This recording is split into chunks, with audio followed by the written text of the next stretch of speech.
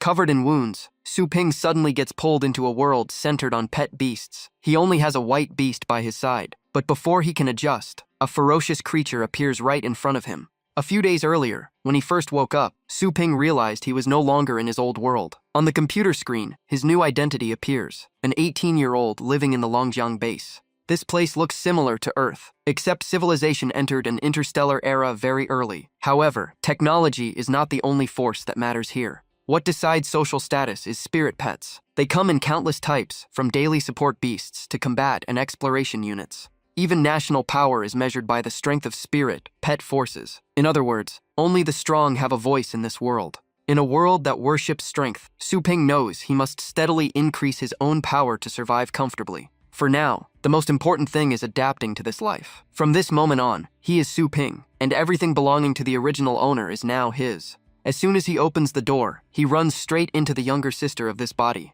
She looks surprised, then mocks him, saying it is rare for a lazy guy like Su Ping to wake up early. While observing her, Su Ping notices she is quite pretty, but when his eyes land on the silver badge on her chest, she immediately misunderstands him. Before he can explain, the girl throws a punch. Her small frame hides surprising strength, sending Su Ping into pain. She is Su Lingyu, a new student of Phoenix Mountain Academy, specializing in Beastmasters. Their relationship is clearly terrible, making Su Ping question the original owner's character. Su Ping quickly defends himself, saying siblings should not have any ill intentions toward each other. Hearing this, Su Lingyu lists all his past pranks, like putting insects in her bag, stealing food, messing up the house, replacing toothpaste with mustard, hiding shoes, and more. Su Ping is completely speechless. She came to find him because the pet beast shop is in trouble. Customers keep complaining, even bothering her, so she demands he fix it today. After she leaves, Su Ping starts thinking. He originally thought he had a useless identity, but it turns out he still owns a shop he can use.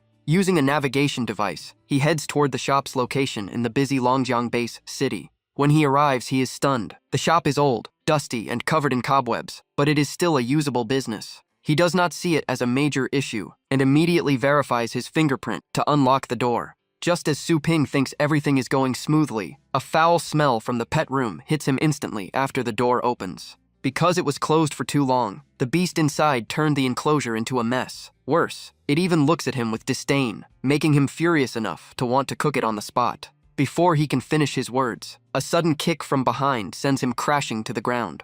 The man who appears is a burly figure with striking hair, accompanied by a majestic black lion beast. He immediately questions why Su Ping ignored his customer for an entire day. Su Ping then learns the original owner took in his black gale beast temporarily. Instead of caring for it, he locked it with 10 lionesses for 3 days, enraging the owner. Su Ping can only apologize on behalf of the original owner and promises the next service will be completely free. But the man does not care about money. He orders his black gale beast to teach Su Ping a lesson. The black gale beast lunges forward, claws slashing wildly, its tail like a blade aimed at Su Ping's neck. In this world, fists solve everything, and the original owner clearly offended the wrong person. Facing danger, Su Ping quickly asks to talk calmly. He offers triple compensation, but the man refuses outright. According to the man, his pet beast was tortured beyond recognition, and money means nothing. He then decides to use Su Ping as a test subject for his black gale beast's new skill. The black gale beast immediately responds. As it opens its mouth, blue energy starts gathering, showing that the silver dragon bloodline inside it is being activated. Seeing this, Su Ping silently curses his luck. A black dog with silver dragon bloodline is already absurd enough, but the incoming attack also carries terrifying destructive power. He begins to suspect he might be the only transmigrator here with 0 abilities. Just as the attack is about to land, strange light suddenly envelops his body. Time seems to freeze, and a system interface appears, locking onto a target and completing a connection. Su Ping instantly feels excited. The thing every transmigrator dreams of has finally arrived. But his excitement quickly turns into confusion when the system connects to the shop instead of him. A status panel appears, confirming Su Ping as the owner of the Super Pet system. His body glows, and the system explains that within the shop's range, the owner is immune to all damage. Hearing this, he thinks he is about to become invincible. Unfortunately, the effect only works inside the shop area, and he only benefits from it due to being the shop owner. Time returns to normal. The black gale beast continues its attack, a glowing energy sphere forming in its mouth. This time, Su Ping shows no panic. He calmly closes its mouth with his hand, forcing the energy to reverse back inside, then coldly asks who it thinks it is attacking. He then turns to its owner and asks if there are any other complaints about the shop's service. The man freezes completely. He has never seen someone cancel the Black Gale Beast's ultimate attack with bare hands. Shocked, he quickly shakes his head and says he has no more complaints. Su Ping casually suggests leaving the Black Gale Beast at the shop for a few days so he can take care of it. To the blonde man, those words sound like a death sentence. He immediately grabs his beast and runs out of the shop at full speed. Su Ping is still confused about why he seems so terrifying when the system suddenly issues a notification. Since he resolved a shop crisis, he receives a free upgrade reward. Without hesitation, he uses the reward. In an instant, the old and rundown shop transforms into a clean and modern space. The new environment shocks Su Ping. Even the floor is so polished it clearly reflects his face. He then discovers a strange room. Inside are pet breeding pods, but their size is much smaller than expected. The system explains these are nurturing slots. No matter the size of a beast, it will be adjusted to a standard form inside. The shop currently has 2 slots, offering both training and healing functions. Su Ping worries that pets staying inside too long might suffer issues. The system replies that they will remain in a special state, requiring no food and producing no waste. Looking at the 2 pets currently stored in the shop, he asks how to increase strength to avoid future trouble. The system triggers the first main quest, raise a pet to level 3 or higher. With no other choice, Su Ping selects the Thunderlight Rat instead of the dog that nearly killed him. Information appears. The Thunderlight Rat is a level 1 lightning elemental pet. Its combat ability is almost 0, and its only notable trait is being cute, usually kept as a pet for display. Yet when Su Ping holds it, he feels more chills than cuteness. The system explains that a pet's evolution depends on its training method. A new notification appears, requiring him to send the Thunderlight Rat into a training plane called the Thundercloud Sea Realm. A beam of light envelops Su Ping and the Thunderlight Rat. In an instant, they are transported to a completely foreign world, known as the Thundercloud Sea Realm. The place is filled with towering ancient trees stretching into the sky. Su Ping becomes curious about what kind of creatures live in this land. The system explains this is the birthplace of countless ancient lightning beasts from ancient times, perfect for lightning-type pets to train. Low-level beasts are common, mid-level are rare, and peak-level beings are almost impossible to encounter. After hearing this, Su Ping laughs and thinks this beginner training zone is just exaggerating to scare newcomers. But right after he speaks, a massive monster tens of thousands of meters tall appears in front of him, named Lei Yan Ting Wang Yi, freezing him completely on the spot. The king beast casually releases a bolt of lightning. Su Ping has no time to react and is instantly killed.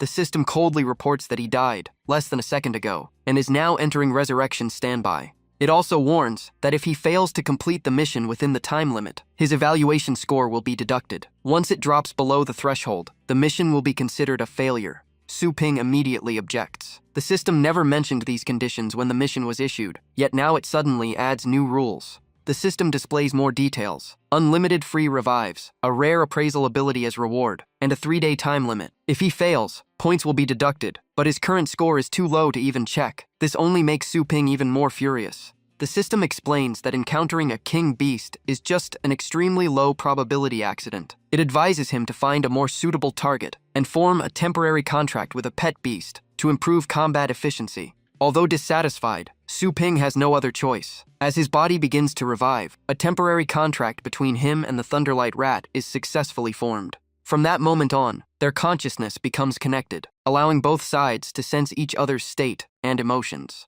Soon after, Su Ping finds a herbivorous ancient beast feeding alone. It does not look too dangerous, so he immediately marks it as his first target. However, through their mental link, he clearly senses fear coming from the Thunderlight Rat, as if something dangerous is hiding ahead. As expected, the instinct is correct. A juvenile cursed armorworm suddenly bursts out and attacks the herbivore. Seeing the distance is still manageable, Su Ping immediately orders the Thunderlight Rat to attack. The small rat grits its teeth and bites toward the enemy's neck. Unfortunately, the power gap is too large. With a single counterattack, the Thunderlight Rat is killed on the spot. The system reports that the pet died from severe injuries, but during battle it has comprehended a new skill. It then asks whether Su Ping wants to revive it. Su Ping thinks for a moment and chooses to continue. Even though their current strength is weak, with unlimited revives he can wear down the enemy bit by bit. After revival, the Thunderlight Rat fights more intelligently. It uses its small body to dodge and constantly circles the target.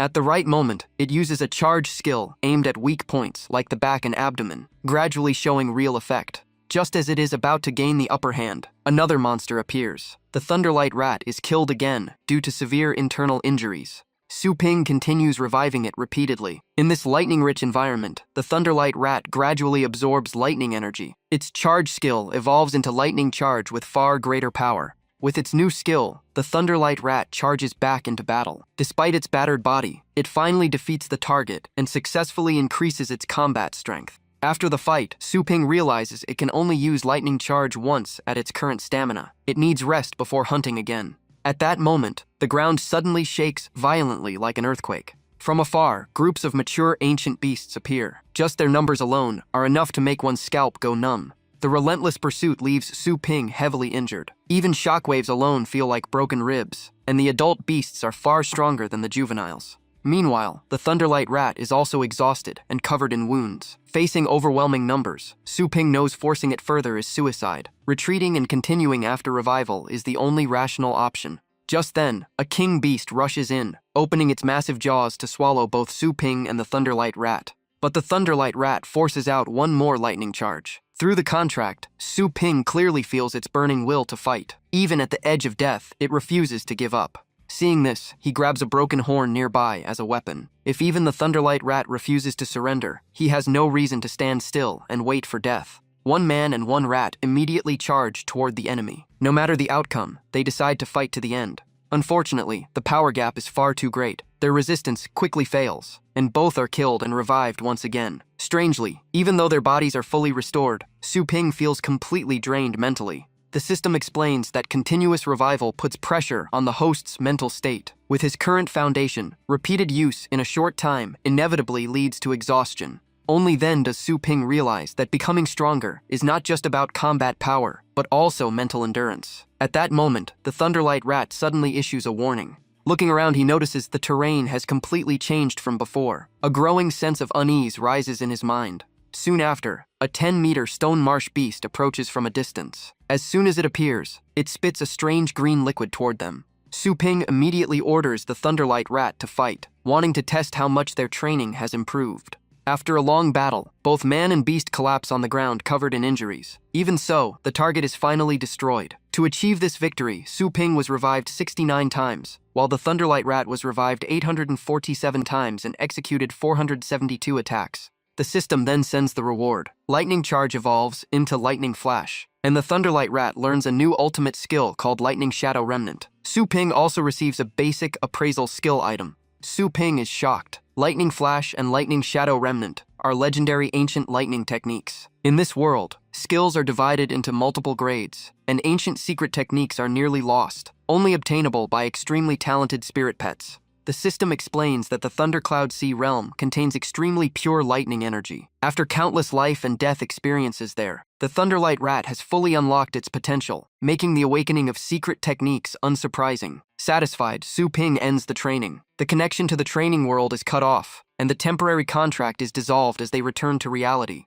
Meanwhile, at Phoenix Mountain Academy in Longjiang Base City, a host is enthusiastically introducing the final selection round of the annual Spirit Pet Team Tournament. This is a chance to identify the best students, those who can become top Spirit Pet Masters, and eventually join future exploration teams. The crowd below is buzzing non-stop, guessing who will win in the end, Yahello, Jiang Shuehan, or some other rising name. Among the participants is Su Yanying, a third-year Beastmaster with striking red hair. She originally thought the preliminary rounds would not be too difficult, but luck is clearly not on her side. She faces 2 consecutive matches against top contenders and suffers repeated defeats, while her final match is against Zhang Xiao. At this point, she only has the 100-fang fierce tiger capable of fighting. Due to not meeting the required number of spirit pets, she is forced to retrieve the Thunderlight Rat she previously left behind, a pet that was almost useless in combat. With that thought, Su Yanying quickly heads to Su Ping's shop. Seeing it open normally, she feels relieved that she still has time.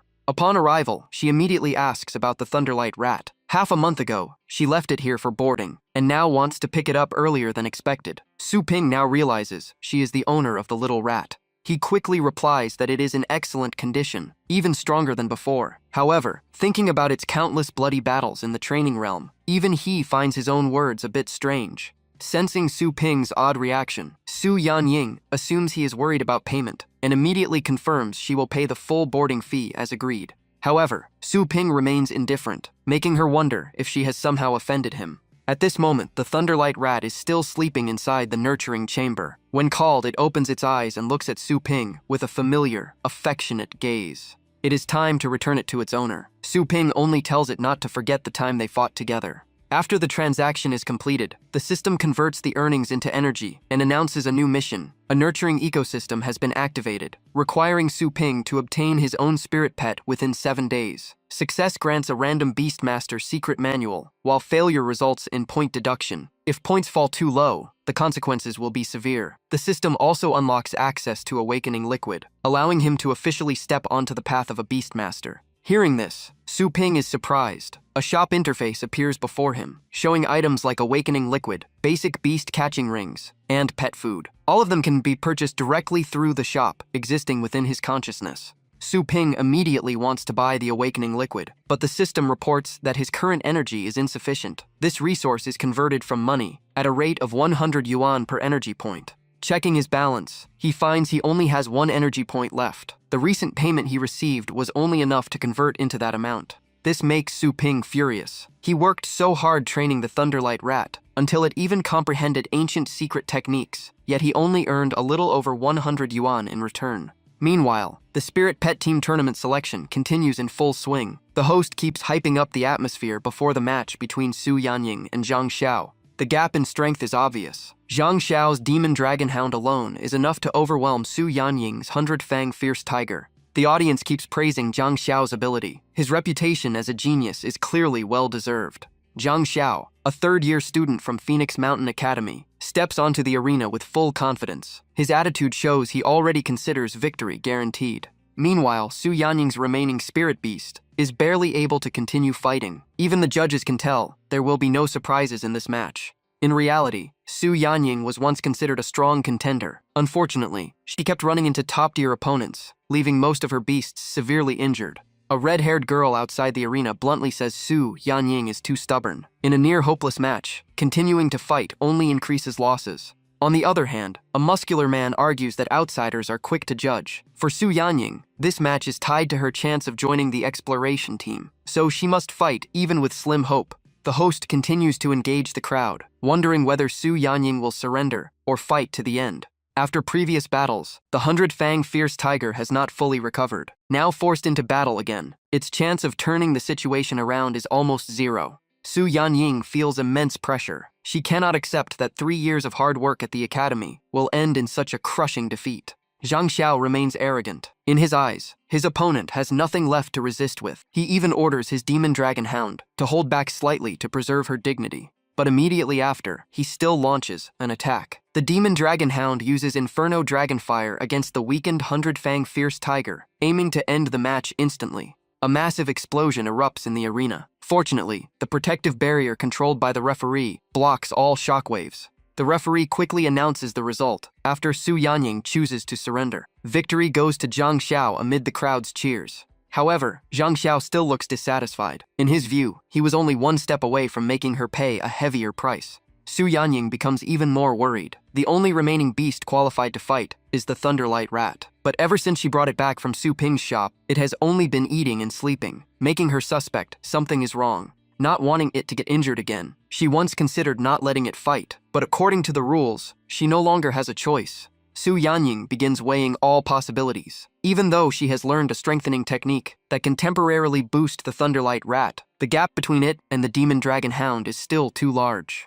Most of the audience already expects a one-sided fight. Some encourage her to try her luck, while others say the Thunderlight Rat will only end up as food for the Demon Dragon Hound. More and more people side with the opponent. The overwhelming strength gap makes her unwilling to let the Thunderlight Rat enter a hopeless battle, and it seems their journey may end here. However, before Su Yanying can admit defeat, the Thunderlight Rat suddenly rushes forward with a fierce momentum. To the crowd, this looks like nothing more than a one-sided slaughter. Even as the referee prepares to start the match, Su Yanying is still in shock. Zhang Xiao smirks in disdain. Even thinking the opponent stepping onto the stage only makes the match slightly more interesting. He immediately orders the Demon Dragon Hound to incinerate the little rat in front of him. As soon as the command is given, bolts of energy quickly surround the Thunderlight Rat's body. Seeing this familiar state, Su Yanying immediately encourages it. to use the speed of lightning attributes to dodge the attack. Continuous fire explosions spread across the arena, repeatedly hitting Lei Guangshu and eventually knocking it hard onto the ground.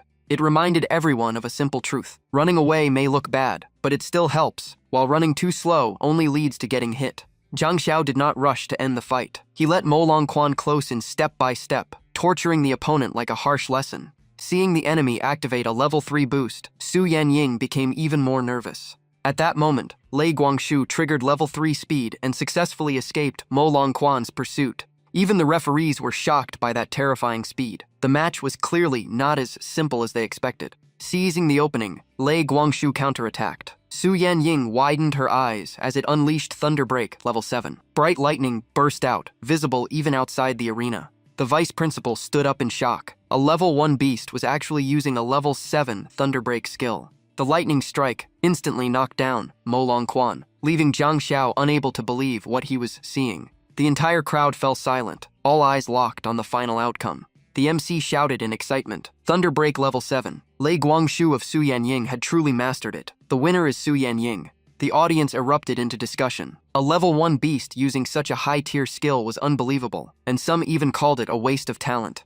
Even Su Yanying had not recovered. Just days ago, Lei Guangshu was ordinary, yet now it could use Thunder Break level 7. She started suspecting Su Ping's pet shop. She began to think the change came from Su Ping's store. If not for some hidden expert behind it, it would be hard to explain. But he did not look like someone with such ability. At that moment, Su Ping sneezed while cleaning dog waste, feeling like someone had just mentioned him. Back at the match, this would become a historic battle for the academy. A level 1 beast, using a level 7 skill, had never happened before in Fengshan Academy or even Longjiang City. Zhang Xiao gritted his teeth in frustration. Only now did he realize he had underestimated his opponent. The score was tied 1-1. The final match was about to begin as everyone waited to see whether Zhang Xiao could counter Lei Guangshu or Su Yanying would complete the comeback. Zhang Xiao quickly summoned his next beast and declared proudly that the opponent was not bad, but this was as far as she would go. A massive creature appeared on the battlefield. Su Yanying immediately recognized it as a Earth-type beast he had never used before, clearly a hidden trump card.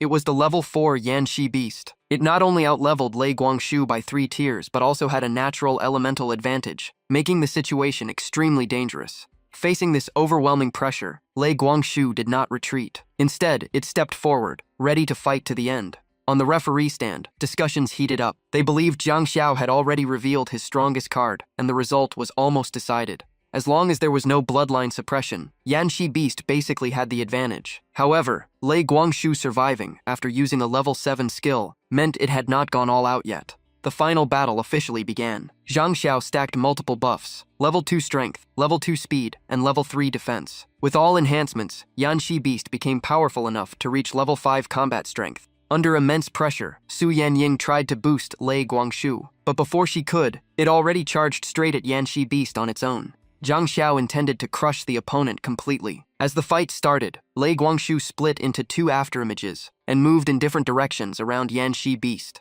The crowd was stunned to recognize it as Thunder Shadow Afterimage, a rare level 7 skill. Even the red-haired girl became interested and considered recruiting Su Yanying. But Lei Guangshu's real target was not Yanxi Beast. It suddenly changed direction and rushed straight toward Zhang Xiao, aiming to eliminate the controller first. In its mind echoed Su Ping's guidance. Strike the enemy's weak point when unguarded and eliminate the easier target first to weaken overall combat power. In an instant, it closed in on Zhang Xiao, forcing him to raise a level 3 star shield for defense. Lei Guangshu and its clone unleashed Thunderbreak at the same time, shattering the barrier instantly. No one knew if Zhang Xiao could still survive that brutal assault. At the critical moment, a giant eagle dove from the sky. The referee had summoned the wind god bird to save Zhang Xiao. He was already on the verge of unconsciousness and was officially defeated. The entire crowd erupted into cheers, shouting the name of the winner. Su Yanying was overwhelmed with disbelief and joy. Besides Thunderbreak, Lei Guangshu had also awakened Thunder Shadow Afterimage.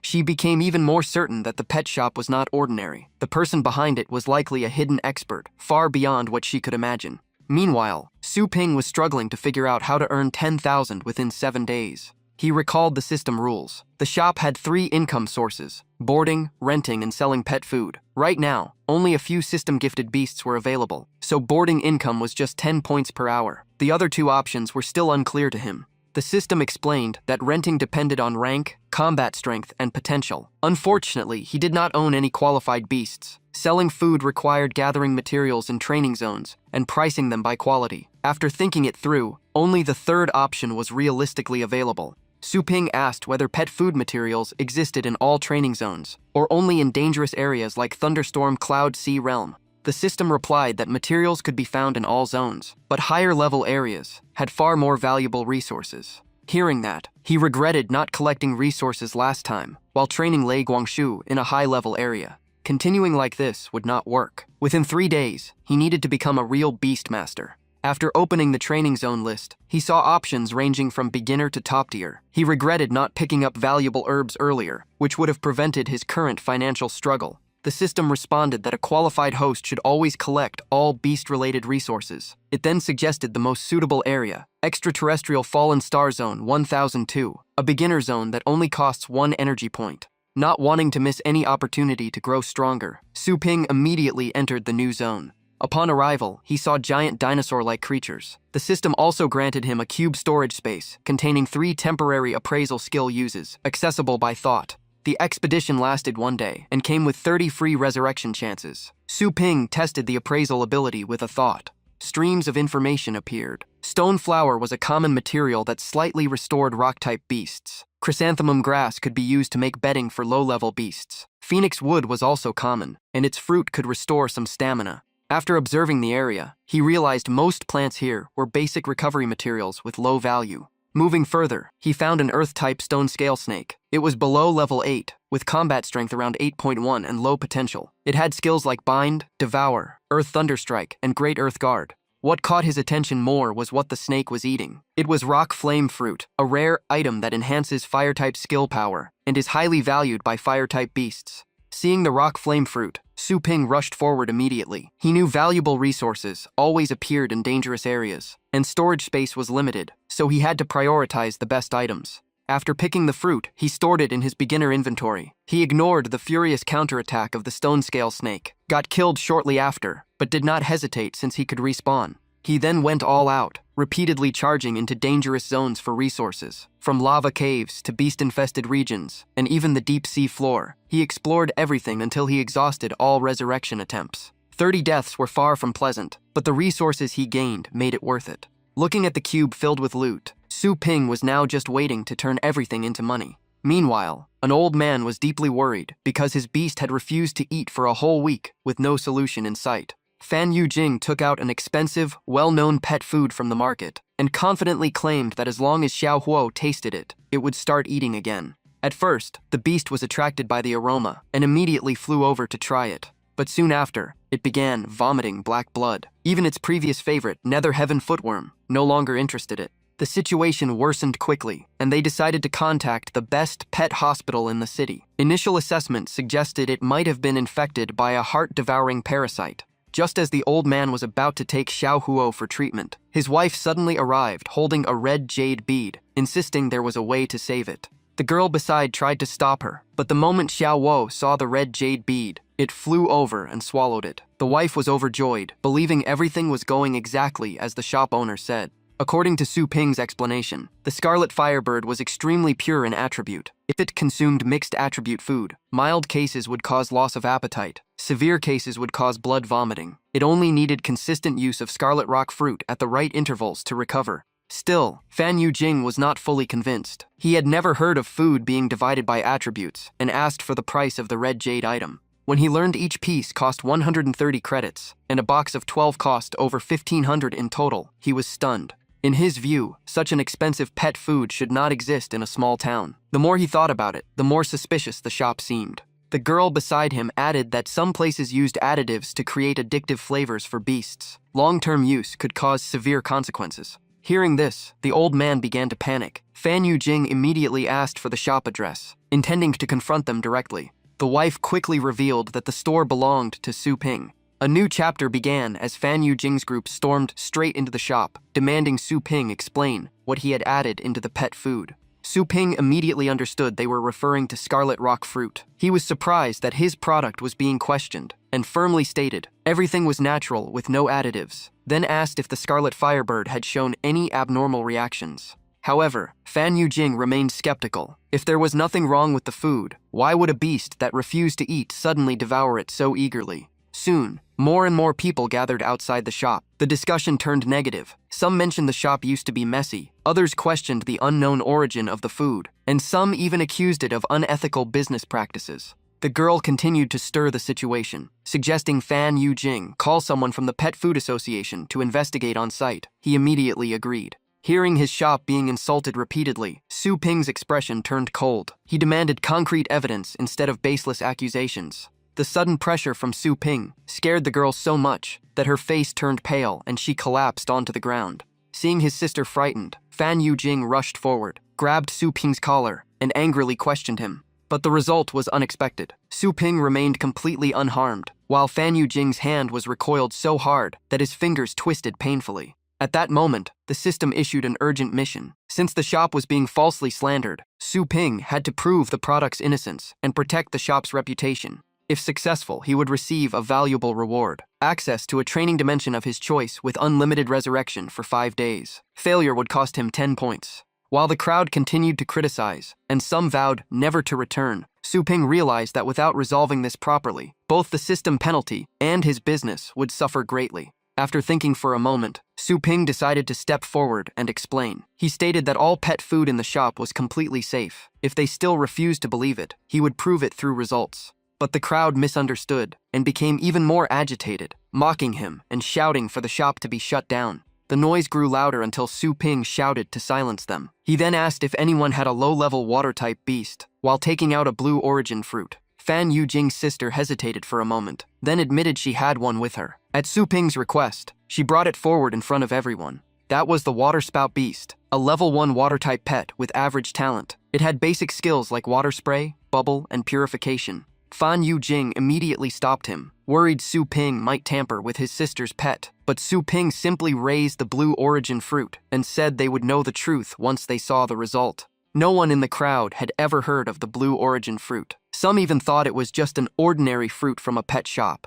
But the moment the water spout beast ate it, a brilliant blue light erupted from its body, lighting up the entire shop. Everyone stared in shock. Soon someone realized it was a breakthrough signal. As expected, the water spout beast directly advanced to level 2. The blue origin fruit truly had the ability to level up low-tier water-type beasts. This proved the shop's products were real. However, even after leveling up, the beast's combat increase was small, showing its low talent. Normally, each level up grants a noticeable boost. A smaller increase means weaker potential. Stronger growth means higher talent. Bloodline also sets natural limits. For example, the water spout beast has a tier 3 bloodline, meaning it can reach level 3 naturally when fully grown. Going beyond requires further cultivation. The people who had just been accusing Su Ping were now completely stunned. They never expected a level up to happen right in front of them so easily. Fan Yujing was also shaken. In his knowledge, items that directly increase a beast's level were extremely rare, only found in Federation exploration ruins. If the blue origin fruit really had this effect, Su Ping's identity was definitely not simple. His younger sister still doubted it, and kept asking if Su Ping had secretly swapped the beast. Hearing this, Fan Yujing lightly knocked her head and immediately apologized to Su Ping. He admitted he had misunderstood and asked for forgiveness. The girl was confused by her brother's sudden change in attitude. Su Ping did not care. He simply introduced the price of the blue origin fruit, 8,700 credits each, available for anyone who wanted to buy. The siblings did not hesitate and paid immediately. To them, a product that could level up a beast at this price was an incredible bargain. Even Su Ping felt a bit regretful. He had obtained these resources through countless deaths in the training zones, yet the system fixed the selling price, with no room for increase. After further inspection, Su Ping concluded that the water spout beast had extremely low talent and needed 7-color Buddha heart leaves to improve. Meanwhile, the Scarlet Firebird still required long-term use of Scarlet Rock fruit to fully recover. Hearing this, Fan Yujing immediately agreed to buy more and told his sister to pay. The surrounding crowd continued discussing in disbelief that such items actually existed.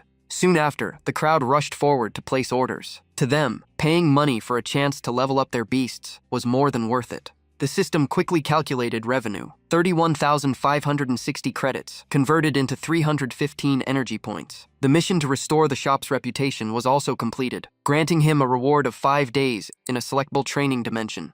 After days of struggle, Su Ping finally gathered enough money to buy the awakening liquid. Without hesitation, he opened the system interface to complete the purchase. Holding the tiny bottle in his hand, he still doubted whether something so small could really work. But since he had already paid, he decided to drink it anyway. The moment the liquid entered his body, a powerful surge of energy exploded within him. His strength kept rising rapidly. At that moment, Su Ping officially became a beastmaster. His reaction speed skyrocketed. Even a flying fly could now be easily caught. This was the difference between an ordinary human and a beastmaster. The system then reminded him that he still had 215 energy points and could upgrade the chaotic spirit pool. At level 1, each breeding attempt cost 10 points and mostly produced low bloodline beasts. Upgrading to level 2 cost 100 points, but significantly increased the chance of producing mid or high bloodline beasts. After considering it, Su Ping chose to upgrade immediately. In an instant, the chaotic spirit pool reached level 2. After deducting the upgrade cost, he was left with 115 energy points and immediately began his first breeding attempt.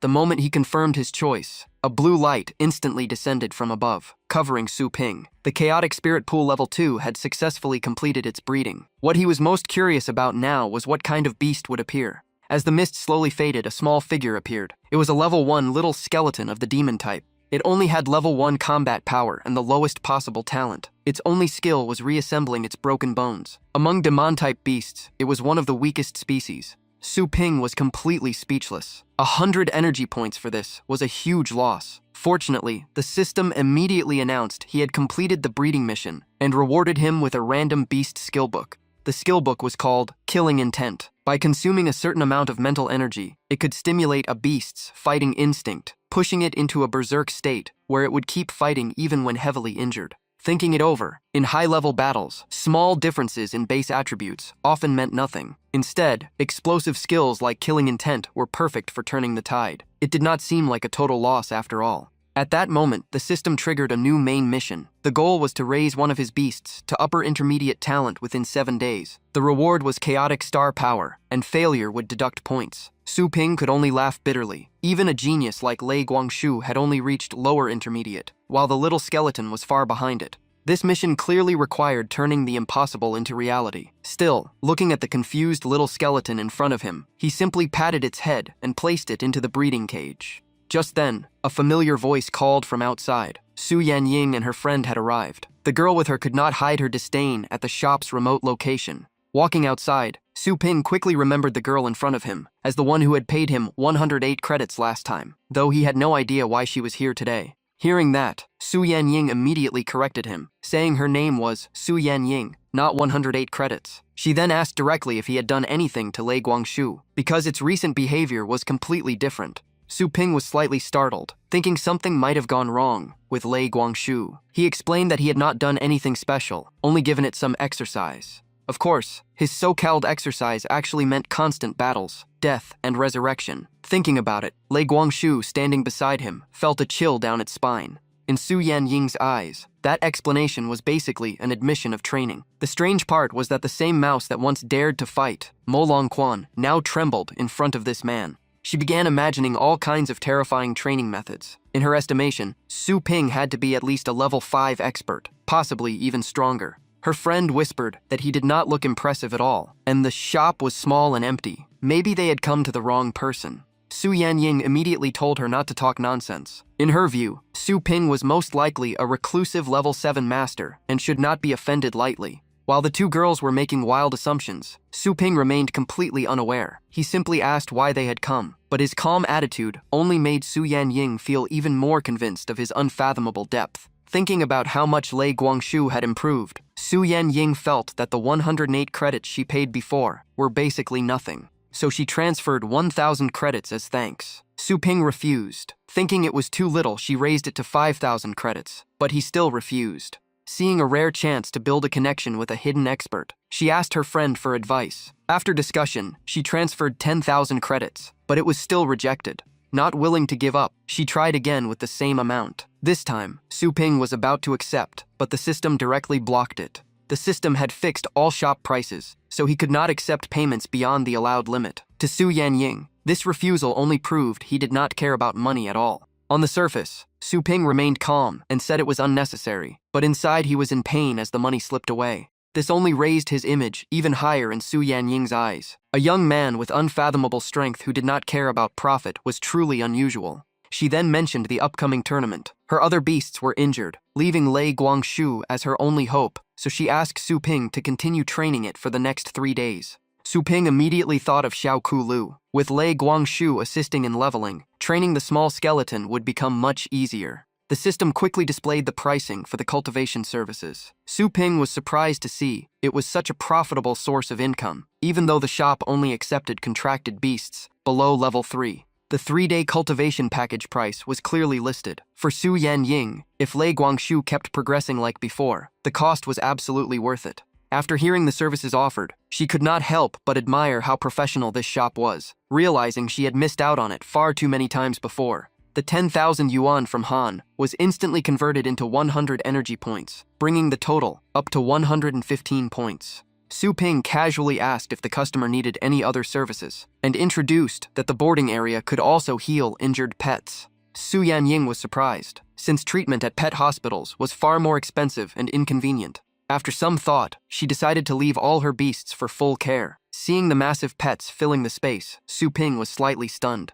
At that moment, the system issued a notice that a customer had used the boarding service, and warned that the nurturing area must be upgraded to maintain reputation. It turned out the free boarding slots were made from scrap spirit stones, containing only minimal energy with impurities and chaotic radiation. They could slightly aid growth but carried mutation risks. Realizing this, he immediately spent money to upgrade and buy 3 more slots. After spending 50 energy points, the boarding slots increased to 5 out of 9. The fee was 100 yuan per hour. Level 2 slots removed all mutation risks, but consumed 1 energy point per day each. If energy was insufficient, the slots would disappear. Su Ping's expression changed immediately, and Su Yanying also felt uneasy. He quickly quoted 21,600 yuan for the 3 beasts over 3 days. Although she felt his reaction was strange, she still paid in full. All the pets were placed into the nurturing zone. The newly received money was converted into energy again, raising the remaining points to 291. The system immediately activated the first side mission. Complete the first pet cultivation order. Requirement was to double the combat power of the customer's pets. Reward: 3 basic Yuan Li Dan. Time limit: 3 days. Failure penalty: -10 points. Upgrading Xiao Ku Lao's aptitude to upper intermediate was extremely difficult, even harder than raising Lei Guangshu to level 7 combat power.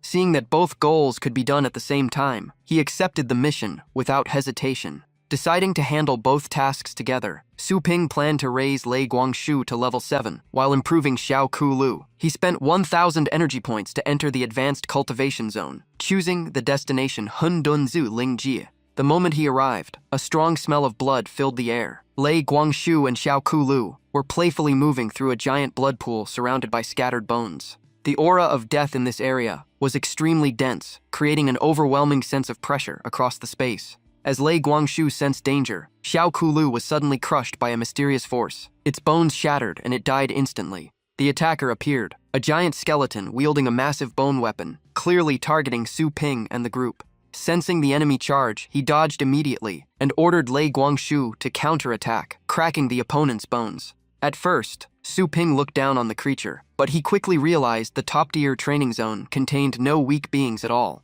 The system displayed its info: Juda Kulu, Demon and Combat Type, Level 7, Combat Power Level 5, Poor Aptitude. Skills included Bone Regeneration, Destruction, and War Roar. In an instant, Xiao Kulu was shattered again. Su Ping immediately revived it, and commanded Lei Guangshu to use Lei Duan in a new way, turning lightning into a blade that slashed toward the enemy's arm. After a furious roar, one of the giant skeleton's arms was severed. However, Lei Guangshu also paid the price. Its internal organs were crushed, and it died instantly. The terrifying part was that the monster immediately absorbed surrounding bone fragments to rebuild its lost arm. Not only did it recover fully, the new arm became even larger and stronger. That scene made Su Ping notice the gem on its body, which seemed to enhance regeneration abilities. It was clearly a rare treasure. He continued reviving both pets. After being revived, both Lei Guangshu and Xiao Ku Lu panicked and clung tightly to Su Ping's legs. Seeing this, Su Ping could only sigh helplessly and decided to use a skill book. The system immediately confirmed that he had learned the combat technique, Killing Intent Level 1.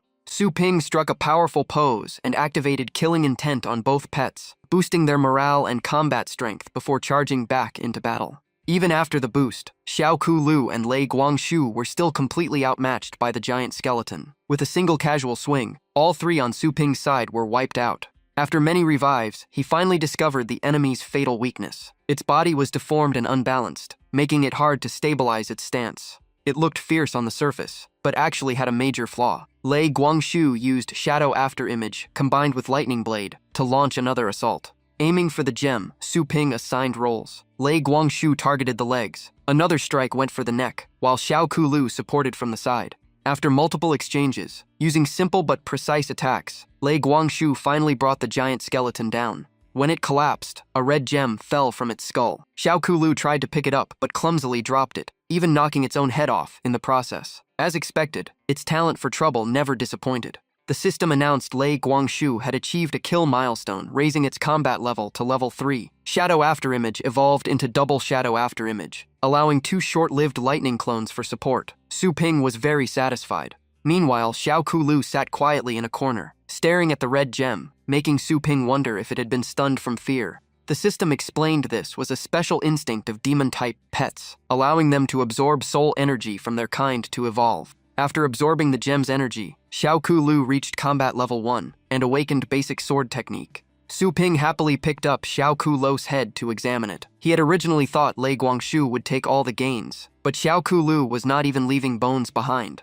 As Xiao Ku was reattaching its skull, Lei Guangshu suddenly sensed a new threat. An unknown danger was approaching. A woman with crimson eyes and black wings appeared before them. The killing aura from her body made the entire space feel suffocating. The system failed to display any information about her. No stats, no level, no skills. Su Ping guessed she might be the true boss of this training zone. Following her might lead to even greater treasures. Before he could act, he, Lei Guangshu, and Xiao Ku were instantly drained of life force and killed on the spot. Unlike normal people, Su Ping was not panicked. Instead, he felt excited at being instantly killed the moment they met. After reviving, he went straight back to the mysterious woman and casually asked if she was the final boss here. He even tried speaking in a strange language to the demon woman, showing no hesitation at all. She did not respond. With a simple gesture, she drained their life again, sending them back to respawn. The system then offered 2 options, respawn in place or random respawn. Su Ping felt irritated, as if he was being forced to waste time. With no other choice, he selected random respawn. But as soon as he appeared in a new location, he encountered the same terrifying being again. Before he could react, the ground shook violently. A massive hand reached out and grabbed him. It turned out to be the demon lord of the region. He coldly questioned Su Ping's identity and gave him 3 seconds to respond. Under overwhelming pressure, Su Ping stayed calm, pretending he was just passing by, and casually asked if the other was the ruler here, while wondering why he had not been killed yet. Although the situation was extremely dangerous, he realized something important. If he could still choose death and respawn, it was fine. But if he was captured, his respawn ability might become useless, which would completely ruin the mission. Demon Lord continued questioning him, believing anyone who could quietly enter his territory could not be ordinary. This time, he demanded answers and refused to be questioned back. Only then did Su Ping understand why he had not been killed yet. The Demon Lord was wary of the power behind him. Seeing a chance, he decided to exploit the other side's ignorance about humans and the system. Su Ping began crafting an elaborate story. He claimed to be merely a clone of the strongest human expert, sent to evaluate this region's threat level. If it exceeded limits, the entire area would be erased. Hearing this, the Demon Lord's subordinates immediately became enraged. They swore to protect their master at all costs. But the reaction took an unexpected turn when the Demon Lord himself flew into rage and executed his own subordinates. Seeing this, Su Ping pretended to be confused and mocked him, asking if those were his most loyal followers. Yet they were killed so easily. He continued probing the Demon Lord's mindset. The moment he finished speaking, Su Ping was instantly killed again. In the Demon Lord's eyes, it was a direct insult to his authority. But everything was still within Su Ping's plan. Death was better than being captured, as it allowed him to keep initiative. Watching him repeatedly die and revive, the surrounding subordinates were completely stunned. The Demon Lord kept killing him over and over. Su Ping lost count of how many times he died. Each time the system displayed his death notification, but he gradually grew used to it. His endless revival began to shake even the Demon Lord. In his eyes, reversing life and death was not something a normal human could do. Even while dying repeatedly, Su Ping kept his eyes locked on the gem on the Demon Lord's body. His goal of profit never changed. To obtain the treasure, he adjusted each respawn to appear closer every time. After many attempts, he finally managed to seize the gem. the Demon Lord was completely shaken. To him, this looked like spatial transfer combined with resurrection. He could not understand what kind of existence this human was. After achieving his goal, Su Ping immediately chose random respawn in another area. He had no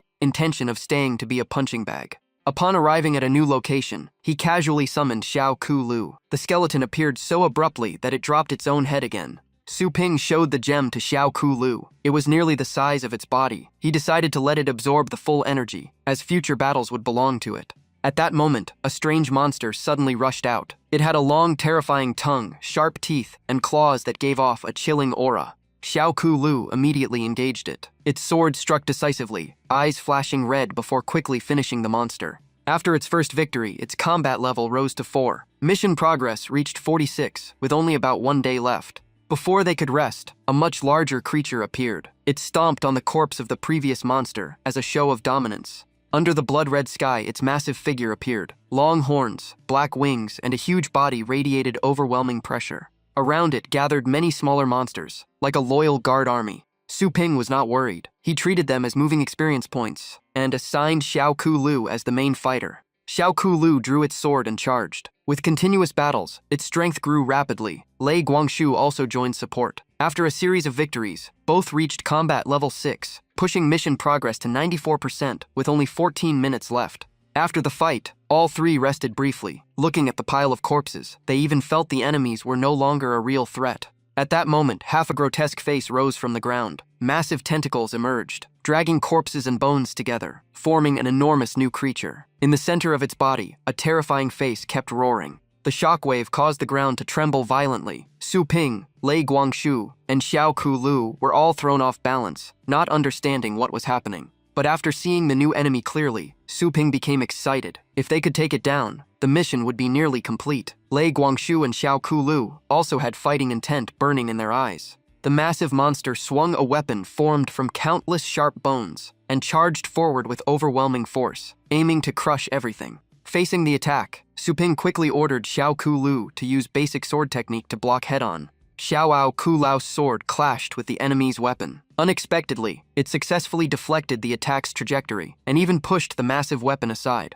The block did not force the enemy back. Instead, it enraged the creature. Veins bulged across its body as it roared in fury. It slammed its hand into the ground and activated a strange ability. In an instant, countless sharp arms burst out from the ground, wrapping around Su Ping, Lei Guangshu, and Xiao Ku Lu, sealing all escape routes. At this critical moment, the system displayed a reminder that mission progress had only reached 94%, with just 7 minutes remaining. Trapped in the sea of twisted arms, Su Ping remained calm and told the system to stop reminding him. He had already identified this as a powerful sealing technique. Without hesitation, he ordered Lei Guangshu to strike the core of the enemy. Lei Guangshu immediately condensed electricity and unleashed a powerful lightning strike toward the target. The terrifying bolt burned away many of the arms restraining them. However, the number of arms was endless. Even as they were destroyed, new ones kept regenerating from the base, like a coral reef made of human limbs. Su Ping still could not obtain any data on the monster. Its level, combat power, and stats were completely unknown.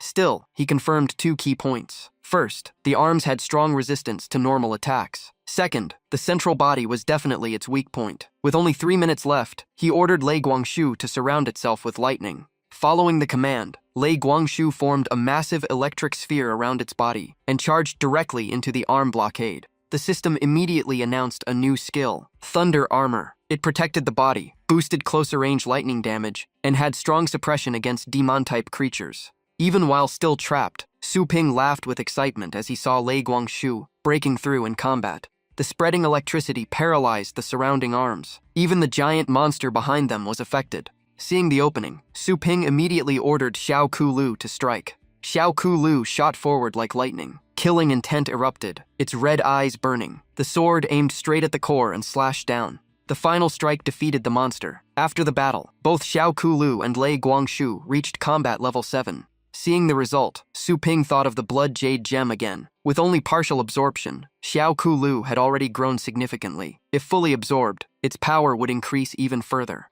The system confirmed mission completion and rewarded a fragment of the Chaos Star map. The side mission was also completed, granting 3 enhancement pills. All rewards were stored automatically. Back at the shop, Su Ping used appraisal on Xiao Ku Lu. It was identified as a demon-type beast, upper tier level 2, mid-level combat power 7, above average aptitude. Its skills included puppet technique, marionette control, undead servitude, corpse howl, epic roar, intermediate sword technique, and bone reattachment. Despite being from a low demon lineage, its king's-like potential was awakening. However, Su Ping was still not satisfied. With such combat results, a level 2 classification and only above average aptitude felt questionable. The system explained that the evaluation was based on the entire dataset within the endless chaos. Therefore, the result was accurate. Hearing this, Su Ping recalled everything from his encounter with the Demon Lord onward, and realized things were indeed far from simple. Next was the appraisal of Lei Guangshu. It was lightning type, upper level 3, lower mid-combat power level 7, and above average aptitude. Its skills included 10 directions lightning prison, multiple lightning shadow mirage, lightning slash, lightning flash, thunder armor, summon undead, and death claw. From an ordinary beast, it had become a formidable combat force.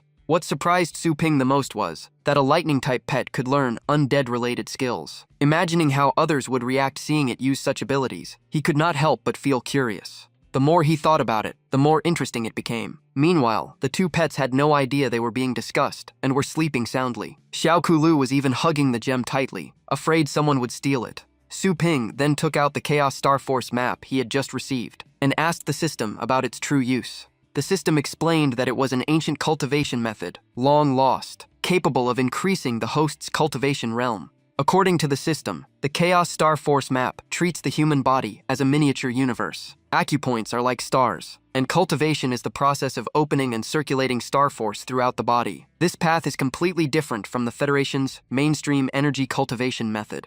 Hearing this, Su Ping immediately realized it could become a turning point for his future strength growth. Entering a cultivation state, he felt himself floating in a vast cosmic space. Starlight enveloped his body, making him look like a protagonist under a special aura. This method required condensing star force into a core to increase density and scale. When activated, the core would rotate like a vortex, releasing star force into the surroundings and influencing the world. This was the first realm of the Chaos Star Force map, Star Rotation Realm.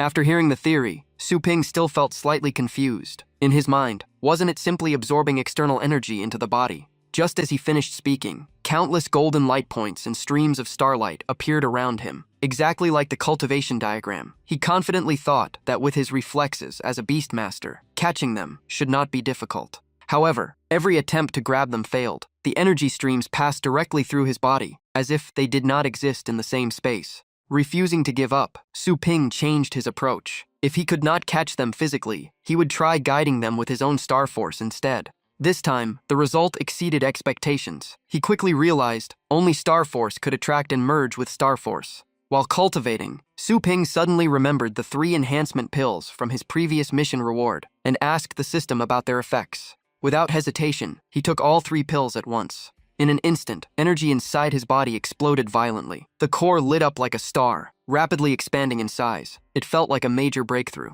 The system immediately issued a notification, congratulating him on entering the star rotation realm, and unlocked his status panel. The panel displayed, Su Ping, human, star rotation realm, early stage, mid-level 3 combat power. Potential evaluation showed a question mark. Skill, killing intent. Seeing his increased strength, he was satisfied and even checked his profile picture, thinking he looked quite handsome. The only confusing part was the question mark in the evaluation. The system explained that his current authority level was insufficient to view it. Su Ping felt even more impressed. Just 3 pills had boosted him to mid-level 3 combat power. For ordinary cultivators, this could take years. He asked if there were more rewards like this. Unfortunately, the system replied that such pills only work for low-level stages. Now that he had advanced, he would have to rely on himself. It also added that the Star Force universe was modeled after a real universe. During cultivation, he needed to pay attention to large celestial bodies that exceeded his size to avoid being pulled in by their gravity. Hearing this, Su Ping immediately asked what would happen if he got pulled in. Just as a massive star's gravitational pull began affecting him, the system calmly explained that if he were truly swallowed, his soul would be crushed. Only then did Su Ping realize it was not a joke, and hurriedly dodged, while the system recorded a violation warning for his disrespectful attitude. The system further added that time inside the Star Force universe flows exactly like real time outside, so he needed to manage his cultivation schedule carefully. Su Ping quickly realized this place held both opportunity and danger, a world where the strong devour the weak. He figured he only needed to avoid stronger celestial beings and absorb weaker crystals. Simple in theory, but hard in practice. Still, this method felt more interesting than dull meditation, though a bit boring at times. While thinking, he suddenly remembered his younger sister. She was already a level 3 beast master. He wondered if his current strength could even take one of her punches. After exiting cultivation and returning home, the first thing he heard was his mother reminding him to eat properly. During the meal, he kept praising her cooking before heading back to his room to rest. Seeing his politeness, his mother smiled and teased him gently, reminding him to walk quietly upstairs. His sister Su Lingyu was in seclusion, preparing for an upcoming competition. She also mentioned she would make his favorite corn cakes the next morning. Su Ping simply replied that he understood and went upstairs. He suddenly felt a warm sense of home. Even though the woman was not his biological mother in this body, her care felt completely real. Hearing that Su Lingju would compete alongside Su Yanding, Su Ping's considered sparring with his sister. But as he approached her room and sensed the intense energy inside, he immediately changed his mind and decided to return to cultivation instead. Still, the dense energy sparked his curiosity. He convinced himself that just observing for a moment would not count as spying. Through a gap, he saw a massive stellar vortex forming inside Su Lingyu's body. She was asleep yet still absorbing energy at an astonishing rate, as if something was pulling power into her. He suspected it might be a special academy technique. Su Ping analyzed further. The star energy in this world was far weaker than in the chaotic stellar universe and evenly distributed. In contrast, the chaotic universe had energy concentrated in dense and sparse regions shaped by massive celestial bodies. If he could master this absorption method, his cultivation speed in the chaotic stellar universe would skyrocket. Acting on it, Su Ping began mimicking his sister's energy flow, trying to rotate his own power in the same pattern. Soon he felt a vortex forming at his core, pulling in surrounding energy like a storm. He realized that by creating a proper spin, he could actively draw in energy instead of searching for it. He then experimented by reversing the rotation, clockwise, one counterclockwise, forming two opposing vortices similar to Su Lingyu's structure. As a result, Su Lingyu's absorption became unstable, and she suddenly woke up, completely unaware of the culprit outside stealing her energy. Seeing the method worked, Su Ping continued refining the dual vortex system. The suction instantly intensified, gathering in his hands, and even directly pulling energy from his sister. Inside the room, Su Lingyu curled up in shock, unable to understand what was happening. She felt the surrounding energy freeze, and her absorption collapse completely. She even suspected a powerful expert was nearby, as her energy kept draining, forcing her to collapse and cry out in confusion. The noise alarmed their mother, who rushed over. Su Lingyu only covered her flushed face and insisted she was fine and just cultivating. Still, she grew increasingly suspicious. The direction of the disturbance matched her brother Su Ping's room, the one she always thought was useless. Meanwhile, Su Ping was quite satisfied with the results. After mastering the method, his star energy core had grown significantly. Back at the shop, his body remained there, but his consciousness entered the chaotic stellar universe to continue absorbing energy using the new technique. Star energy from distant stars was continuously drawn to him, creating a pleasant sensation. As long as he maintained distance, he would not be pulled in, and he could even cultivate while sleeping. At that moment, two girls arrived to retrieve their previously stored pets. Seeing them, Su Ping immediately sensed their star energy cores and casually commented on their size. He just opened his mouth when the two girls cut him off. Hearing words like big and small, they immediately misunderstood and blushed deeply. Realizing the awkward situation, Su Ping quickly coughed and explained he was talking about star energy. He also reminded them their cultivation was still too weak and they needed to train harder to control stronger beasts. Hearing about stronger beasts, Su Yanding was shocked. A bold thought appeared in her mind. Could the lightning rat have leveled up again in just 3 days? Su Ping then thought about a level 7 beast appearing in an academy, where most students were only level 3 or 4. He wondered if that would cause trouble, then told them to wait while he brought the beast out. Inside, he brought out the lightning rat and placed it on the ground, reminding them the training fee had already been paid, so they could take it back. Holding the little creature, Su Yanding thanked him and noticed its fur seemed slightly different from before. Not only that, the other beasts left in the shop felt unusual as well. The atmosphere around them was strangely calm. Even after days away from their owners, they showed no excitement, almost as if they were attached to this place.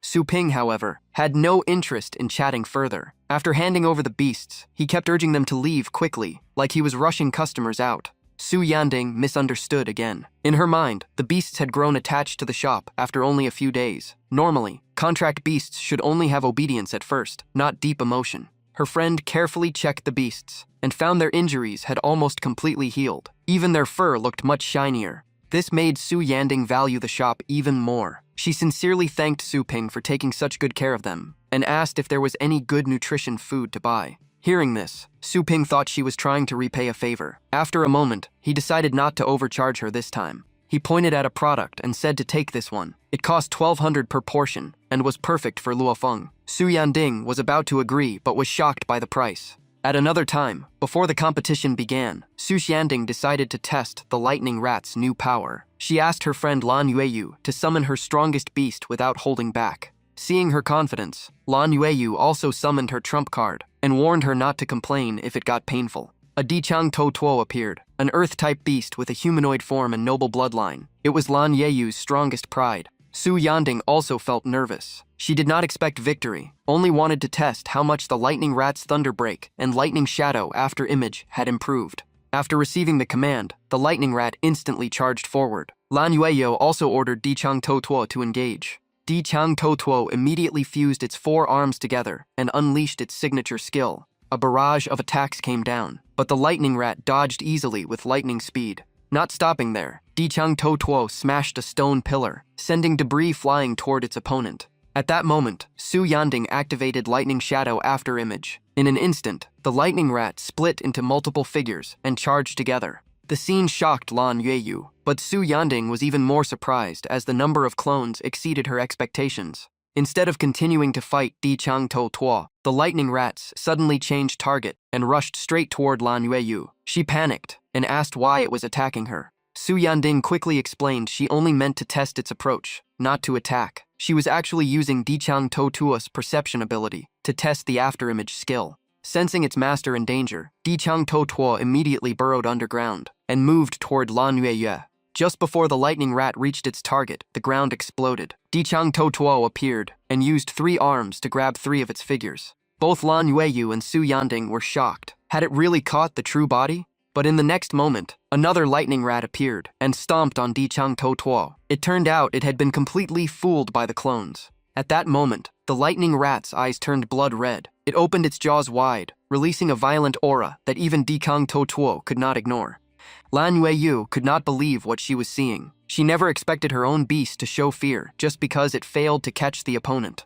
Sensing a serious threat, Dichang To Tuo rushed in to shield its master. It forced her to the ground and raised a solid stone barrier around them. Pressed flat on the ground, Lan Yueyu felt both annoyed and amused, repeatedly insisting she was safe and did not need that level of protection. Su Yanding, on the other hand, was completely stunned. A high bloodline beast with attribute advantage was being intimidated like this. It was hard to imagine the Lightning Rat's true power now. At the annual Phoenix Mountain Academy tournament, the pre-match voting had ended, and the official battles were about to begin. The host announced that the fighter entering from the left side of the main arena was Su Yanding. Opposite her was Li Ji, a top 10 finalist from last season. According to the rules, each side would use 3 beasts in turn. The side that defeated all opponent beasts first would win the match. As the match began, Li Ji immediately summoned his first beast, the Water Shadow Beast, a fish-like creature with 2 arms. The crowd erupted in discussion. Many believed revealing a core beast so early was reckless, especially for someone ranked in the top 10 like Li Ji.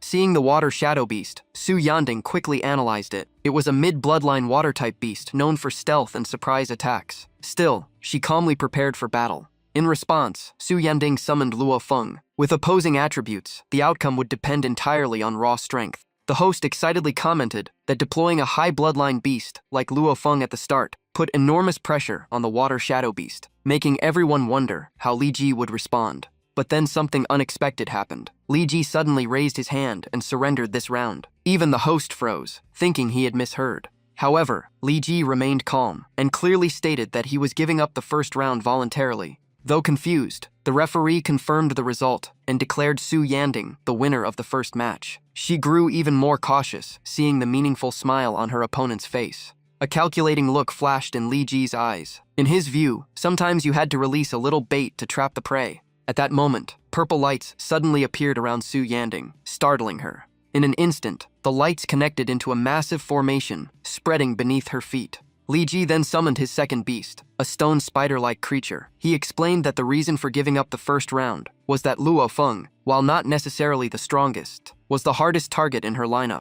According to his analysis, Lightning Rat, Rock Beast, and White Fang Tiger all focused on ground combat. A sufficiently strong beast could suppress them directly. Luo Feng, however, fought in the air. Even level 5 beasts struggled to hit it, making prolonged battles a waste of stamina for the pursuer. Li Ji then looked at Su Yanding and confidently stated that he had studied all her information. In his eyes, the outcome was already decided. Hearing this, Luo Feng immediately launched an attack at Li Ji. The strike was blocked by his shield, and he sneered, thinking his opponent was nothing special. But suddenly, he felt a burning pain in his hand, completely unexpected. On the other side, Su Yanding posed like she was holding a gun and blew lightly on her fingers with confidence, asking if he was done talking. Beside her, Luo Feng also looked smug, as if mocking him. This reaction made Li Ji's expression turn dark. Veins popped on his forehead, as the atmosphere around him grew even more dangerous. Without further delay, Li Ji ordered the Earth Step Beast to use Piercing Charge targeting Luo Feng. Su Yanding quickly commanded Luo Feng to dodge. Realizing the attack was too fast, she boosted it with contract power and ordered a full counterattack. Thanks to the acceleration, Luo Feng barely managed to escape the attack in time. However, Di Chang To Tuo immediately raised a massive earth wall with a distorted human face, blocking all of Luo Feng's firepower. Seeing this, Su Yanding was shocked. She knew earth types resisted fire, but the defense was far beyond her expectations. Li Ji sneered and pointed out the gap in their strength. In his eyes, Luo Feng was only level 3, while Di Chang To Tuo had already reached level 4 maturity. He then activated Earth Prison Binding. At that moment, the prepared trap finally activated. The network formation on the ground closed in. The host excitedly announced, this was Di Chang To Tuo's signature technique, capable of crushing weaker targets. The massive net kept shrinking, trapping both Su Yanding and Luo Feng inside. Seeing the situation worsen, she ordered Luo Feng to break an opening, while further boosting its power. Receiving the command, Luo Feng unleashed a fierce flame to burn through the tightening net, but the effect was far weaker than expected. The host continued analyzing. Despite Luo Feng's repeated attacks, the Earth Prison kept shrinking. The situation had become nearly hopeless. Even the Beast Master had been pulled into the danger zone. Many believed surrender was the only reasonable choice, but Su Yanding still refused to give in. In the end, the net tightened so much that it bound her body as well. In despair, she looked toward her partner and saw Luo Feng also trapped, its body being cut by sharp threads until blood appeared. Watching Luo Feng struggle only made the threads cut deeper, so Su Yanding urgently told it to calm down, warning that resistance would only worsen its injuries. On the other side, Li Ji adjusted his glasses and smiled confidently, saying everything was going according to plan. In his view, if Su Yanding surrendered now, the pain would end immediately. Just as she was about to admit defeat, an unexpected change occurred. A massive energy condensed in Luo Feng's mouth and shot out, shattering the cage instantly. Both Li Ji and Su Yanding were stunned as they realized it was Extreme Beam. The host nearly shouted in shock. Luo Feng had not only comprehended a rare level 8 skill, but also used it to incapacitate Di Chang To Tuo in a single strike. The overwhelming energy looked like molten lava sweeping everything away. On the VIP stands, the judges and guests could not hide their surprise. Despite its high bloodline, Luo Feng had been considered low potential. More importantly, Extreme Beam was not part of its inherited skill set, yet it still managed to learn it while still immature. Its future potential was unimaginable. Deputy Principal Dong reminded everyone that Su Yanding's Lightning Rat had previously evolved under her care. Hearing this, a judge immediately asked for her identity. But before he could finish, Huaji beside him pulled his sleeve. She gave him a warning look and coldly stated that she had already set her eyes on Su Yanding. Any attempt to recruit her was immediately shut down, leaving the man to awkwardly back off. Deputy Principal Dong sighed in admiration. He did not expect such a talent to appear this year. If she joined an exploration team in the future and achieved great results, she would become a major asset to the academy. In the crowd, some recognized her as the girl who caused the Lightning Rat to evolve into the Lightning King. Many felt both amazed and jealous, as their own beasts had not even learned a single high-level skill.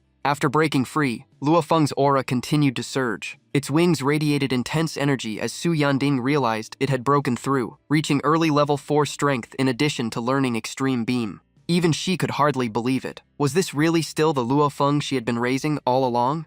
At that moment, Su Yanding recalled Su Ping's words. He had said the shop's service not only healed injuries but also improved comprehension and physique. She had thought it was just marketing, but now she could only stare in shock at the results. The host quickly announced the result. The second round also went to Su Yanding, and both sides were instructed to prepare for the final match. Li Ji felt extremely frustrated. In his mind, victory was already within reach, yet his opponent suddenly turned the situation around. Grinding his teeth in rage, he decided to reveal his final trump card and show Su Yanding what real power looked like. A massive creature was then summoned onto the battlefield. Its very aura made the entire atmosphere heavy. The host was shocked to recognize it as a fully matured wind demon beast, with combat strength at upper level 5. Seeing this, Huoji immediately reacted. She remembered the academy had restricted bringing feral beasts into competitions, as they were extremely violent, uncontrollable, and almost lacked any sense of humanity. Someone nearby argued that such thinking was too conservative. In their view, countless people die in the wilderness every year under beast claws, so students must learn to face such threats sooner or later. Hearing this, Huoji chose not to argue further.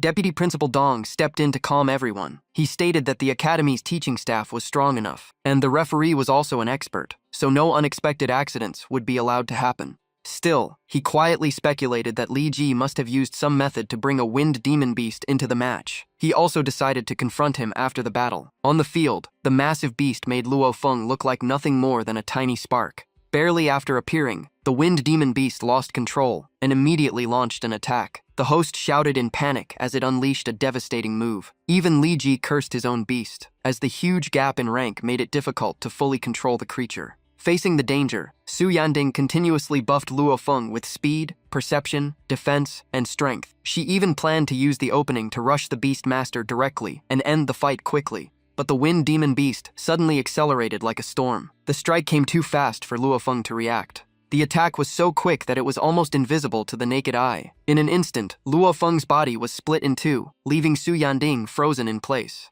The host cried out in shock as Luo Feng was taken down in a single blow. But it did not end there. The wind demon beast continued releasing swirling wind blades around Su Yanding. Before she could react, the sharp winds tore her clothes and left multiple wounds on her body.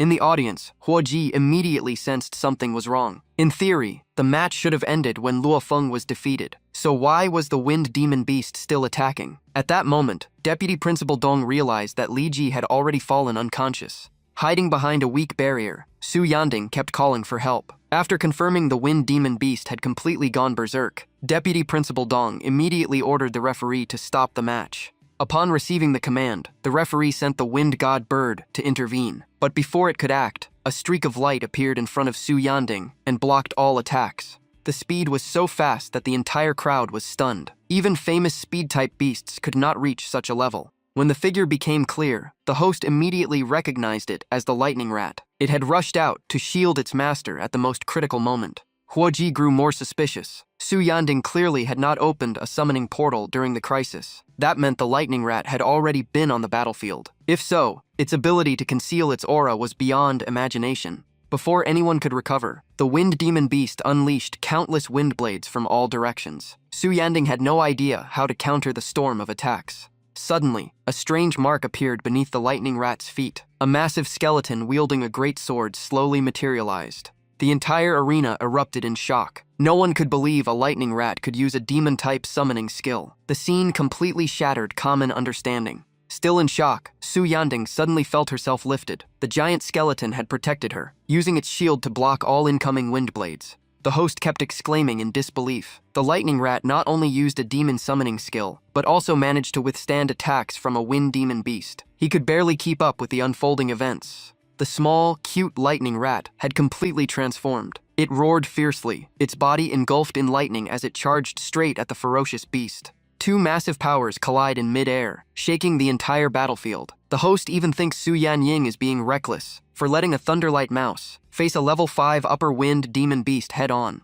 But the result shocks everyone into silence. In an instant, one wing of the wind demon beast is severed. The rampaging beast is instantly brought down by the Thunderlight Mouse. The massive wound on the wind demon beast leaves everyone watching in cold shock. The skill used by the Thunderlight Mouse is Lightning Break. But what catches the referee's attention even more is the intense killing intent coming from it. He suspects it genuinely wants to kill the wind demon beast. However, seeing Su Yanying's panicked expression, the referee quickly dismisses that idea. If it were her order, she would not look that shocked. Most likely, the Thunderlight Mouse itself is losing control. The referee feels a headache coming on. Too many unexpected incidents this year. In competition, intentionally killing an opponent's spirit pet is heavily punished. He does not want a genius like Su Yanying to be ruined, so he orders the wind god bird to suppress the Thunderlight Mouse.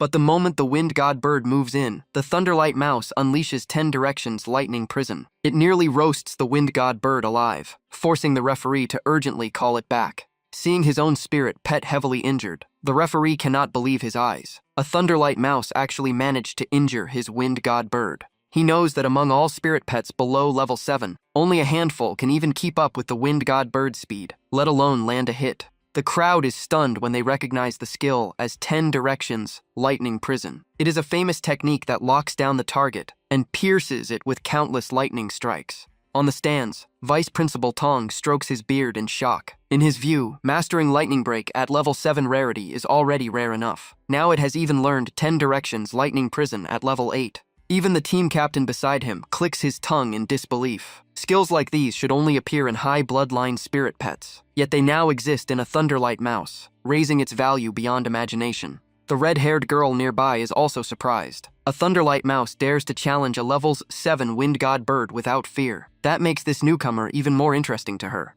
On the arena, the wind god bird realizes the Thunderlight Mouse is openly challenging it. Its pride as a high-tier spirit pet erupts, and wind energy surges across the field as it prepares to strike. Sensing the fight about to escalate, the referee quickly tries to calm the wind god bird with mental energy. He only has one thought left. If these two really clash while both are enraged, the entire arena could be destroyed. Su Yanying finally snaps out of her daze after hearing the referee. Thinking about the Thunderlight Mouse's new skill, her face fills with excitement. Feeling the call from its master, the Thunderlight Mouse quickly withdraws its fighting aura. In an instant, it returns to a harmless look and rushes towards Su Yanying. Seeing this sudden shift, both the referee and the wind god bird are stunned. It turns out the Thunderlight Mouse was never out of control at all. The host quickly announces the result. The winner of this match is Su Yanying, who advances to the next round. Meanwhile, while watching the live stream, Su Ping sees a girl punching a fragrant cat while guiding it to circulate spirit energy to improve the meridians in its forelegs. According to the girl, this method requires deep understanding of a spirit pet's body structure. Any mistake can cause rejection instead of absorption. Soon, the fragrant cat's claws grow by about 2 centimeters. After training, the foreleg power increases by nearly 20%, all within just 3 months. Watching all this, Su Ping strokes his chin in thought. It turns out improving combat power in this world is so difficult. No wonder Su Yanying reacted so strongly earlier. He even starts considering making promotional videos for his shop. At that moment, a luxury car appears outside, and the person stepping out is Fan Yujing. Upon meeting, he greets them with a smile. It has been a while, and it seems the shop is much more crowded than before. Su Ping smiles back and casually asks about the condition of Fan Yujing's arm. Fan Yujing laughs as he walks in. He asks Su Ping if he has never been to an inner-city hospital, then casually throws a punch demonstration right in front of him. He explains that with enough money, even shattered bones can be fully healed. Su Ping immediately asks back why he does not support his shop if he is that rich. He even offers a discount on his undead-type food products. Seeing the new price list, Fan Yujing is shocked. The prices are now nearly 100 times higher than before. His younger sister is also stunned, since a single portion costs almost as much as her brother's treatment. Seeing their reaction, Su Ping calmly concludes they cannot afford it. If there is nothing else, they should leave, as he still needs to cultivate. Fan Yujing awkwardly scratches his head. He admits he was just showing off earlier. After some small talk, he finally reveals his real purpose, inviting Su Ping to join an exploration mission. Blue Star used to be a resource-poor planet. Everything changed when a mysterious energy tore space apart and created countless spatial rifts. These unstable rifts became gateways to distant worlds. Some are rich in energy, while others are ruled by terrifying beasts. There are even worlds like burning suns with no life at all. Yet these dangerous places contain massive resources, driving humanity to continuously exploit them for development. Greed eventually led to war. Major factions fought over valuable rifts, and centuries of prosperity collapsed. Civil war reduced the population by more than half, leaving Blue Star in ruins. Survivors were forced to unite into a federation and move into safer zones. They focused on training elite beast tamers and sending them into spatial rifts for exploration and resource gathering. Hearing this, Su Ping quietly thinks about the meaning of exploration. Fan Yujing continues. Last night, a new spatial rift appeared outside Longjiang base. Their Black Wolf team was the first to enter but got ambushed. In the chaos, his Blood Fox Flametail went missing. At that moment, the system voice echoes in Su Ping's mind. A new side quest is triggered. Retrieve a lost spirit pet. The reward is a God Demon skill manual, while failure will deduct 10 evaluation points. Hearing the reward, Su Ping becomes interested. The Chaos Star Force map had already boosted his strength before, so this new manual should be valuable. He also wants real combat experience and quickly accepts the mission. At Gate 38 of the exploration base, a jeep rushes in at high speed. Guards recognize it as an exploration team vehicle and immediately clear the way. After arriving, Fan Yujing takes Su Ping to meet the core members of the Black Wolf team. The first is Captain Fan Gang Li, a strong man with a righteous face. He warmly greets Su Ping and asks if this is the expert Fan Yujing often mentions. Beside him is Deputy Captain Li Ying, whose sharp gaze watches Su Ping like a predator. Su Ping politely responds and simply introduces himself. Li Ying then speaks up, saying he has heard a lot about Su Ping from Fan Yujing and assumes he is around 20 years old. Without hesitation, Su Ping calmly replies that he is only 18. The answer leaves all three people stunned. At this age, most are still in academies, yet Su Ping already reached this level through his own methods. Still doubtful, Li Ying presses further, asking which academy he attended. Su Ping remains calm and says everything is self-learned and self-trained. The atmosphere becomes awkward, and Fan Yujing can only smile to ease the tension. Fan Gang Lai quickly changes the topic. He explains that this expedition is extremely dangerous. According to regulations, all participants must register their identities and also reveal their spirit pets for better team coordination. Immediately, strands of black energy mixed with dark red begin swirling around Su Ping. While summoning his spirit pet, he clearly states he has no intention of becoming an explorer and is only here to retrieve his lost Blood Fox Flametail. Hearing this, Li Ying instantly gets angry. In his view, this kid is far too arrogant, as if joining an exploration team is something you can simply decide at will. Sensing the tension rising, Fan Gang Lai quickly steps in and reminds everyone that Su Ping was personally invited by Fan Yujing and must not be disrespected. Li Ying reluctantly holds back his anger. At that moment, Su Ping's summoning completes. Little Skeleton appears with an unusually confident stance. The moment they see it, all three are shocked. But before anyone can react, Little Skeleton's head suddenly falls to the ground, leaving it standing there in confusion. Under everyone's stunned gaze, Su Ping calmly picks up the head and reattaches it, explaining that it had absorbed energy non-stop for days before the trip. The head may look strange, but it is more than enough for this mission. The captain and vice captain are completely speechless. What they are witnessing today has already surpassed their understanding of normal logic. Fan Yujing quietly asks Su Ping if he really only brought one spirit pet. He immediately receives a firm confirmation. Hearing that, Fan Yujing almost faints. He fears that if this upsets the captain and vice captain, he will be the one who suffers the consequences. Su Ping remains extremely confident. He pats Little Skeleton's head and tells Fan Yujing not to worry. Little Skeleton also shows a determined attitude, as if proving itself. To further convince them, Su Ping orders Little Skeleton to draw its sword. Dust explodes as afterimages flash by in an instant. In the next moment, the sword is already back in its sheath.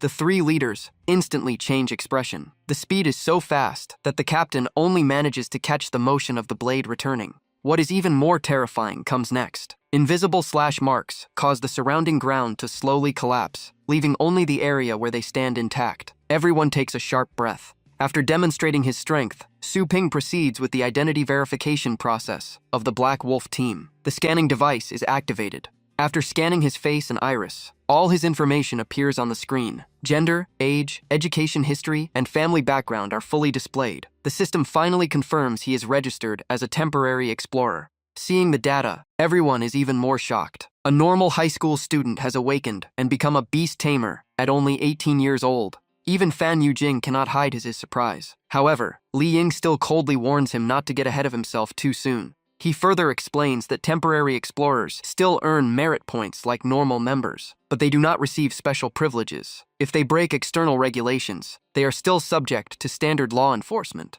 Seeing Su Ping still focused on the screen, Fan Yujing pulls him along while joking that if he ever gets arrested, he will personally bail him out. Su Ping only glances at him coldly, thinking these people are always obsessed with privileges. Led by Li Ying, the group walks down a long corridor and stops in front of a large sign reading Federation Exploration Treasury. The heavy metal door slowly opens. As the dust settles inside, the scene before them makes Su Ping slightly surprised. Inside are countless equipment, weapons, rare specimens, and various items stored in glass cases and specialized containers. Fan Gang Lai laughs and tells Su Ping to pick a few items for protection, as these are hard to find on the market.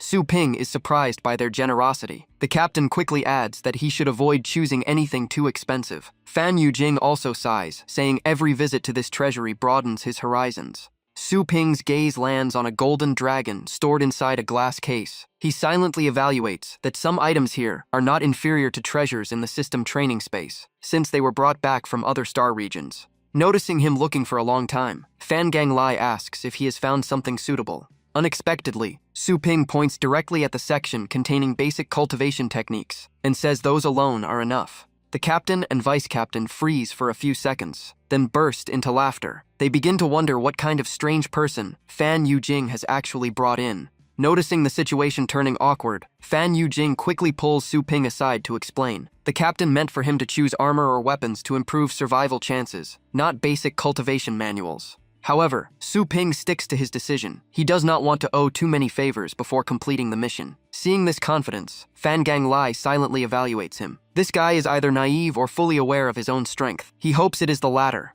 In the end, Fan Yujing still hands him a set of armor inside a box. He explains it can withstand most attacks from level 5 spirit pets, joking that it would be embarrassing if the Black Wolf team keeps failing. Su Ping accepts it and thanks him. The group then officially sets out into the exploration zone. Before them lies a dark land under a sky full of stars, with rocky mountain ranges forming deep ravines and thick fog covering everything. Along the way, Su Ping asks more about the spatial rift they are about to explore. According to available data, the area is rated B class. It is usually inhabited by demon-type beasts, and rare mineral resources have not yet been discovered.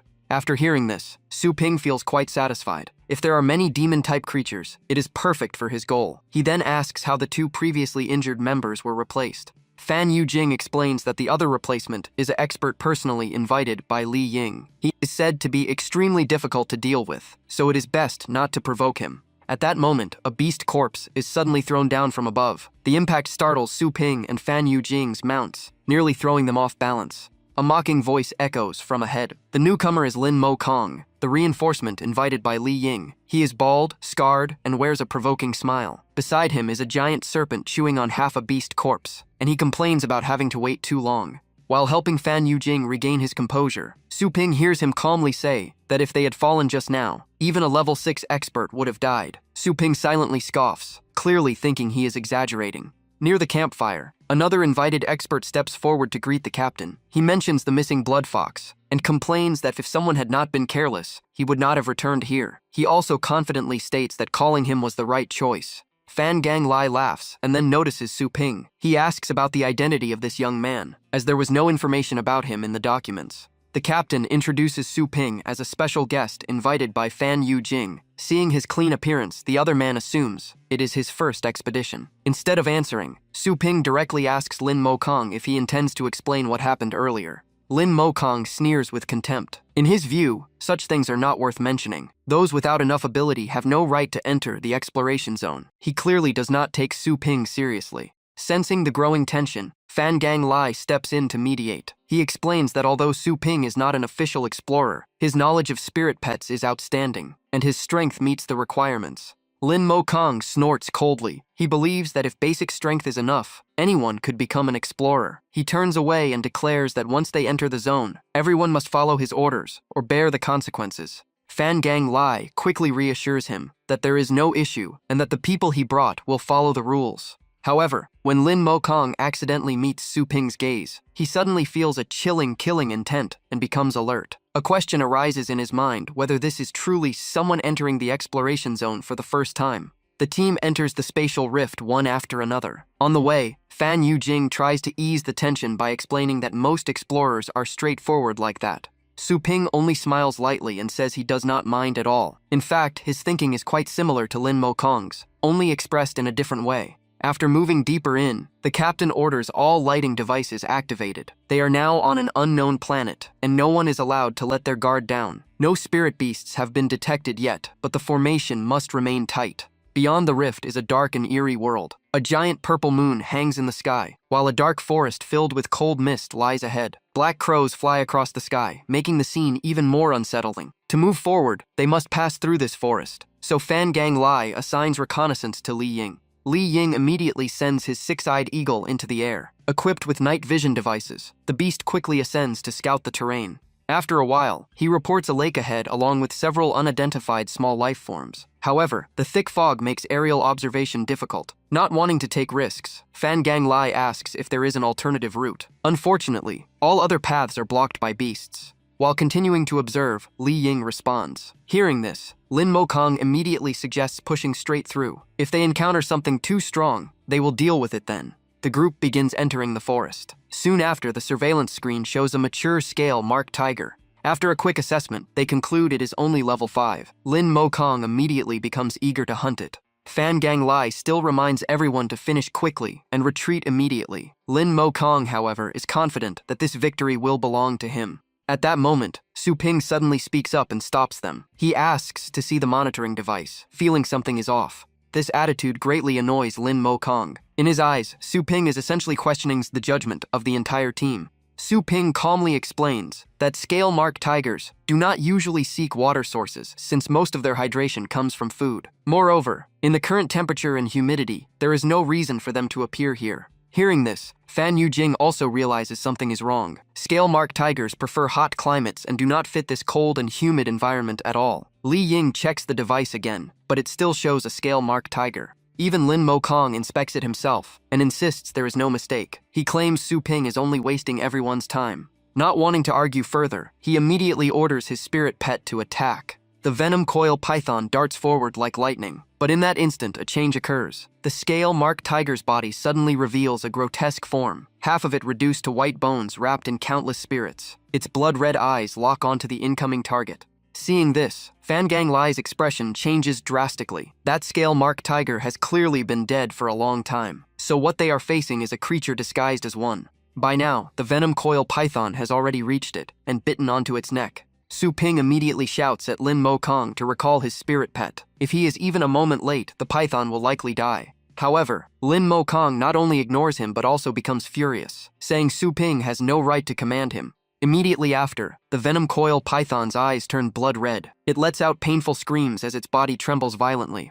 Everyone panics. Fan Gang Lai quickly asks Su Ping about the creature he mentioned earlier, as he has almost no experience dealing with demon-type beings. Su Ping explains that it is a mature soul spirit beast, a being comparable to level 7 combat power. It usually disguises itself as weak prey to lure targets in, then invades their bodies and destroys them from within. Hearing this, Fan Gang Lai immediately wants to gather everyone to eliminate it. But Su Ping shakes his head. According to him, the soul spirit beast is not the real threat. The truly dangerous one is the blood soul beast that accompanies it. The name alone makes Fan Yujing turn pale. He cannot help but ask if Su Ping is certain. Su Ping continues analyzing. Wherever a soul spirit beast appears, a blood soul beast is likely nearby. Even that lake might not be water at all, but entirely blood. In other words, a massive blood soul beast may be hiding beneath the lake. At that moment, Lin Mokong suddenly screams. His face turns deathly pale as his mental link with the venom coil python is completely severed. Only fear remains in his eyes. Without hesitation, Su Ping turns and runs, loudly urging everyone to retreat immediately. In his judgment, that level 7 soul spirit beast is only nourishment for something far more terrifying behind it. Right after that, a giant eye slowly rose from the blood lake. Countless long tentacles shot out, chasing the group. Su Ping judged the Shuhan beast was at least level 9, possibly even at King Beast tier. Everyone quickly recalled unnecessary pets and fled at full speed. Li Ying analyzed the routes on the run. The east side had unknown creatures, while the west seemed temporarily safe. After reporting, Li Ying waited for the team leader's decision. Fan Gang Li was torn since every option carried risk. Lin Mokong immediately suggested retreating west after losing one of his pets and refusing further danger. Fan Gang Li then asked Su Ping for his opinion. Unexpectedly, Su Ping proposed heading straight east. Lin Mokong immediately snapped in anger. While the pets kept sprinting, Lin Mokong kept objecting. He argued the Shuehun beast alone was already terrifying, and going deeper into unknown territory was suicide. Li Ying also leaned toward retreat. Faced with a life-or-death decision, Fan Gang Li looked at Su Ping and asked once more if he was certain. Su Ping answered firmly without hesitation. If they wanted to find Shuehu Yanwei alive, they had to trust him. Time was running out. Fan Gangli took a deep breath and gave a bitter smile, hoping this would not be his final decision. In the end, he gave the order. The team turned toward the eastern canyon. Li Ying immediately followed the command. The group rushed into the canyon at full speed, while the Shuehun beast kept chasing like a nightmare behind them. Soon after, Li Ying checked his night vision device and reported something unexpected. All the canyon beasts had already cleared out in advance. Hearing this, Fan Gangli looked back and understood. The presence of the Shuehun beast had driven everything away, as if a supreme predator had arrived. At that moment, the Shuehun beast suddenly stopped chasing. Lin Mo Kong was shocked to see its killing intent fading. Su Ping then explained the reason. He said the Shuehun beast was extremely powerful, but not a natural hunter. It preferred luring prey with Shuehun spirits rather than chasing directly. The narrow canyon also limited its movement, and the group was not worth the risk. Fan Gangli grew even more impressed by Su Ping's knowledge. He glanced at Lin Mo Kong, thinking he would have made the same choice if he knew this. Lin Mo Kong quickly defended himself, saying he had no such information. Shortly after, Li Ying reported again. They were close to the area where Shuehu Yanwei disappeared, but a beast was blocking the canyon exit. Su Ping then reached out toward Lin Mo Kong. At first, the man did not understand, then realized he was asking for the night vision device. Annoyed, Lin Mo Kong snatched the device and threw it over while muttering complaints. Su Ping caught it calmly and thanked him. After putting it on, the enhanced vision activated. He saw a humanoid ghost beast wearing a torn white dress, with a bald head, stitched eyes and mouth, a rope around its neck, and skeletal arms holding a sword. After observing it, Su Ping concluded it was a mature Yuhun Siwang, around level 5. Hearing it was an evil-type beast, Fan Gangli worried about possible complications. Su Ping reassured everyone there was no need to worry. He then summoned Xiao To Lu and assigned it to handle the target. Xiao To Lu shot forward at incredible speed. As it closed in, it unleashed a refined sword technique and instantly beheaded the Yuhun Siwang. The clean instant kill stunned everyone. Fan Gangli praised Xiao To Lu's overwhelming strength. Even Fan Yujing was speechless at how easily the threat was eliminated. Only Lin Mo Kong looked unhappy. He claimed it was just luck, insisting even he could handle such a low-level opponent. After clearing the obstacles, the team continues forward and finally stops near a massive mountain. Fan Gangli recalls the previous expedition and says this place is extremely dangerous, where a heightier unknown beast appeared and the blood fox flame tail went missing. Feeling uneasy, Su Ping urges everyone to speed up and spread out to search for more clues. As the team splits up, the multi-eared monkey suddenly rushes back, jumping and screeching while dragging something on its tail. Hearing the noise, Fan Yujing quickly moves in and asks what it has found. What the monkey brings back is a human arm, still wearing a glove, which it drops in front of everyone. Lin Mo Kong examines it and recognizes it as He Yun Jin's equipment, saying only top explorer captains can afford gear like this. Fan Yujing turns pale, realizing even a captain-level explorer died here, wondering what kind of monster they are facing. Just then, Su Ping returns after scouting the area and asks if anything new has been found. He tries to inspect the arm, but Lin Mo Kong looks down on him. Su Ping ignores it and demands the evidence be handed over. Annoyed by Su Ping's interference, Lin Mo Kong leans in and threatens him, claiming that as a silver merit explorer, even killing someone would not bring serious consequences. After speaking, he deliberately throws the arm to the ground and pretends it was accidental to test Su Ping's reaction. Sensing the tension, everyone feels something is off, but no one wants internal conflict, so Su Ping simply picks up the arm. While examining it, he analyzes that the blood has already dried, meaning the victim died days ago, but a strong dark aura remains, suggesting a high-level demon-type creature may have appeared recently, making Su Ping's expression heavy. Seeing this, Fan Gangli urgently asks if he has found any clues related to the blood fox flametail. Not wanting to alarm the team, Su Ping calms himself, concludes the creature likely left days ago, and shakes his head to deny any findings. Hearing this, Lin Mo Kong bursts into mocking laughter, thinking Su Ping found something serious, but it turned out to be meaningless. The moment the laughter ends, Su Ping suddenly turns and delivers a powerful punch straight to Lin Mo Kong's face, shocking everyone present. Fan Yujing is stunned and can only shout Su Ping's name. After taking the punch, Lin Mo Kong's face twists in rage as fury explodes inside him. He roars, draws his sword, and tries to kill Su Ping on the spot, enraged that he was attacked in front of everyone. Just as the sword strikes forward, about to reach its target, an unexpected change occurs. The skull pet appears at terrifying speed, instantly pressing its blade against Lin Mo Kong's throat, freezing him in shock as he has no idea when it arrived.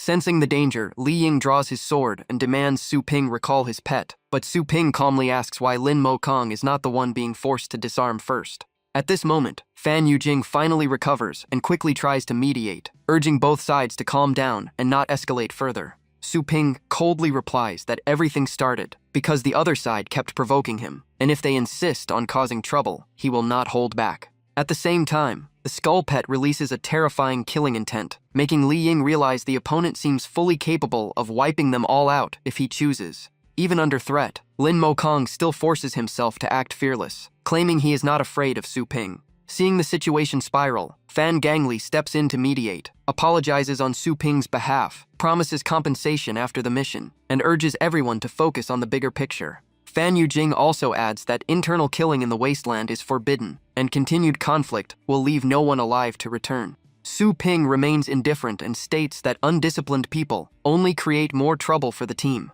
Lin Mo Kong trembles with rage, gripping his sword tightly as his anger peaks. After a tense standoff, he finally lowers his weapon, but warns that he will settle the score with Su Ping once they return to the base. Su Ping then turns to Li Ying and declares he will take full command, asking for the deputy captain's opinion. Li Ying understands a fight would benefit no one and reluctantly agrees, stating he will follow the captain's orders. Fan Gangli steps in and pats Su Ping's shoulder, warning that enthusiasm is fine, but he will not tolerate reckless internal conflict again. In private, Fan Gangli tells Su Ping he accepts his leadership, but warns that Lin Mo Kong will not let this go and may act in the shadows. Su Ping notices Lin Mo Kong's hateful glare and simply smiles as if he already understands. At that moment, a distress flare shoots into the sky, and Fan Gangli orders an immediate check. In the distance, a man and a woman stagger toward them, both heavily injured, with the man supporting the girl as she urges him to escape alone. Behind them, their two battle pets desperately hold off a pursuing monster to buy time.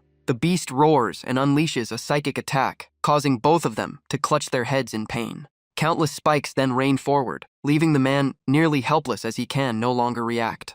At the critical moment, sword lights flash in and destroy all the spikes, saving them at the last second and shocking the survivors. Fan Gangli introduces themselves as the Black Wolf Squad and explains they responded to the distress signal, while the man warns their pursuer is the Ghostbone Beast. Hearing the name, Fan Gangli's expression changes as the monster arrives, a massive ox-skeleton creature with twisted fangs and 6 sharp horns, charging in with giant claws. Everyone immediately lifts the injured onto battle pets to prepare for a retreat, with Su Ping assisting. Lin Mo Kong pretends to help while grabbing the man, but when the beast shakes the formation, Su Ping gets distracted by the injured girl. Seizing the moment, Lin Mo Kong elbows Su Ping off balance, sending him falling off the mount toward the rear. The Ghostbone Beast closes in from behind as Lin Mo Kong loudly urges everyone to keep moving, still acting concerned. Just before the giant foot crushes them, Li Ying and Fan Yujing rush in and pull Su Ping and the girl back onto the mount, narrowly saving them. Lin Mo Kong clicks his tongue in frustration after his plan fails.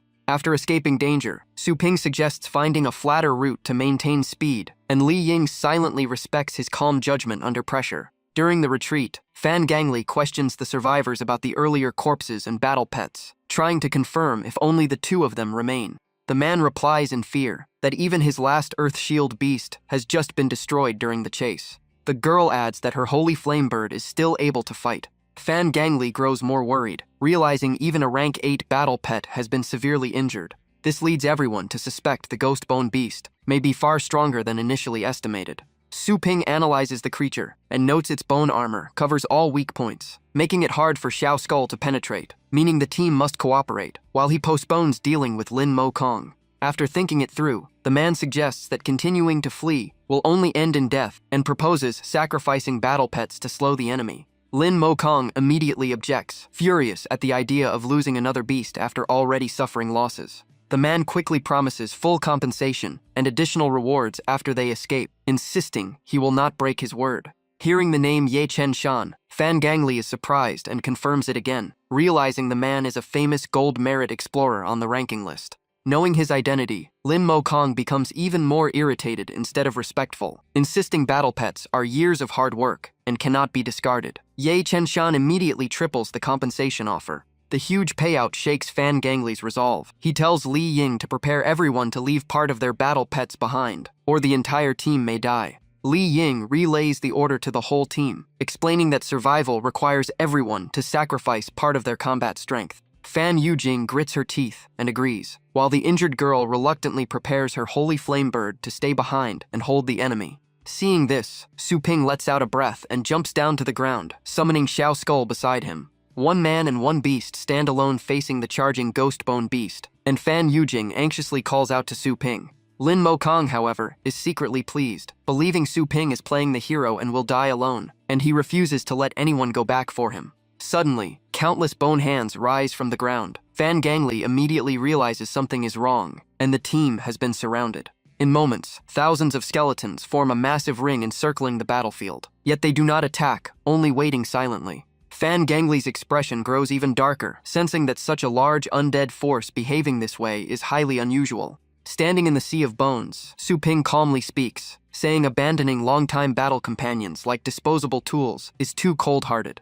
Chapter 25 begins with Su Ping's cold shout, carrying overwhelming killing intent. At his command, Xiao Skull raises its sword and points forward. The entire undead army surges like a tide, rushing toward the Ghostbone beast to open an opening. While the undead distract the enemy, Su Ping directs Xiao Skull to circle the flank and silently approach the target. Countless undead latch onto the beast's body, and Xiao Skull takes the chance to slash its four-limbed joints, forcing it into a defensive struggle. The scene leaves everyone stunned. A rank 8 beast is being suppressed by a single small skeleton. Despite disbelief, Fan Gangli jumps down and joins the battle, declaring he will support Su Ping, and Fan Yujing follows immediately. Seeing the captain join in, Li Ying urges Lin Mokong to also participate. Lin Mokong is unwilling to help Su Ping, but knows refusing now would damage his reputation and miss a huge merit opportunity. In frustration, he punches his leg, annoyed that he must follow the new commander's lead again. Except for Yi Chen Shan, who has no battle pets left, everyone summons their forces. Fan Gangli's blood-hungry wolf, Li Ying's serpent-winged dragon, and Lin Mokong's six-armed demon ape appear. Fan Yujing also summons her battle pet, and even the injured Holy Flame Bird joins the fight, forming a full-scale assault with the undead army. The six-armed demon ape leads the attack, striking toward the beast's eye with powerful spear techniques. Before it can recover, the Holy Flame Bird and serpent-winged dragon unleash fire and ice attacks, simultaneously at its eyes. From the left flank, the mountain-crushing beast charges in with a devastating punch. Under the combined assault of 5 battle pets, the Ghostbone beast's jaw and upper skull shatter into pieces. Seeing the attack succeed, Fan Yujing cheers, while Fan Gangli orders the blood-hungry wolf to continue the pursuit with its blood hunt technique. The blood-hungry wolf gathers all its power and strikes the beast's chest with a finishing blow. Observing the battlefield, Su Ping immediately recognizes the opening he has been waiting for, as the beast's strongest rib armor is exposed. Sensing a lethal threat, the Ghostbone beast activates its special ability, and Yi Chen Shan, who has fought it before, immediately recognizes it and warns everyone that it is spiritual shock. A psychic wave sweeps across hundreds of meters, instantly disabling anyone caught inside. Luckily, the team activates their protective devices in time and avoids direct impact. After surviving the attack, Li Ying immediately calls out to check the status of the serpent-winged dragon. On the other side, Fan Gangli desperately tries to contact the blood-hungry wolf, hoping his battle pet is still responsive. Everyone anxiously stares at the battlefield, waiting for their pets to rise, but both the undead army and the battle pets remain motionless. After unleashing the Wideria attack, the Ghostbone beast begins reconstructing its destroyed body at terrifying speed. Seeing this, the team's morale crashes. Yet Chen Shan falls into despair, realizing their previous attack achieved almost no real damage, and the gap between rank 67 and rank 8 is overwhelming. After completing its regeneration, the Ghostbone beast fires countless spikes again, targeting the immobilized battle pets on the ground. Everyone panics as the distance is too far to recall their pets in time. Lin Mokong takes the chance to blame Su Ping, claiming none of this would have happened if they had retreated earlier. Under Su Ping's command, Xiao Skull instantly draws its sword, unleashing continuous sword strikes that destroy all incoming spikes and protect the fallen battle pets. Seeing Xiao Skull still fighting normally while their own pets are paralyzed, everyone is shocked. Fan Gangli looks at Su Ping in disbelief, wondering how it can still move under a rank 8 psychic shock. Su Ping calmly explains that it cannot withstand the attack head-on, but Xiao Skull combined psychic shock with the self-detonation skill at the exact timing. Hearing this, Fan Gangli recalls the properties of self-detonation, a small explosion at activation, but he never imagined it could neutralize a mental attack. This kind of application has never been attempted before. No one would risk their life experimenting with such precision timing, and without extreme training, it would be impossible. Fan Gangli increasingly feels he is witnessing someone on a completely different level. After its attack fails, the ghost bone beast begins concentrating energy in its chest, forming a dark vortex that rapidly expands.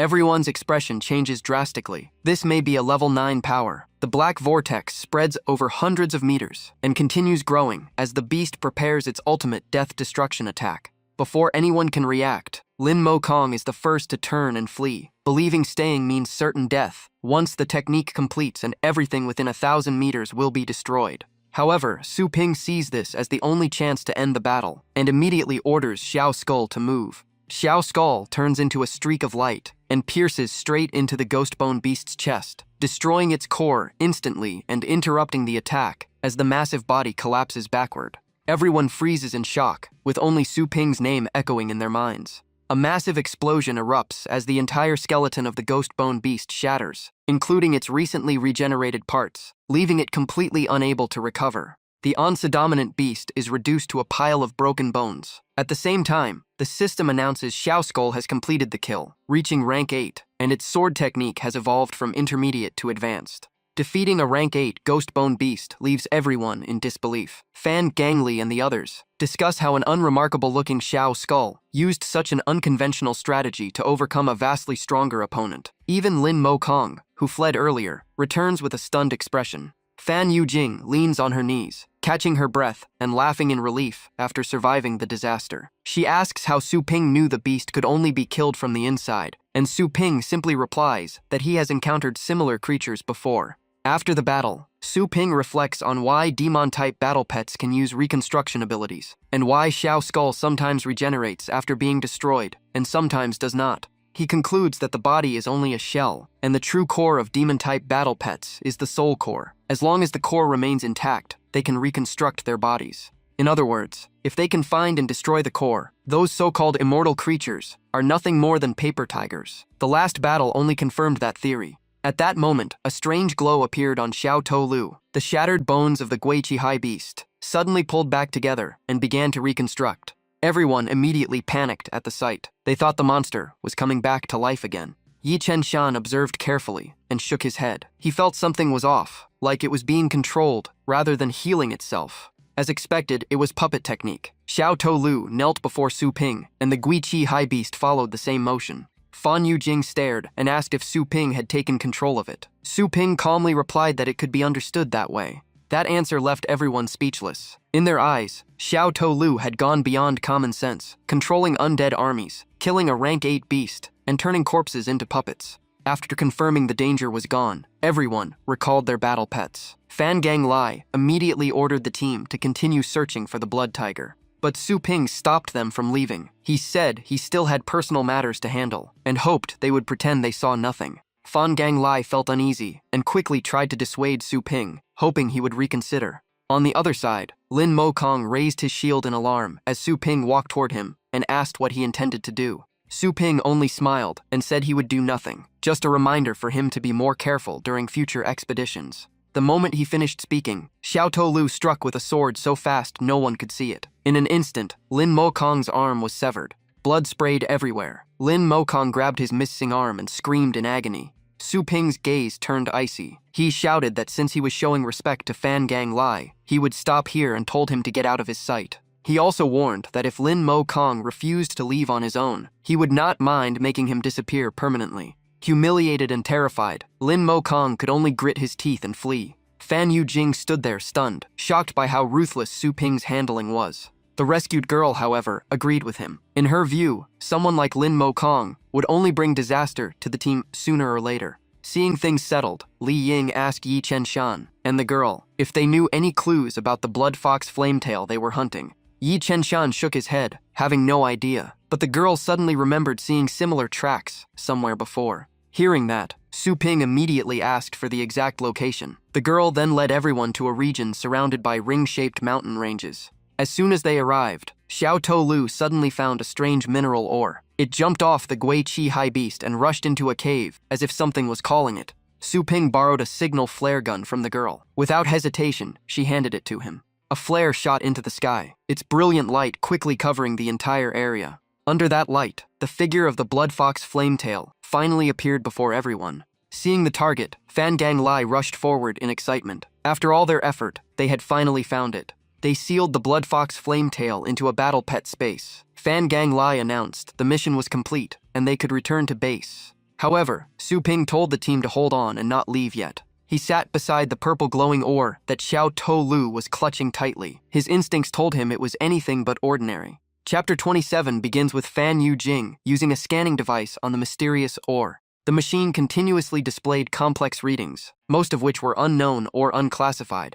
After analysis, it concluded there was no match in the database. It was likely an entirely new type of mineral. Fan Yu Jing immediately reported it to Fan Gang Lai. What puzzled Su Ping was that everyone did not seem excited at all and just continued their tasks as usual. Noticing his reaction, Fan Yu Jing laughed and explained that rookies usually react like this on their first exploration mission. She added that discovering rare minerals could bring huge profits, but the chance of finding valuable ores in such a vast star region was as rare as finding gold in the ocean. Because exploration time is extremely valuable, very few people stay behind to research. Normally, they only report the location, and the Federation sends a specialist team to handle it. Su Ping silently weighed the situation. Xiao To Lu was clearly very interested in the ore, meaning it was not ordinary. If he acted before the Federation took over, he could benefit first. After completing the mission, the team returned to the base and handed the Blood Fox Flametail back to its owner. At the same time, the system announced mission completion and rewarded him with the Golden Crow Divine Demon Body. Before parting, the rescued girl quickly ran up to Su Ping and handed him a business card. She introduced herself as Gu Xue, a senior lecturer at Fengshan Academy, and invited Su Ping to meet the academy principal. Looking at the card, Su Ping could not help but smile inwardly. Even after reincarnation, he was still being pulled toward academic matters. Still, he politely accepted the invitation. On the surface, he remained courteous, but he was already focused on the system reward. Wanting to study it immediately, he quickly found an excuse to leave. Gu Xue could only watch his figure disappear. She felt a bit regretful and wondered if she should have directly invited him to become a lecturer. The next morning, Su Ping returned home exhausted after staying up all night and ran into his sister Su Lingyu at the door. She crossed her arms and looked at him suspiciously, asking if he had stayed out all night again.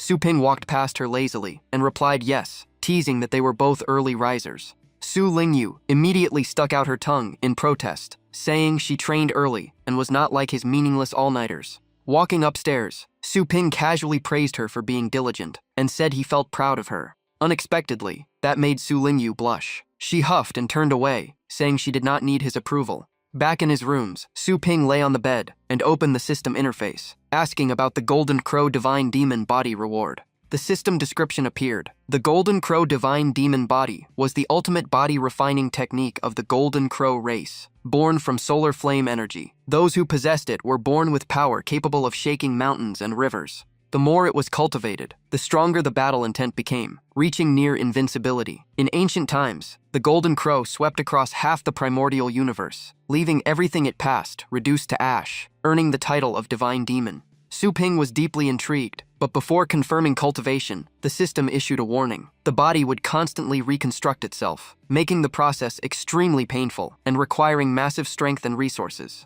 Furthermore, upon completion, he would transcend humanity and become a Golden Crow Divine Demon, ruling over all. Looking at himself, Su Ping wondered if he would turn into a monster, sounding like a villain path. Noticing his hesitation, the system explained that, after mastery, the body would become pure energy and appearance could remain unchanged, so daily life would not be affected. Su Ping fell into thought. Normal life? That had long been out of reach. Memories of humiliation and suppression surfaced. In this world, the weak had no dignity. Perhaps abandoning normal humanity was the only way to truly survive.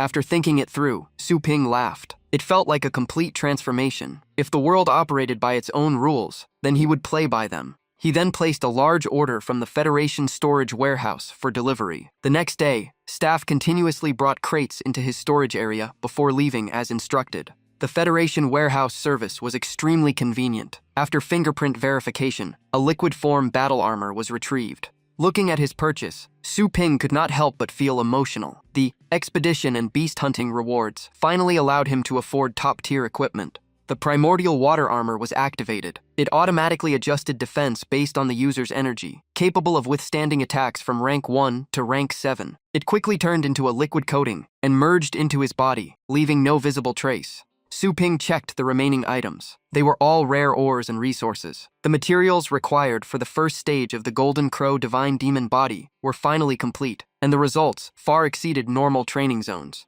Most of the resources and energy required for the Golden Crow God Demon Body can be obtained from the Wilderness Zone and the Chaos Energy Map. After strengthening his body, Su Ping could now explore more dangerous areas to gather even more resources, forming a perfect cycle. With the remaining task being the pile of minerals, he asked the system about the upgrade cost for the Beast Storage Ring. The system confirmed that both upgrading and maintaining the Beast Storage Ring consume the host's energy points. Hearing this, Su Ping asked if providing the upgrade materials himself could reduce the energy cost. His goal was clear: to further strengthen his spirit pets. After processing the data, the system unlocked a new authority. As long as enough required materials were prepared, the upgrade cost of the Beast Storage Ring would drop to only 20 of the original energy cost, and a new special function would also be unlocked. The upgrade interface appeared, listing materials like Dark Shadow Stone, Ancient Stone, Giant Beast Bones, and Chaos Spirit Fluid. After the upgrade, spirit pets would gain greatly improved talent and combat power, along with perception abilities and self-healing for non-fatal injuries. Demon-type pets would receive even greater boosts.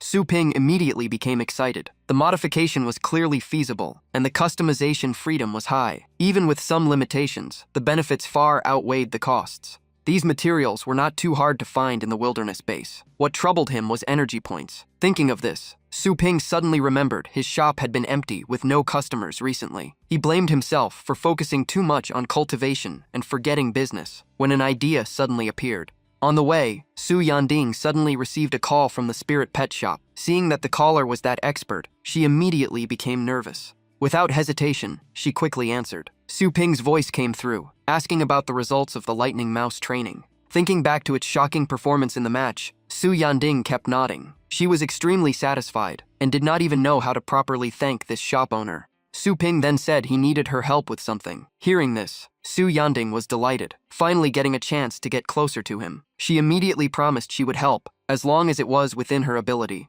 Su Ping spoke firmly. He said he wanted to collaborate with Su Yanding on a short video project. Hearing the words video shooting, Su Yanding's face instantly turned red, and strange thoughts began to appear in her mind. Su Ping, however, did not notice anything, and calmly explained it was only for promotion purposes. When he casually said he would find someone else if she refused, Su Yanding quickly agreed. After returning home, she specially chose a revealing outfit before heading to the shop. Upon entering, she shyly said she had arrived. Su Ping looked up and almost choked. Her outfit today was far more striking than usual. Hearing about the video shoot, he simply nodded.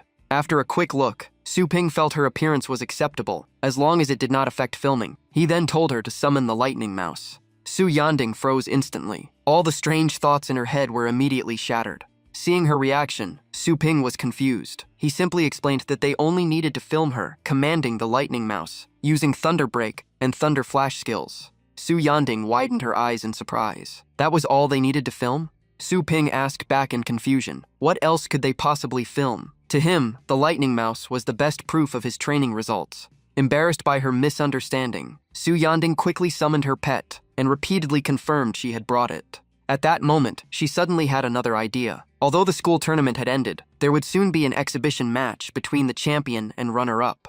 That match would be her against Yahello. Seeing Su Ping thinking, she suggested he appear with her at the event, which would greatly improve promotional effect. Su Ping agreed and asked casually if Yahello was the champion, meaning she had lost first place. Su Yanding honestly admitted it. The opponent's Silver Serpent Thunder Dragon had an extremely powerful rank 9 bloodline. Even so, her second place finish had already exceeded expectations. Su Ping smiled lightly. A rank 9 bloodline sounded interesting. He became quite curious about the one who had defeated the Lightning Mouse. On the day of the exhibition match, the two of them arrived at Fengshan Academy. As soon as he stepped inside, Su Ping noticed that many students were already carrying lightning mice with them. Su Yanding immediately explained. After the recent tournament, everyone saw the potential of this spirit pet, so it quickly became the most popular choice in the academy. She even asked if they should take the chance to hand out promotional flyers for the shop, but Su Ping simply shook his head and refused. In his view, most students were just following trends, hoping for high returns with low investment. Once the hype faded, the maintenance costs would force many to give up. Hearing this, Su Yanding sighed, still struggling with her unpaid debt. In another corner of the academy, a group of girls surrounded a blonde young man with admiring eyes. That person was Yahello.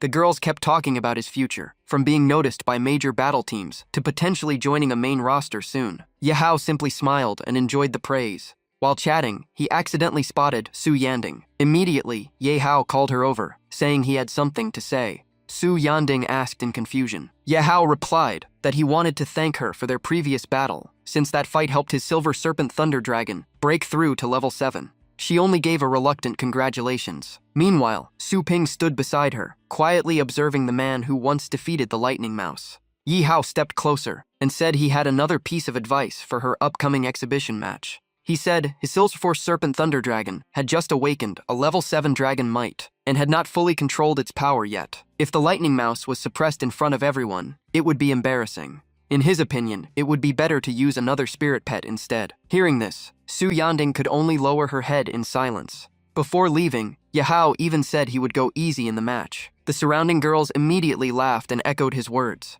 Seeing Su Yanding being pressured, Su Ping stepped forward and spoke. In his view, even a true Beast King would not easily intimidate the Lightning Mouse, let alone an immature spirit pet. Hearing Su Ping's words, Yahello stopped walking and turned around. Su Yanding quickly introduced him as Shop-Owner Su, the one who helped transform her Lightning Mouse, almost like its half-master. She then introduced Yahello in return. He was the Academy champion this year, and also a well-known client who spent heavily on spirit pet training. Hearing about heavy spending, Su Ping's expression immediately changed. He became very polite. Meanwhile, Yahello was secretly shocked. Was that strange Lightning Mouse really created by this young shop owner? He could not help but ask if there was another master trainer behind Su Ping. He also stated that as long as a spirit pet could become stronger, any amount of money was worth it. Su Ping silently praised him for being easy to talk to. On the surface, however, he pretended the shop was fully booked and extremely busy. Still, seeing his sincerity, he decided to make an exception. The condition was simple. Priority booking required a deposit of 500,000 star coins. Yahello immediately questioned his sanity. That enormous amount of money was just for cutting in line? Beside them, Su Yanding tried hard not to laugh. Su Ping then deliberately provoked him, asking if a young master like him would really be stingy over such a small amount. Provoked, Yahello quickly maintained his pride and said money was not an issue, as long as the shop truly had the ability to match its claims. Su Ping smiled in satisfaction. It seemed he had found the right target, as expected from a wealthy academy prodigy. Soon after, they entered the arena. An exhibition match was underway between a male and a female student. The male student's spirit pet was continuously bombarded by light attacks and was already heavily injured. Refusing to give up, the male student summoned another battle pet, charging forward at high speed. But the girl remained calm, directly commanding her spirit pet to accelerate and counterattack. Snowball instantly enlarged its body, becoming much bigger than before. It dodged nimbly and unleashed a series of skills, overwhelming its opponent and securing a quick victory. The host excitedly announced that the winner was Su Lingyu after a thrilling match. In the stands, Su Yanding applauded enthusiastically. Even against a stronger opponent, Su Lingyu showed no fear. Su Ping observed calmly, noting that her ability was quite good, though still had some flaws. Members of the Wilderness Expedition team discussed as well. In previous years, this level would have been enough to join professional battle teams. Unfortunately, this year had too many geniuses, so such performance was no longer shocking. Some people mentioned the two most outstanding figures of the season. One had a rare rank 9 bloodline spirit pet, while the other raised a lightning mouse from a low tier into the finals. It was truly a clash of different levels. The principal stroked his beard while looking down at the arena. In his opinion, if this girl had been guided by a true expert, her future achievements would be far greater. The only issue was that not everyone had the chance to meet such a person. The host then introduced the final match of the night. The contestants were runner-up Su Yanding against champion Yahello. One side was the small lightning mouse, while the other was the overwhelming Silver Serpent Thunder Dragon. The difference in size alone was already shocking. In the stands, Su Lingyu suddenly noticed her brother standing beside Su Yanding. She widened her eyes, unable to understand why her so-called useless brother was there. On the field, Su Ping lowered his hand and stroked the lightning mouse's tail, smiling as he asked if it still remembered him. It had been a long time since they last fought together. Hearing that familiar voice, the lightning mouse let out a cry and immediately ran away, hiding behind Su Yanding and shocking everyone. The crowd began to whisper. Some guessed it was frightened by the dragon's pressure. Su Lingyu could only facepalm. In her eyes, her brother wasn't even a beastmaster and would only become a joke on stage. Yi Hao burst into laughter. To him, if Su Yanding had listened to his advice earlier, she would not be embarrassed in front of everyone now. Refusing to be looked down on, Su Yanding changed tactics. She summoned Luo Feng and ordered it to unleash its strongest skill. The host quickly focused attention on her counterattack. On the other side, Ye Hao gently patted the Silver Serpent Thunder Dragon and ordered it to respond.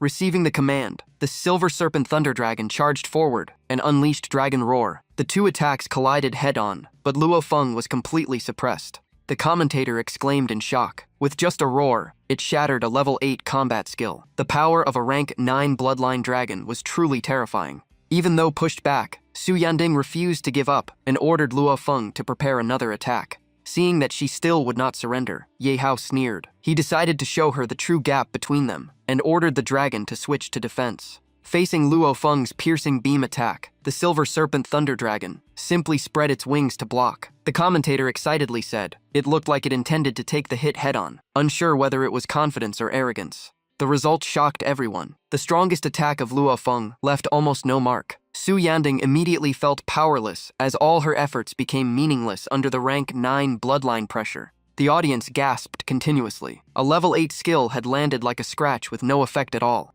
Members of the Wilderness Expedition team also commented. Although Luo Feng had high-level skills, it was still only a level 5 spirit pet, far from being comparable to the Silver Serpent Thunder Dragon. Seeing the battle completely tilted in his favor, Ye Hao decided to end the exhibition with a finishing blow. Under his command, the Silver Serpent Thunder Dragon simultaneously unleashed 3 skills: Dragon Flame Cannon, Silver Wing Storm, and Frost Sea Cold Domain. Fire, wind, and ice combined into a massive destructive wave rushing forward. Even the commentator was stunned by such control. Although the attack was not fully locked onto Su Yanding, its range was too large. Just as she tried to order Luo Feng to dodge, the flames were already pushed forward by the storm. She had no choice but to activate a shield to protect herself. At that moment, Luo Feng was exposed and directly hit. Under the crowd's cheers, her spirit pet was blown out of the arena. Everyone could clearly feel the absolute dominance of this year's champion. Luo Feng fell like a broken leaf. Su Yanding rushed over to check on it, realizing the Silver Serpent Thunder Dragon was far stronger than before, leaving no chance of resistance.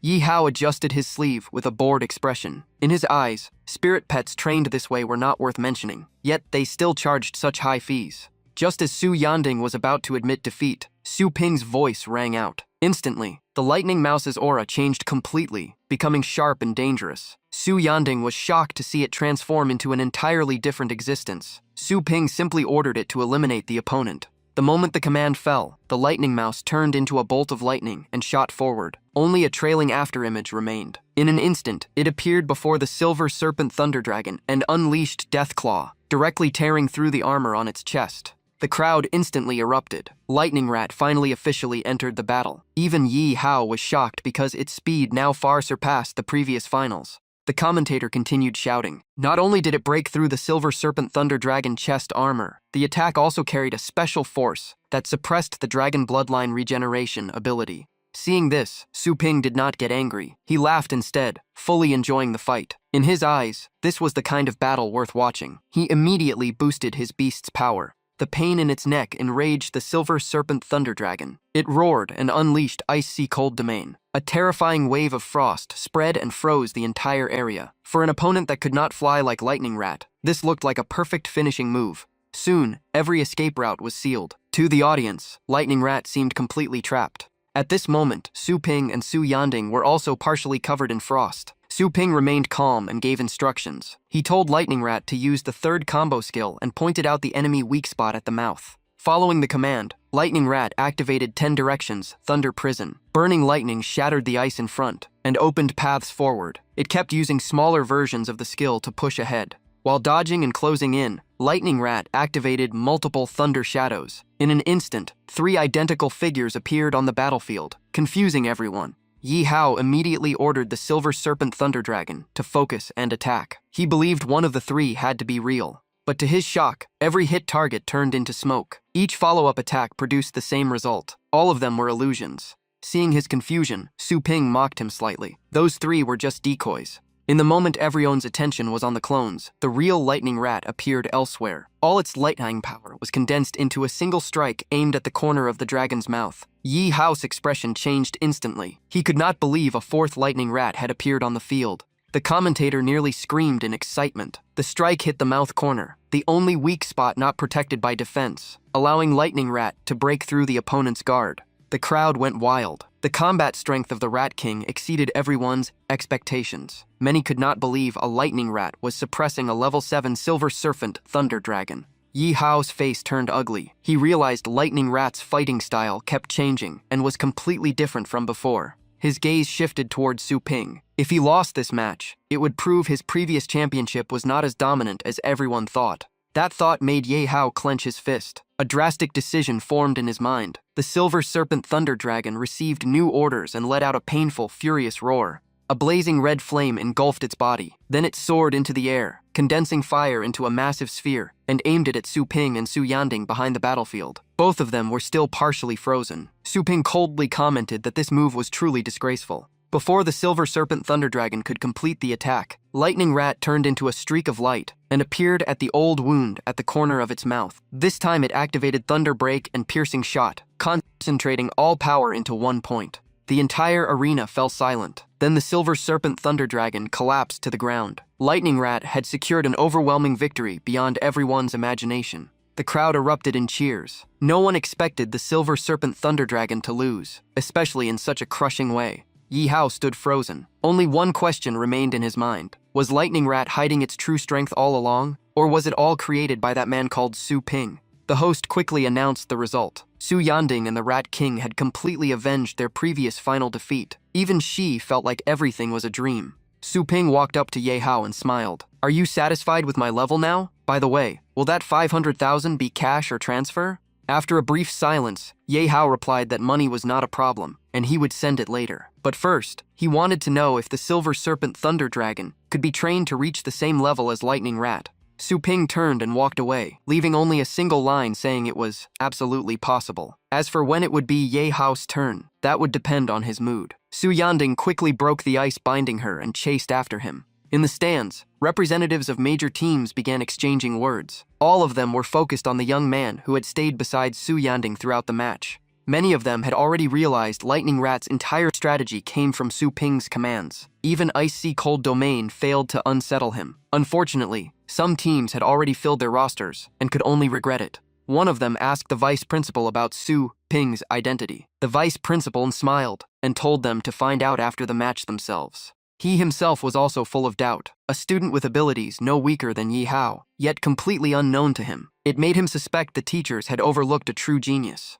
Before they could leave the arena, Su Ping and Su Yanding were invited to the office by the academy leadership. They said an important figure wanted to meet them. In the vice principal's office, Su Yanding nervously sat beside Su Ping and explained a big shot was coming. In contrast, Su Ping remained calm. He casually poured tea and sat in the guest chair. To him, this was convenient since he had planned to discuss business with the principal anyway. Soon the door opened. A group of people walked in. The moment the leading figure appeared, both the vice principal and instructors immediately stepped aside and greeted him respectfully. The white-haired elder released a powerful aura, stroked his beard, and laughed, saying the match had reignited even his old passion. The elder's gaze landed on Su Ping. He directly stated that this young man was worth cultivating. Su Yanding quickly pulled Su Ping up, worried he might be disrespectful. The man who arrived was the chief captain of the White Crane battle team. Behind him were two famous figures, the Iron Hand Captain with a long scar on his face, and the Shadow Captain with neatly tied hair. Their wounds revealed countless life and death battles. Sensing their aura, Su Yanding was deeply shocked. Vice Principal Song Yuyan looked at Su Ping and asked if he was a second-year student. He then asked who his supervising teacher was. He continued enthusiastically, saying he would arrange the best dormitory for him. Gu Sewis on the side laughed and reminded him that Su Ping was not even a student here. Hearing that, Su Ping simply nodded toward her. The vice principal did not give up and smiled again, saying it did not matter if he was not a student. He asked if Su Ping wanted to train at their academy, offering full tuition exemption and a high-grade spirit beast bloodline upon graduation. Su Yanding could not help feeling jealous. Free tuition plus top-tier beast rewards was something she had never even heard of. The Shadow Captain muttered teasingly that the old fox had just been acting friendly earlier. Su Ping calmly sipped his tea and refused with a single sentence, saying he was not interested. The answer left the vice principal stunned. He asked again in disbelief, unable to understand how someone could reject such conditions. He even offered monthly allowances on top. Gu Shui then stepped in and explained. She recalled how years ago at Huatuo Gorge, she and Di Chenshan were attacked, and a young man killed the sea demon beast to save them. The vice principal immediately remembered the incident that had shaken Feng Mountain. He realized the young man in front of him was that same person. Feeling all eyes on him, Su Ping calmly poured tea and asked why they were staring at him, joking if they wanted tea. The crowd erupted. This man had not only killed an 8th-level sea demon beast but also saved Di Chenshan, a gold medal explorer. The shadow captain clicked his tongue, praising his terrifying combat power, and suspecting he was the heir of a major hidden family. The Iron Hand captain said even the 4 great families had no such figure. The White Crane captain guessed he might be a secret descendant of the Yi family. Su Ping frowned and said he was surnamed Su and had nothing to do with the Ye family, telling them not to randomly assign him a surname. Su Yanding grew nervous beside him, worried his tone might offend these big figures. The Iron Hand captain laughed and directly extended an invitation. He told Su Ping to stop being a student and join his battle team, enter the main squad immediately, and receive double benefits. Su Yanding was completely stunned. The moment they opened their mouths, they offered him a main squad position with double benefits. Meanwhile, when she signed with a battle team, she was only placed in the 4th squad as a temporary member with almost no perks. Yet Su Ping remained indifferent. To him, joining a battle team was less interesting than reading a book. The shadow captain immediately raised the offer, promising 100,000 desolate outpost points. Not stopping there, the White Crane chief captain even offered to personally teach him combat techniques and craft a custom battle armor set. Su Yanding's eyes lit up at the offers. She almost wished she could accept on his behalf. But Su Ping only showed disdain, saying he still had to run his shop and train beasts, leaving no time to become a desolate outpost explorer. At this moment, Gu Shui changed direction and suggested Su Ping consider becoming a special academy instructor. Su Ping immediately showed interest and asked back. Even Su Yanding was surprised by the proposal. One must know instructor positions were only for those above level 7 and required passing countless strict evaluations. Each instructor also influenced the future of around 100 students. Countless people dreamed of the role but could not reach it. Gu Shui continued with extremely attractive conditions. She said he would only need to teach 1 class per week, with complete freedom the rest of the time. As for academy resources, he could use anything he wanted. Hearing about resources, Su Ping was instantly moved. Cultivating the Golden Crow Divine Demon required massive rare materials. If he could obtain them from the academy, it would save him a great deal of effort. Not to mention, the instructor identity would also prevent troublemakers from targeting his shop. It was indeed a choice with multiple benefits. Seeing Su Ping waver, Gu Shui immediately placed a thick stack of documents on the table, tall enough to almost block his face. Then she sat on the edge of the table, crossed her legs, and explained the requirements. Becoming an instructor required tests in physical ability, combat power, and teaching skill. The theory requirement alone was an average score of 60 over 5 years. For someone like Su Ping who disliked studying, it already sounded like a headache. Seeing the situation, the vice principal quickly stepped in. He said those standards were only for ordinary people. Someone who had killed a sea demon beast in the desolate outpost like Su Ping did not need to prove combat ability. As for teaching skills, attending a few classes would be enough to master them quickly.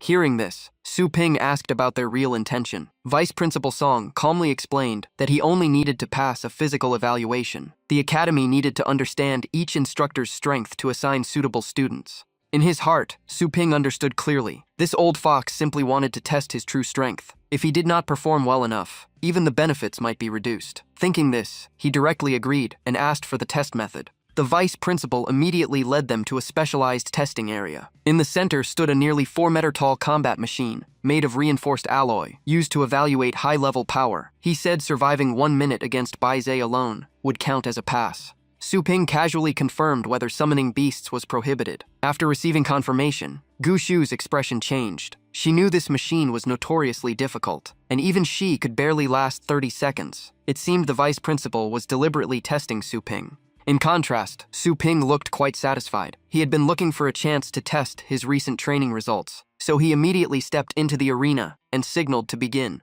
As the test started, Bai Zhe unleashed a barrage of lightning at extreme speed. Su Ping kept dodging, but was eventually struck. He raised a star shield to block, only for it to shatter instantly, sending him flying backward. Watching from behind the glass, the vice principal slightly frowned. Surviving 10 seconds without being hit already proved Su Ping's reflexes were excellent. It was just unfortunate that his defense was too weak. Before he could stabilize himself, a warning circle appeared beneath Su Ping's feet. He leapt away, but was still half a step too slow. A powerful force sent him into the air while countless water spikes shot in from all directions. Suspended mid-air with no foothold, Su Ping became a perfect target. Hundreds of attacks continuously slammed into his body. Looking at the countdown timer, the vice principal shook his head slightly. Barely 20 seconds in, and he was already in this state. It seemed facing Baize, for the first time, was indeed too difficult. Inside the arena, Baize continued releasing suppressive energy attacks. At the same time, energy vines coiled tightly around Su Ping, binding him in the center of the field and preparing for a finishing blow.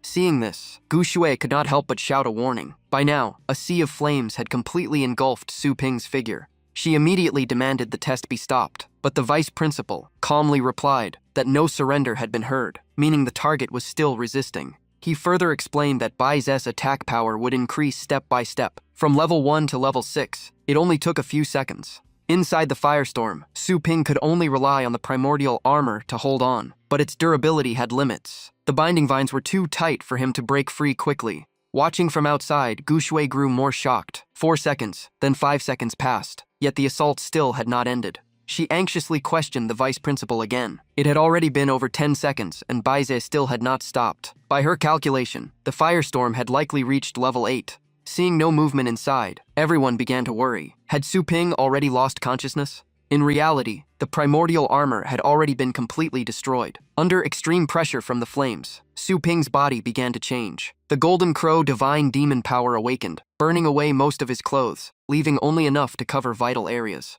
Even the binding vines were blasted away. Su Ping roared in fury, cursed the machine, and rushed forward at terrifying speed. One punch smashed directly into Baize, shattering its head instantly. Gu Shui and the vice principal were both stunned. Before their eyes, Su Ping not only survived the assault, but counterattacked the testing machine. What was even more terrifying was that both of them, when facing Baize themselves, could only take hits passively. This made them even suspect the machine was malfunctioning. After the eruption, that strange surge of power slowly faded. Su Ping stood in place, confused by the sudden change in his body. The system quickly explained. The level 1 Golden Crow Divine Demon Battle Physique was still incomplete. Normally, it only enhanced physical strength to a limited degree. Only in special conditions could it trigger an incomplete Golden Crow state, allowing partial access to true Golden Crow power. Su Ping clenched his fist, feeling the lingering force inside his body. Just a fraction of incomplete power was already this terrifying. Meanwhile, although Baize had been partially destroyed, it still completed the final evaluation. Spiritual energy reached mid-level 3, attack power mid-level 7, defense low-level 8. The overall result was determined to be upper-level 7 combat strength. After the test ended, the vice principal and Gu Shui went down to the arena. Su Ping looked at them and asked directly if this was enough to pass. The vice principal immediately applauded without hesitation, full of praise. In his view, this strength was enough to serve even as a senior instructor. Gu Shui was also stunned. The vice principal happily announced that from tomorrow, Su Ping's instructor profile would be officially updated in the Phoenix Mountain Academy system. Su Ping silently thought back to the battle. Baize's power clearly far exceeded what a normal person could endure. If not for the sudden burst of the Golden Crow divine demon body, he would have been severely suppressed long ago. Thinking of this, he glanced at the vice principal with a cautious expression. This old fox was not simple. Noticing Su Ping's expression turning a bit unpleasant, the vice principal asked with concern. He even joked that maybe his mood was bad because his clothes had been destroyed. Su Ping waved his hand, turned, and left, saying there was nothing wrong and he would head back first. In his heart, he cursed the old fox for pretending ignorance. Still, the result was not a loss, so he did not bother to pursue it. The vice principal even offered to send a car, but he refused. Watching Su Ping leave, the vice principal smiled and reminded him not to forget to teach 1 class per week. After he was gone, Gu Shui voiced her confusion. With attack and defense reaching level 7 and 8, yet spiritual energy only at level 3, it was extremely abnormal. The vice principal quickly made a guess. In his opinion, Su Ping likely possessed a special technique that had not yet been fully cultivated. Behind him might be a hidden expert guiding him. He told Gu Shui to maintain a good relationship with Su Ping and try to investigate the person behind him. Even Su Ping's shop might be an important clue, and they should find its location. Just as they were discussing, Su Ping suddenly peeked back through the door, startling both of them. He casually said there was no need to guess, and he could send the location directly. As long as they helped introduce a few wealthy customers, that would be enough. Then he finally left for real. As soon as he got home, Li Qingru saw her son wearing nothing but a pair of tattered shorts, and immediately panicked, asking what had happened. She kept checking whether he was injured. After confirming he was fine, she noticed his well-built physique and was surprised. She even reached out to feel his muscles, making Su Ping blush. He quickly stopped her and said he would change clothes and explain later. After speaking, Su Ping covered himself and ran straight into his room. Behind him, his mother laughed and teased that she used to bathe him when he was little, and now he was shy. While changing clothes, Su Ping thought about the primordial armor being completely destroyed. He could not help wondering if it came with any kind of warranty. Just then, hurried footsteps came from outside. Su Lingyu rushed in and called his name loudly. The moment she appeared, she immediately asked if he had truly awakened as a beastmaster. Su Ping, still half-dressed, turned and replied yes.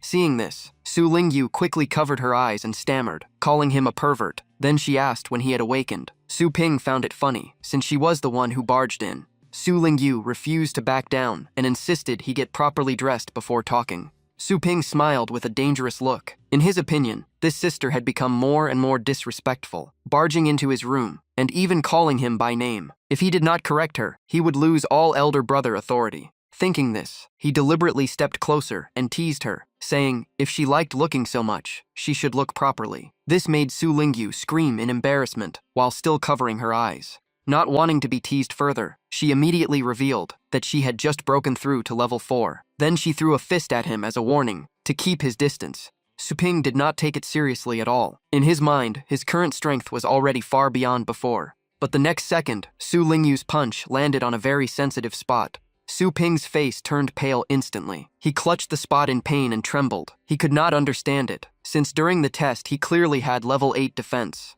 The system immediately explained that those stats only appeared when he activated the incomplete Golden Crow state. Normally, his body was only at mid-level 3 strength. Hearing this, Su Ping felt like swearing. After dinner, Li Qingru peeled an apple while asking more about his awakening as a beastmaster. She wanted to know what his current beast was and its quality. Su Ping honestly said he only had a little skeleton, likely low to mid-grade. Hearing this, his mother immediately felt it was not enough. She suggested buying him a mid-tier beast. Su Lingyu immediately objected. In her view, her brother had just awakened, so even a strong beast would not be useful. Not to mention higher-tier beasts were extremely expensive to maintain, and with his income, it would be difficult to afford them. Li Qingru then thought of his shop and worriedly asked if he had enough money for expenses. She told him not to borrow from others if he was short. Su Ping said he was doing fine and casually showed her his bank card. The screen showed Su Ping's account balance had exceeded 500,000 star coins. Both his mother and sister were stunned, almost jumping up. They could not understand where he got so much money, and even suspected he might have done something illegal.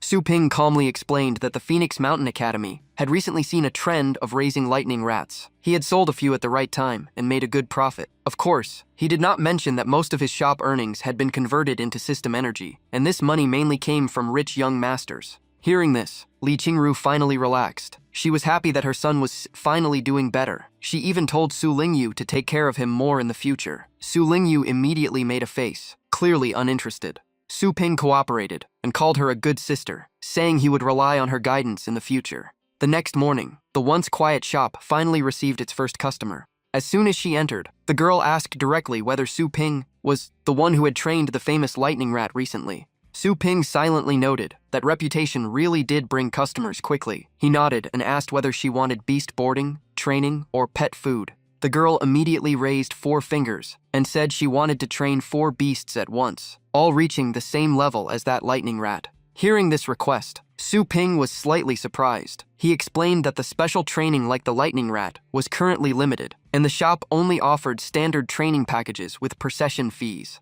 The girl frowned slightly. If the results could not match something like the Thunder Light Rat, what level could this basic training package really reach? Su Ping smiled and explained that while it was not as extreme as the previous case, it could still significantly boost a battle pet's strength. The price was 10,000 per session for low-level beasts and 100,000 for intermediate ones. The vague explanation only made her more doubtful. In her mind, either all the benefits had already been taken by Su Yanding, or this shop was simply exploiting the Thunderlight Rat's reputation to make money. Either way, it was not worth considering further. Thinking this, she turned around and prepared to leave, saying she would check other places. Seeing the customer about to walk away, Su Ping quickly tried to stop her. At that moment, the system suddenly issued a notification because the customer remained doubtful and the order was about to be cancelled, causing direct loss to the shop. A special professional training mission was activated. The mission details appeared instantly. The professional training cost would be 100 times higher than the standard package and last 30 days. The goal was to raise the battle pet's intelligence to at least intermediate level. Rewards included an intermediate origin energy pill and a chance to obtain a random demon god battle technique. Failure would result in a deduction of 10 attribute points.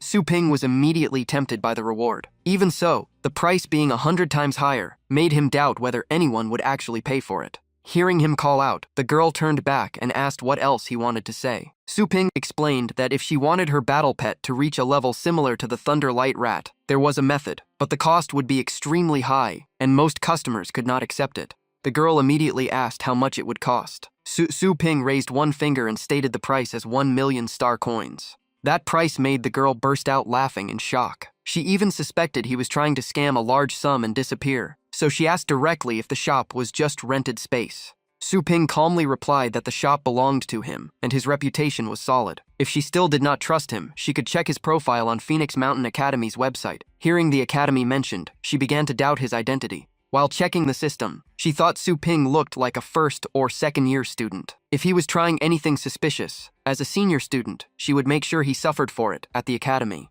However, when the information appeared, she froze completely. The profile clearly stated, Su Ping, Combat Department, Senior Instructor at Phoenix Mountain Academy. The girl nearly shouted in shock. A man this young was actually a senior instructor in the combat department, and his record showed extremely outstanding combat achievements. It was far beyond her imagination. Seeing her stunned reaction, Su Ping smiled faintly and asked whether he would still be able to live peacefully at the academy after what had just happened. Hearing this, the girl immediately blushed. She lowered her head and apologized, admitting her rudeness and asking the instructor to forgive her ignorance. Su Ping waved his hand and said there was no need to call him instructor in the shop, just call him shop owner. If she still wanted training, she should come back with enough money. He could not help but feel that his instructor identity was quite useful. The girl obediently nodded. However, she quietly admitted that she did not actually bring much money with her. Right after that, she transferred the payment to Su Ping and summoned her battle pet. What appeared was a cute pink pig.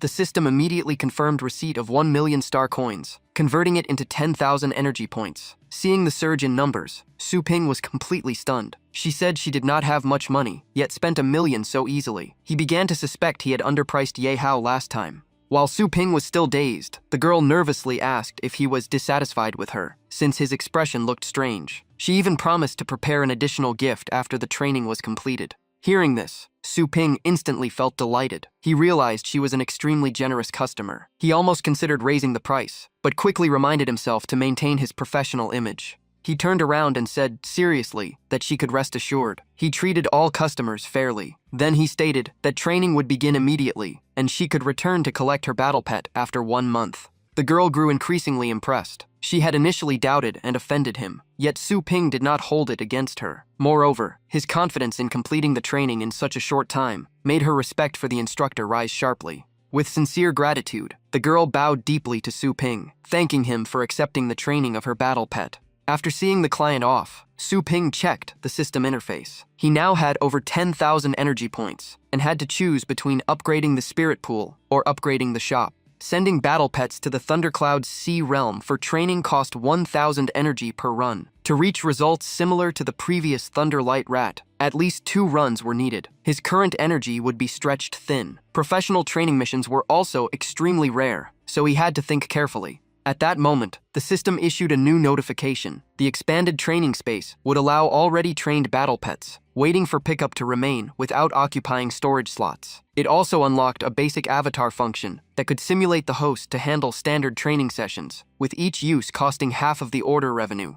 Su Ping's eyes lit up instantly. This function was practically a perfect money-making tool. Even if each order only brought partial profit, high volume would keep the shop running non-stop. With around 10 orders a day, the payback period would not be long. While he was calculating, the outside of the shop suddenly became noisy and lively. Waves of discussion echoed in the street, drawing his attention. He walked outside and saw a large crowd gathered at the entrance, all curiously observing the shop. The scene immediately lifted his spirits. Soon after, customers began pouring in one after another. Some asked about training services, some wanted boarding for battle pets, others sought consultations. The once empty shop was suddenly packed. Worried about lacking customers to test the new function, Su Ping immediately chose to upgrade, according to the system's suggestion. With the avatar support feature, he could handle all incoming orders. After the upgrade, the system transported him to a new training zone called Fragment Star 9527. It allowed 30 respawns, offered 7 days of training time, and cost 10 energy points to activate.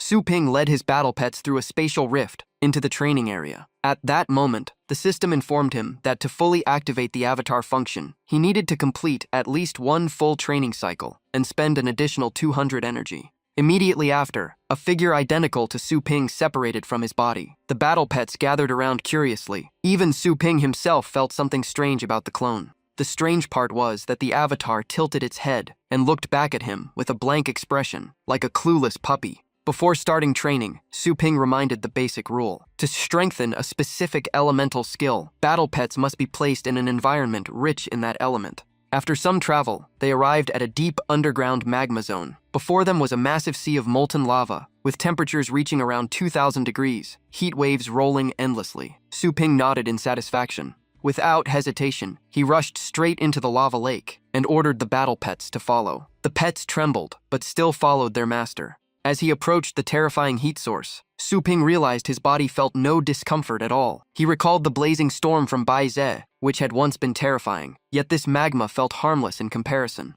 In contrast, the battle pets and even the avatar were terrified. Su Ping calmly reached out and touched the lava. He suspected the Golden Crow Divine Demon body had extreme fire affinity, and since this was a revival space, there was nothing to fear. The moment his finger touched the surface, the magma seemed to gain intelligence and wrapped itself around his hand. The fire element became unusually docile, as if recognizing its true master. This was the effect of the Golden Crow bloodline. Seeing this, the avatar also tried to imitate him and reached into the lava. As a result, its arm was instantly burned away by half. Su Ping could only laugh and scold it for copying things blindly. After the arm regenerated, Su Ping tore off the restrictive clothing and stepped directly into the lava pool to soak. Not wanting to waste time, he ordered all battle pets to be thrown in for training. Receiving the command, the avatar immediately grabbed them one by one and tossed them into the sea of fire. Upon contact with the lava, the battle pets were instantly burned down to skeletons. Su Ping calmly triggered revival. The second attempt ended the same way. However, he showed no discouragement. Again and again, he revived them and forced them to endure the training. Gradually, the results began to appear as expected. Through countless cycles of death and revival, the battle pets began to comprehend new skills. Qi Yanquan learned Fire Step, Zi Yanmao mastered Flame Armor, Yan Jiahua awakened Flame Roar, and Xiao Huoxi learned Blaze Trajectory. When the clients received their battle pets, they were overjoyed. In just one day, their pets had learned brand new intermediate skills. Everyone was stunned, calling it a miraculous training method, convinced a master was backing the shop. The moment they heard they could also buy pet food, the crowd immediately rushed to register. Some wanted food purchases, some wanted boarding, and others sought training services from Su Ping. Seeing the chaos, Su Ping raised his hand and signaled everyone to calm down and line up. He checked the system panel and saw total earnings of 25,860 star coins, converted into 258.6 energy points, bringing his remaining energy to 11,650. Looking at the fully occupied storage slots, Su Ping was surprised. He originally thought it would take nearly 20 days to accumulate this much energy, but it only took a few days, and even the slots were now insufficient. He kept buying additional storage slots, but the system quickly warned he had reached the maximum limit of 2,525 slots. Further expansion required upgrading to level 2 at a cost of 1,000 points. Su Ping decided to refuse. For now, his priority was training Tianxiang Zhu. Spending too much here would be a loss-making move. He then shifted focus to upgrading the Chaos Spirit Pool. The system immediately deducted 10,000 points, leaving him with 1,650 energy. Green light enveloped the spirit pool, and new data appeared. After the upgrade, there was now an extremely low chance of producing royal bloodline beasts. However, each cultivation would cost 1,000 energy points. Su Ping clasped his hands, hoping for luck. One roll cost over 100,000 star coins. The price was steep, and after last time getting average results, he now hoped for at least a mid-year level 6 beast. Regaining focus, Su Ping pressed the cultivation button without hesitation. Dark clouds gathered overhead as energy spiraled at the center. As the white light faded, the first thing he saw was a long red tail, making him think it was a snake at first. But when wings appeared, he realized he was wrong. As the full form emerged, Su Ping recognized it as the Lian Yu Zhu Long Shou. It possessed lightning and fire attributes, 9th grade bloodline, mid-year level 3 combat power, and skills including Dragon Might and Thunder Breath. Su Ping was so delighted he kept patting its head. This was truly a rare catch. A 9th grade bloodline was only one step away from a royal beast, and its value meant huge profit. Annoyed by the touch, the Lian Yu Zhu Long Shou immediately roared in warning, clearly refusing to be disrespected by a weak human. The flames it spat were easily dodged by Su Ping. He laughed, noting how small it was yet how fierce its temper was. Su Ping grabbed its mouth and said coldly that in this shop he held absolute authority. If it understood, it should obediently form a contract. The little dragon blinked rapidly and quickly accepted the contract. At that moment, the clock hit 13:55, and Gu Xue sent a reminder that Su Ping needed to attend the public lecture soon. At Phoenix Mountain Academy, the combat department head checked the time with dissatisfaction. Only 2 minutes remained before class, and he felt the new instructor was extremely undisciplined. Gu Xue quickly explained that Instructor Su might have gotten lost, and asked the head to calm down. The head snorted coldly, saying the department had become chaotic just days after he left. He also heard the new instructor was personally recommended by Gu Xue, without informing him. Gu Xue immediately apologized, and stated she would take full responsibility if Su Ping truly arrived late. At that moment, a figure descended from the sky. Gu Xue sighed in relief, while the head looked at Su Ping and asked if he was the new instructor. Su Ping recalled the Lian Yu Zhu Long Shou back into his pet space, still satisfied with the feeling of riding a dragon, then nodded to confirm his identity. In Year 3 classes, students were discussing excitedly. They heard the combat department had a very young new instructor, and many were curious or suspicious about his background. Some even believed the achievements online were exaggerated, guessing he had connections or paid his way in. While training nearby, Su Lanyue stood up to refute them. In her view, age meant nothing. Anyone qualified as an instructor must have real ability. The students immediately mocked her, saying she was too naive to think hard work alone could make someone a senior instructor. Before the argument could continue, Gu Xue, the combat department head, and Su Ping walked into the classroom, instantly silencing the room. The head announced that this was an open lecture about the Wild Zone and real combat content. He and Gu Xue would be the main lecturers, while Instructor Su would assist.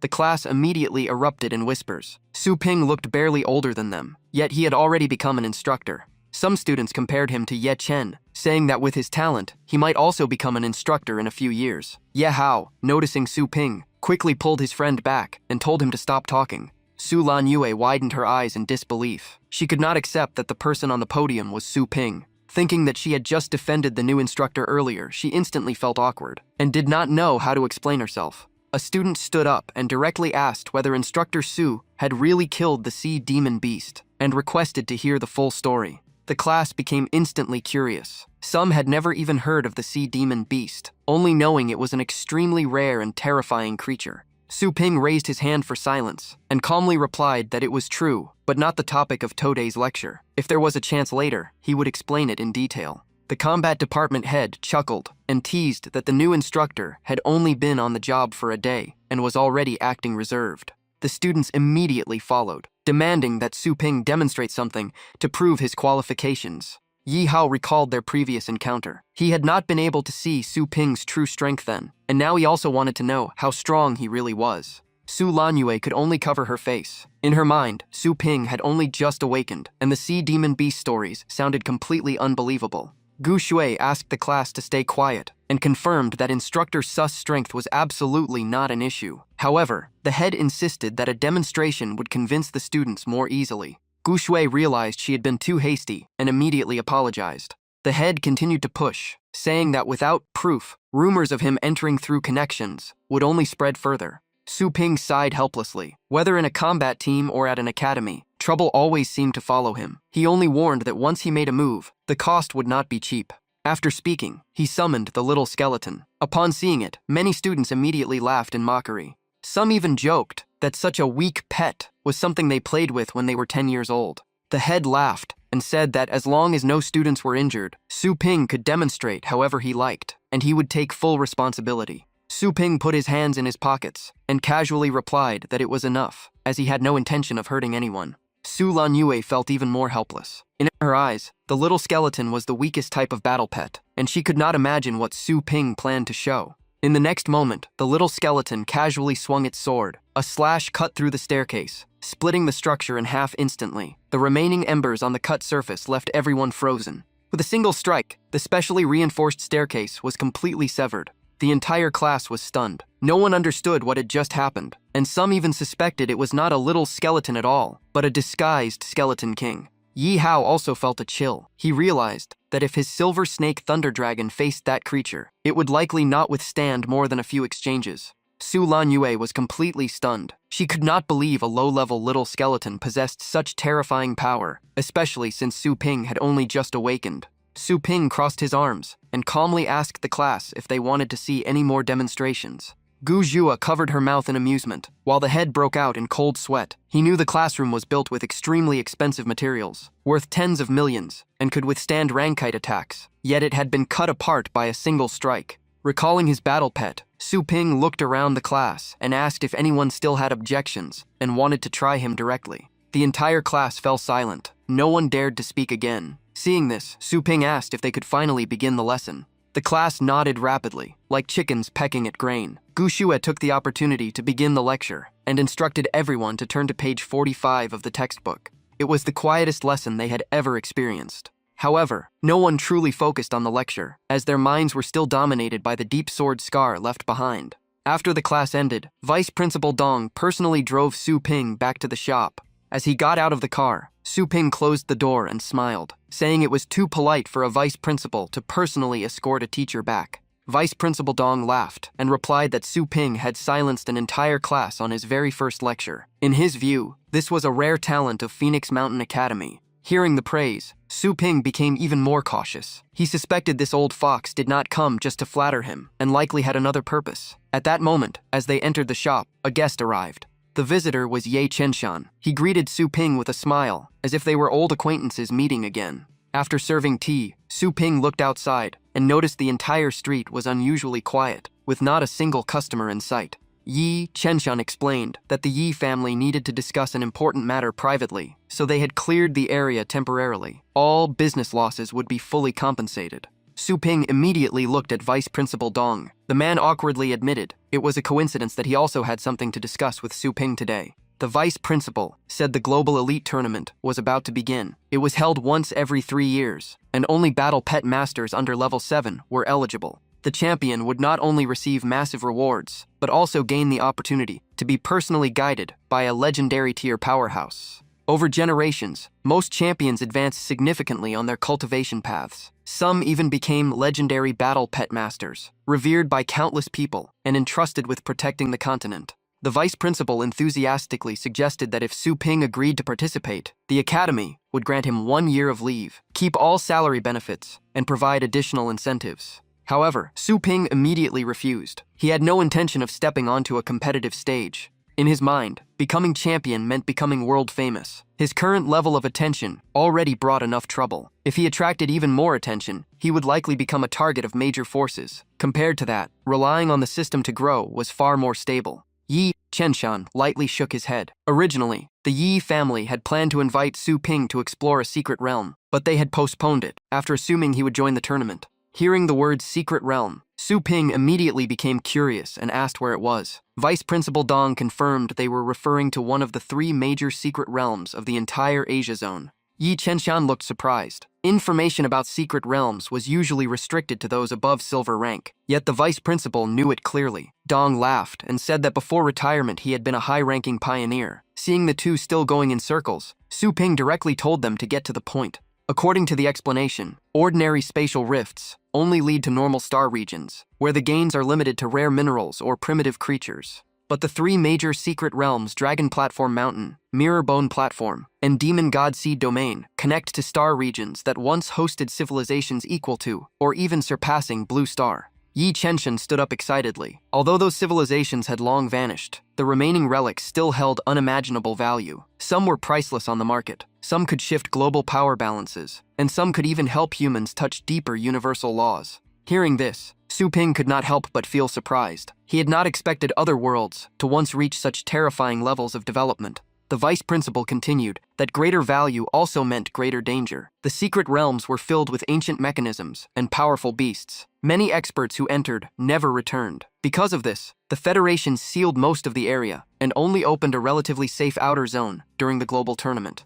Yi Chenshan nodded in confirmation. The Yi family had fortunately obtained a quota to explore the outer region of Dragon Platform Mountain and was now seeking suitable partners, only to learn that Su Ping might be busy with the tournament. Su Ping thought for a moment and replied that he had no interest in the tournament, but the secret realm was worth considering. After all, his cultivation system encompassed countless worlds. Perhaps Dragon Platform Mountain was one of them, and even if there were dangerous beasts or ancient mechanisms, his unlimited revival ability made them far less threatening. It was already late at night, but customers were still lining up outside the shop. Everyone was impatient, waiting for their turn to submit pets for training. Su Ping pulled down the rolling shutter and apologized to everyone. The shop was closed for the day, and those who had not been served would have to come back earlier tomorrow. A man who had been waiting all day immediately groaned in regret. He was so close to his turn that he missed the chance, and even decided to book a hotel nearby just to secure the front of the line the next morning. Hearing this, many others started considering the same.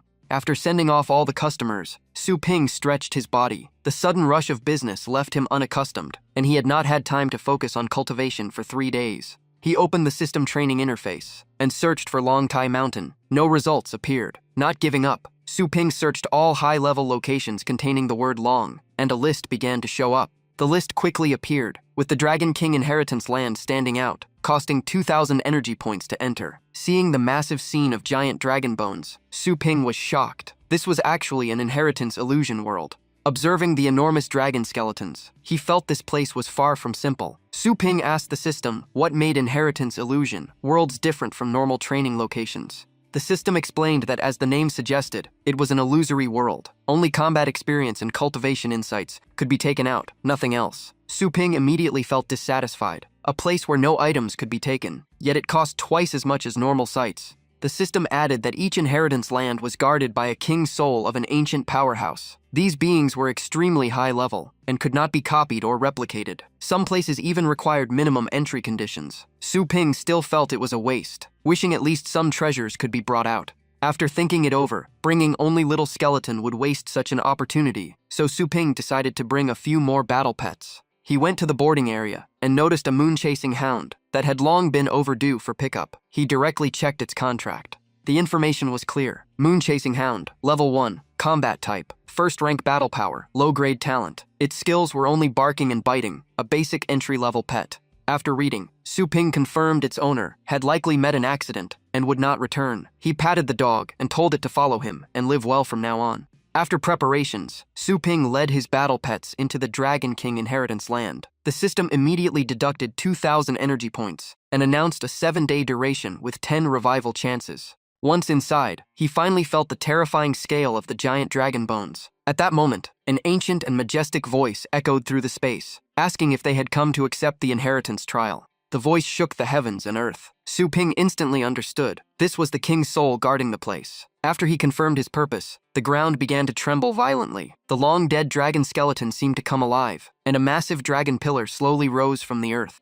The dragon pillar stood like a tower with 9 levels. The 9th level at the top was the requirement to qualify for the inheritance selection. Hearing this, Su Ping asked how one could truly obtain the inheritance if this was only the qualification stage. The king's soul explained that when the original body fell, its flesh turned into heaven and earth, while its dragon scales became 109 continents. Over time, those lands were corrupted by evil energy and gave birth to countless monsters. To fully awaken the king's soul, all those creatures must be wiped out. Only then could those who reached the 9th level enter the final trial. Su Ping understood that inheritance from such a being would not be easy. However, clearing 109 continents alone already sounded overwhelming. A giant gate appeared beneath the dragon pillar. Su Ping led his 4 battle pets inside. Only little skeleton remained calm, while the others trembled under the terrifying dragon pressure. A cold voice echoed out. Participants must first learn fear. Immediately, the pressure of the dragon aura surged even stronger in the space.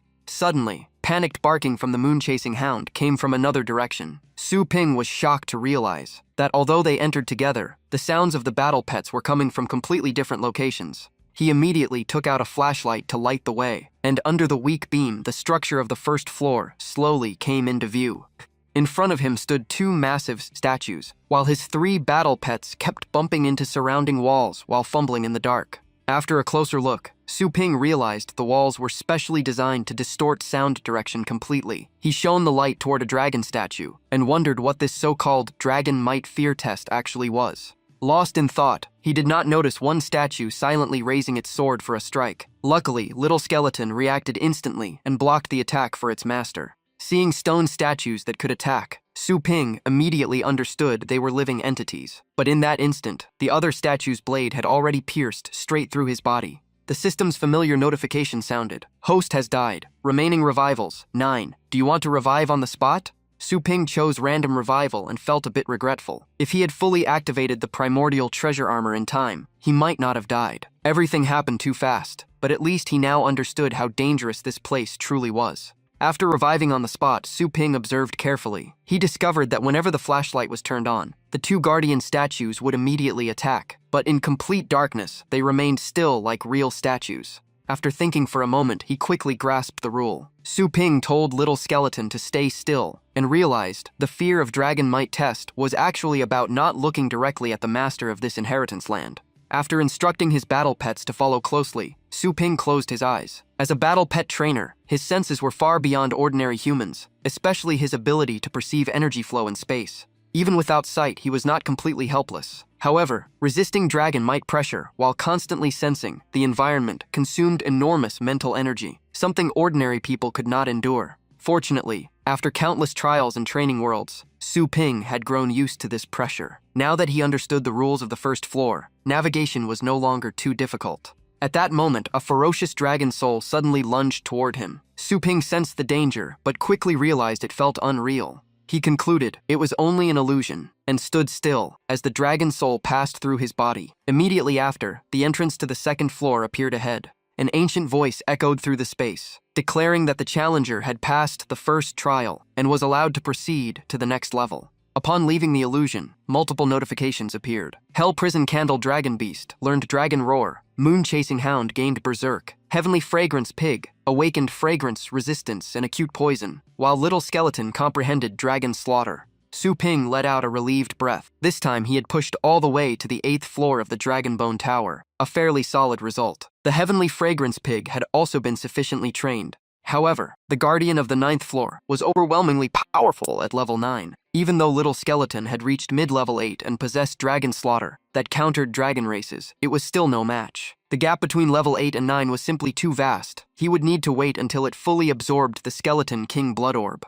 Early the next morning at 6, Su Lingyu quietly appeared near the shop and hid behind a wall to observe. In her mind, her brother, who could not even take one punch from her, could never become a high-level instructor. She was determined to uncover the truth behind this situation. The front of the shop was already packed with people. At that moment, Su Ping arrived calmly on a bicycle. Su Lingyu froze, because he usually did not open the shop until the afternoon. As soon as Su Ping appeared, the crowd erupted in excitement. Some asked if they could train their battle pets today, while others mentioned previous visits. Su Lingyu became even more confused. The attitude of these people towards Su Ping was like he was their savior. After parking his bike, Su Ping told everyone to make space and line up properly. The crowd immediately responded in unison and followed his instructions. At that moment, a voice came from behind asking for passage. At first, everyone wanted him to line up, but after recognizing his identity, they quickly changed attitude and invited him in. The newcomer was Yahello. Su Lingyu was once again shocked. He was the famous champion of the South District. Why would he come personally to see Su Ping? The crowd split into 2 rows, leaving a wide path. Yahello walked straight up to Su Ping, while Su Ping looked surprised and asked why he had come here. Yahello laughed and reminded him that it had only been a short time, and he already forgot. It was about the Silver Serpent Thunder Dragon Beast. After speaking, he directly summoned his battle pet. The moment the Silver Serpent Thunder Dragon Beast appeared, an overwhelming dragon pressure flooded the entire area, forcing many people to stagger. Su Lingyu grew even more tense. She thought Ye Hao had brought his battle pet to settle the score from their previous competition. Ye Hao proudly looked at his majestic silver serpent thunder dragon beast and reminded Su Ping about the last training, asking if he remembered. Su Ping calmly parked his bike and casually replied that he thought it was something serious. Looking at the dragon beast with 9th rank bloodline, he asked the system when the advanced training service for high-tier battle pets would be unlocked. The system replied that he needed to complete at least one professional training session and upgrade the shop to level 3. To reach level 3, the shop area must be expanded to 3,000 square meters. Hearing that requirement, Su Ping was speechless. Expanding it that much was basically building a factory instead of a shop. Meanwhile, the surrounding crowd kept discussing non-stop. It was the first time many of them had seen a 9th rank dragon bloodline beast this close. Some believed it was normal for Ye Hao to come here for training, since Su Ping had already produced top-tier pets, like the Thunder Light Mouse and Little Skeleton. However, others disagreed. 9th rank bloodlines were extremely rare, and dragon beasts were even more valuable. If he had never trained such high-level pets before, then all theory was just talk. In truth, no one had ever seen Su Ping train a high-tier battle pet. Ye Hao began to doubt as well. Could it be that shop owner Su had never actually trained dragon beasts before? Still, someone capable of raising pets with such high-level bloodlines must have strong backing. If it turned out he could not handle high-tier pets, it might cost him valuable future customers. Thinking of that, Su Ping calmly explained that he did not specialize in dragon-type pets, and only occasionally took special cases. He originally planned to wait until this one matured further before showing it, but it had to be brought out early.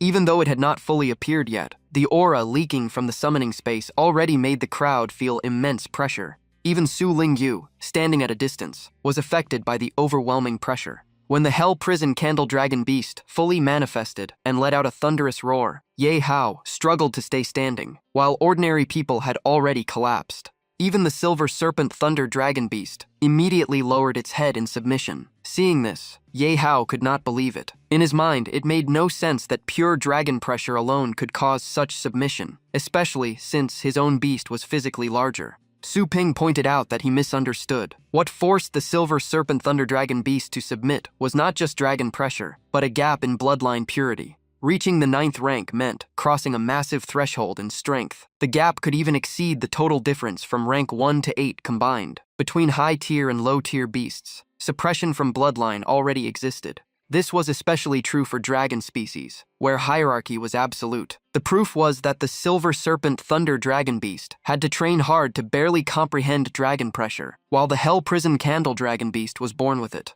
After hearing this, Ye Hao scratched his head in embarrassment and admitted his mistake. He thought to himself that shop owner Su not only had contact with 9th rank dragon beasts, but also understood them completely. Doubting him had been embarrassing. Seeing this, Su Ping patted his shoulder and told him not to worry. He understood his desire to become stronger and would not overlook him when his turn came. That promise made Ye Hao visibly delighted, while Su Ping silently smiled in satisfaction. Another major customer secured.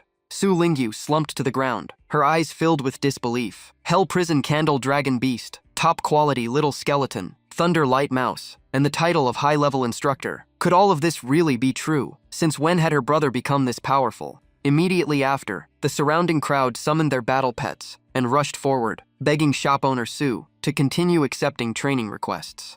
Everyone scrambled to register. Su Ping happily rubbed his hands and told them to line up and pay in order. His gaze suddenly stopped on a few familiar faces among the pets. The moment they noticed him looking, they immediately ran away. After sending all the battle pets into the training space, Su Ping checked the shop status. All revenue had been converted into energy, bringing the balance to 43,692 points. Upgrading the shop to level 3 required 100,000 energy, completion of professional training, and expansion to 3,000 square meters. Although the energy was still far from enough, at least customer demand was no longer a problem. What gave Su Ping a bigger headache was the real estate issue. Even buying property in the real world, even in the poorest part of Xia City, cost 4 to 10,000 per square meter. However, if the shop upgrade succeeded, his earning potential would increase dramatically, and he would also have a reason to bring his mother and Su Lingyu to live with him. Then he could stay inside the shop and rely on system protection. He had only just grown up, and he really did not want an early end to his life.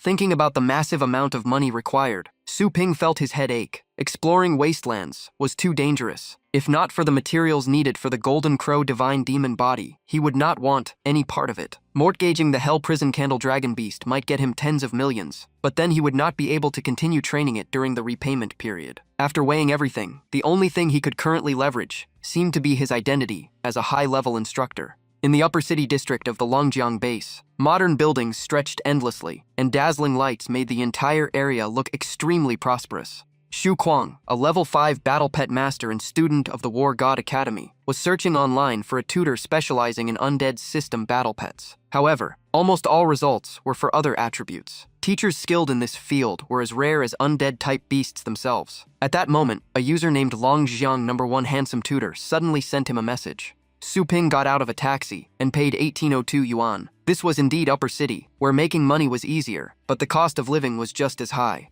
Just as he was about to enter the agreed location, he was stopped by 2 security guards. One tapped a baton lightly on his hand while sizing him up, judging that someone dressed like him was definitely not a resident here, and outsiders were not allowed to enter casually. Su Ping took out his communicator to call Xu Kuang while silently complaining. A dedicated instructor like him still had to do private lessons late at night, yet he did not look like someone here to cause trouble. After checking the chat again, he confirmed that Xu Kuang had sent this exact location. The message clearly said he only needed to report his name and head to the combat area. So Su Ping directly said he was here to see Xu Kuang and asked to be guided in. Upon hearing the name, the guards immediately changed their attitude, realizing this was a guest of young Master Xu. One guard immediately led the way. In the training area, Xu Kuang was fighting a training robot with strength, equivalent to upper level 3, but he felt it was still not enough pressure. So Xu Kuang increased the difficulty to level 4 and activated the Wolf Fist combat module. The robot immediately charged forward like a ferocious predator.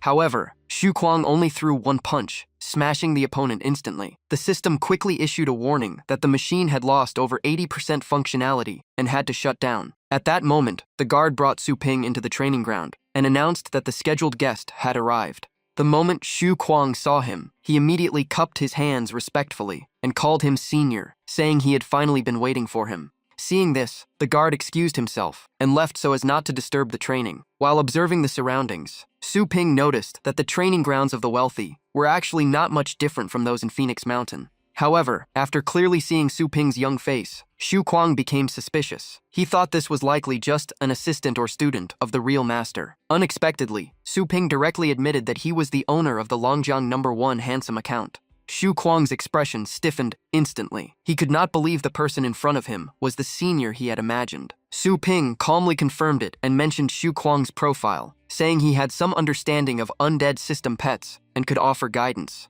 After hearing this, Xu Kuang was completely stunned. A few seconds later, his face turned red with anger. In his eyes, Su Ping's aura was very ordinary, even weaker than his own. Whether he could even beat him was questionable, yet he dared to act as a senior and teach him. Thinking back to how respectfully he had addressed him earlier, even sending cute emojis during their chat, Xu Kuang felt extremely embarrassed. Seeing his sudden change in attitude, Su Ping asked if something was wrong. Xu Kuang was so irritated he wanted to hit someone. At that moment, Su Ping suddenly said that he had been probing his spiritual energy just now, right? Xu Kuang was shocked. What confused him was how someone with weaker spiritual energy could detect such a subtle probing action. Seeing his reaction, Su Ping chuckled and said it seemed he had guessed correctly. He knew Xu Kuang was not convinced, so he told him to gather all his spiritual energy into his right fist and try a punch. Xu Kuang immediately replied that he would not be blamed for what happened next. Without hesitation, Xu Kuang quickly focused his spiritual energy into his fist, preparing to show the opponent the consequences of underestimating him.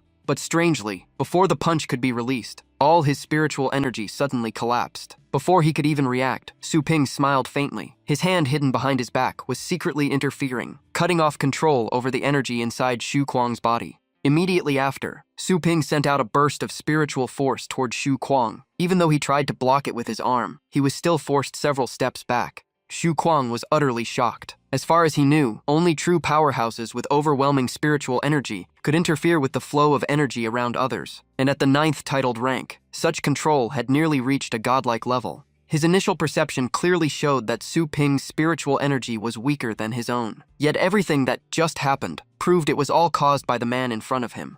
The more he thought about it, the more Xu Kuang believed the other party was deliberately hiding his true strength. Could it be that such a young titled rank powerhouse really existed? In the Federation, only those who reached rank 9 were qualified to hold an official title. Each title represented top-tier strength in a specialized field. Thinking of this, Xu Kuang immediately asked respectfully what Su Ping's title was.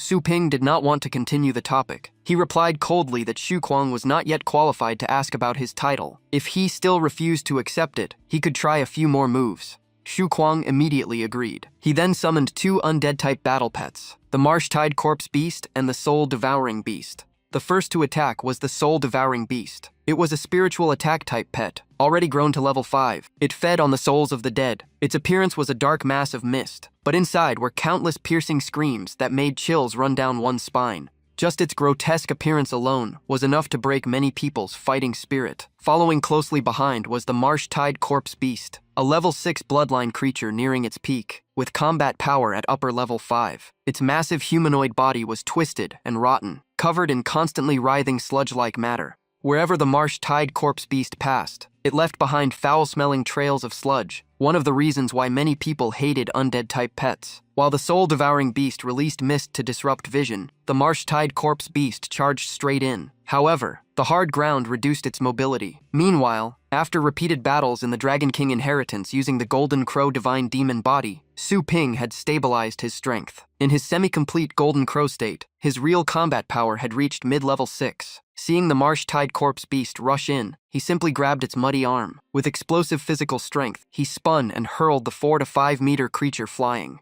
Seeing his attack fail, Xu Kuang grew frustrated. His original plan was to use the soft sludge on the Marsh-Tide Corpse Beast to silence its movement and create a surprise attack opportunity. Su Ping chuckled and commented that the idea was not bad. However, without addressing its weaknesses, any tactic would remain only theoretical. Realizing the soul-devouring beast was still hiding and waiting for an opportunity, Su Ping decided to force it out. Recalling the terrifying roars he had heard in the Dragon King inheritance, he immediately reinforced his throat with spiritual energy. Su Ping's neck muscles tensed, veins bulging. Then a dragon-like roar erupted from his mouth. The soul-devouring beast was instantly terrified and retreated over 10 meters in panic. Not only it, even Xu Kuang in the distance stood frozen, eyes wide open in disbelief at what he had just witnessed. Seeing both battle pets collapse on the ground, Su Ping finally relaxed. In his judgment, these 2 pets had long relied on overwhelming weaker opponents, and their trainer was overly dependent on preset tactics. Although his roar was far weaker than a true dragon's roar, it was more than enough to intimidate students like them.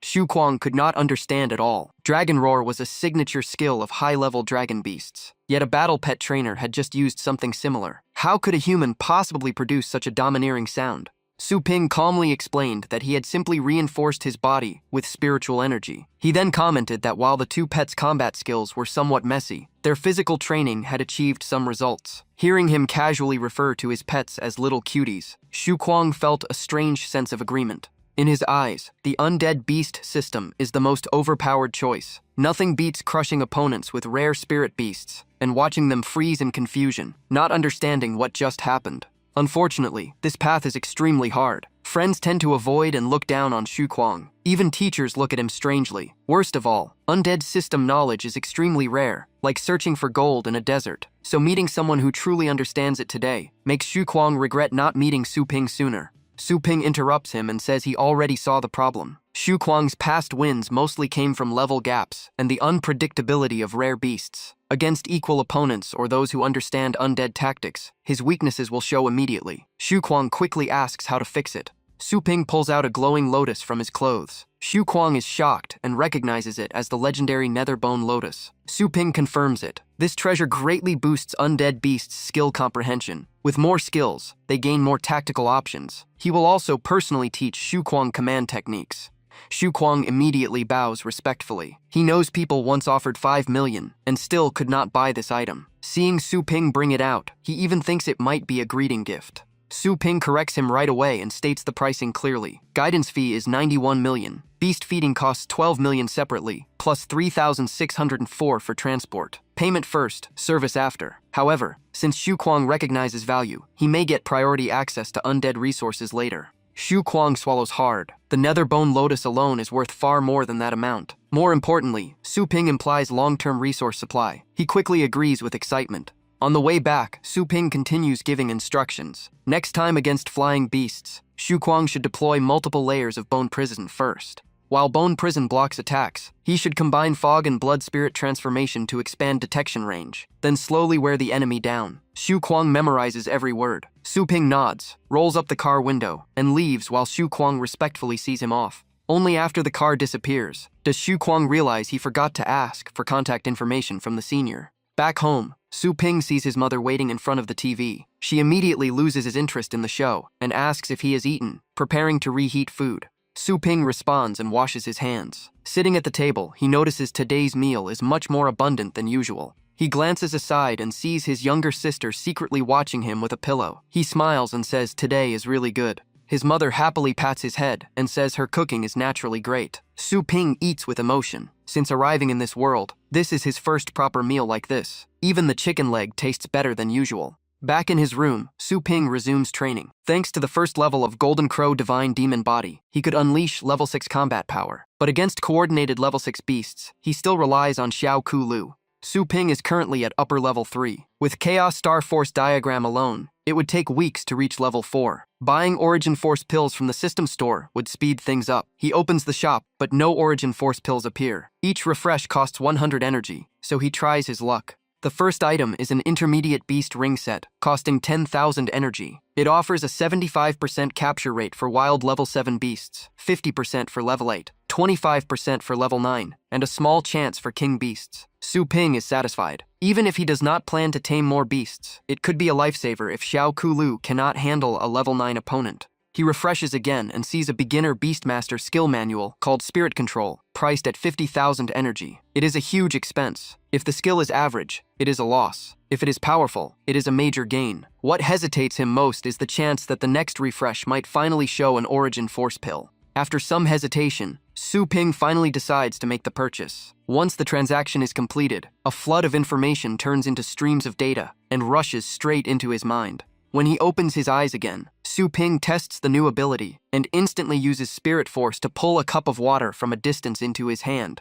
The result surprises him. A skill labeled as low tier by the system already shows such strong effect. Simply put, Spirit Control is a method of using Spirit Force to manipulate objects remotely. Normally, to affect external objects with Spirit Force, a cultivator must repeatedly compress, refine, and restructure it until it becomes almost physical. Once Spirit Force is fully solidified, a person can not only destroy matter, but even create it at will. That is the mark of a level 9 existence. Meanwhile, Beastmasters below level 9 do not have such massive Spirit Force or precise control. They can only use it to enhance their bodies or attach it to equipment. Without a medium, the Spirit Force quickly dissipates. But Spirit Control lets Su Ping bypass this limitation and maintain stable Spirit Force directly, as expected from the system. To test his current limit, Su Ping tries to lift a table using Spirit Control. The result leaves him slightly disappointed. Although successful, the control is still weak. It is far from usable in real combat. He originally planned to rely on Origin Force pills to improve, but now even his Spirit Force feels insufficient. A few days later, Su Ping rides his bicycle toward the academy. He has to attend a symposium in the afternoon and cannot be late. On the way, many people are surprised to see a bicycle moving almost as fast as a car. In reality, Su Ping is secretly using Spirit Control to boost the force on the wheels. About half an hour later, he arrives at the main gate of Phoenix Mountain Academy. He immediately notices a group of 7 or 8 youths gathered outside. Most are very young. 5 of them wear uniforms from another school and are blocking 2 Phoenix Mountain students. A buzzcut boy puts his hands in his pockets and asks loudly if there is someone named Yi Hao here, apparently very famous. The 2 Phoenix Mountain students remain cautious, but admit they know Ye Hao. They then ask who these people are and why they are looking for him. A scar-nosed youth immediately slaps one of them on the head and shouts. He orders them to call Ye Hao out, stating they are students from Sword Blue Academy. The Phoenix Mountain student, hit for no reason, pushes him back and shouts in anger. He tells them to find Ye Hao themselves and see how he deals with them. A purple-haired youth grabs his arm and twists it backward. He sneers and says, "It seems the guy needs to be taught manners again."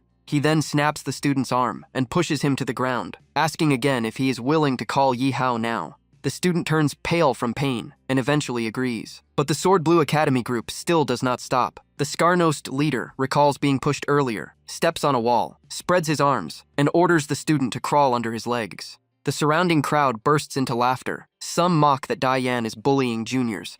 Diane coldly replies that Phoenix Mountain students are not worthy of being called juniors. Even so, the two Phoenix students grit their teeth and refuse humiliation, saying they may be beaten but will not be disgraced. Diane sneers after hearing this, saying the request is truly strange. Just as he is about to throw a punch, a hand suddenly grabs his wrist. A calm voice tells him to release the two students. Diane is shocked and turns to look at the newcomer. The others also turn around. The person who arrived is Su Ping. He directly twists Diane's arm behind his back and coldly repeats that the two students should be let go. Diane's face twists in pain, but he still laughs in anger. He looks at Su Ping and says anyone who dares touch someone from Sword Blue Academy must have a death wish. The two Phoenix Mountain students try to thank Su Ping, but he raises his hand to stop them, saying this matter has nothing to do with them anymore. He urges them to leave quickly. Seeing this, Diane smirks. So this guy is also a student of Phoenix Mountain. He glances at Su Ping's old bicycle and mocks it. In his view, such outdated junk should have been eliminated long ago. A normal-looking guy like Su Ping trying to play hero is simply overestimating himself.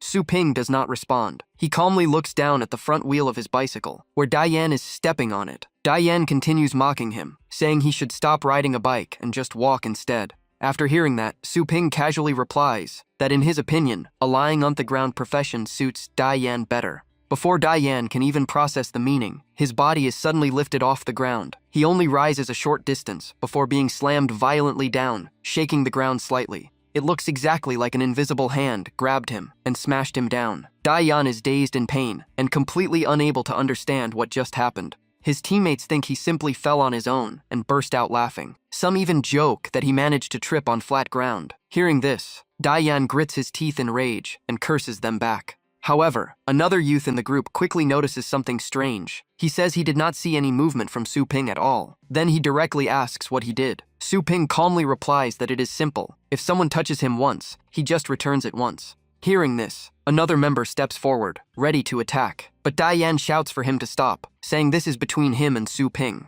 In Diane's eyes, now there is only anger. He swears he will personally break Su Ping's legs to repay what just happened. After speaking, he summons the violent claw golden bear. The massive beast appears with a brutal aura. Its blood-red eyes and sharp claws make it look like a true killing machine. Diane sneers, saying forcing him to use his trump card is already Su Ping's greatest honor. Facing this, Su Ping only lets out a faint sigh. If not for being paid by Phoenix Mountain Academy, he would not bother with this kind of trouble. Looking at the time, he still has class to attend, so he casually asks if they all want to rush him together to save time. Meanwhile, inside the vice principal's office, Phoenix Mountain Academy is hosting two guests from Sword Blue Academy, Vice Principal Zhou Yunxian and Senior Instructor Fei Yanbo. As soon as he sits down, Zhou Yunxian mentions Yahello, a genius student of Phoenix Mountain who reached level 5 in his third year and owns the powerful Silver Serpent Thunder Dragon Beast. He smiles and says he hopes Yahello will go easy during the exchange. Vice Principal Dong only laughs and replies that if their trump card is already exposed, there is no need to hide anything anymore.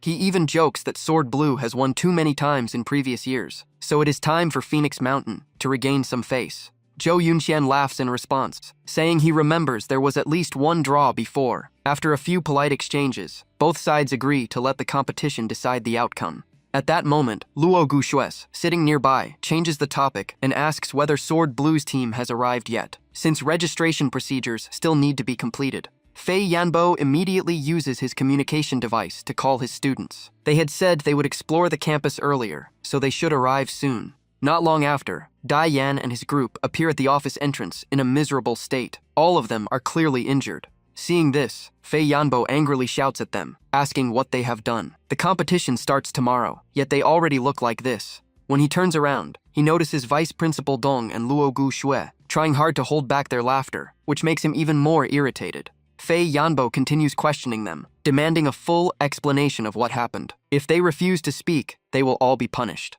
Diane immediately raises his hand and reports that they were attacked by students from Phoenix Mountain Academy. Hearing this, Vice Principal Dong looks surprised. He wonders internally since when Phoenix Mountain has students strong enough to beat Sword Blue's team into this state. Zhou Yunxian's face darkens instantly. He orders Dai Yan to explain everything clearly and warns him not to slander Phoenix Mountain's reputation. Dai Yan keeps a straight face and fabricates a story. He says they were just walking around when they met a Phoenix Mountain student. After learning, they were exchange participants. That student attacked without warning, catching them off guard. Zhou Yunxian immediately shouts at them, warning that if they are lying, they will be dealt with severely. He then asks the others if Dai Yan's words are true. Under Dai Yan's threatening gaze, the rest quickly nod in agreement. Zhou Yunxian slams his hand on the chair in anger and questions Phoenix Mountain if this is how they treat their guests. Vice Principal Dong does not get angry. He narrows his eyes and asks for more details, specifically the attacker's name and appearance.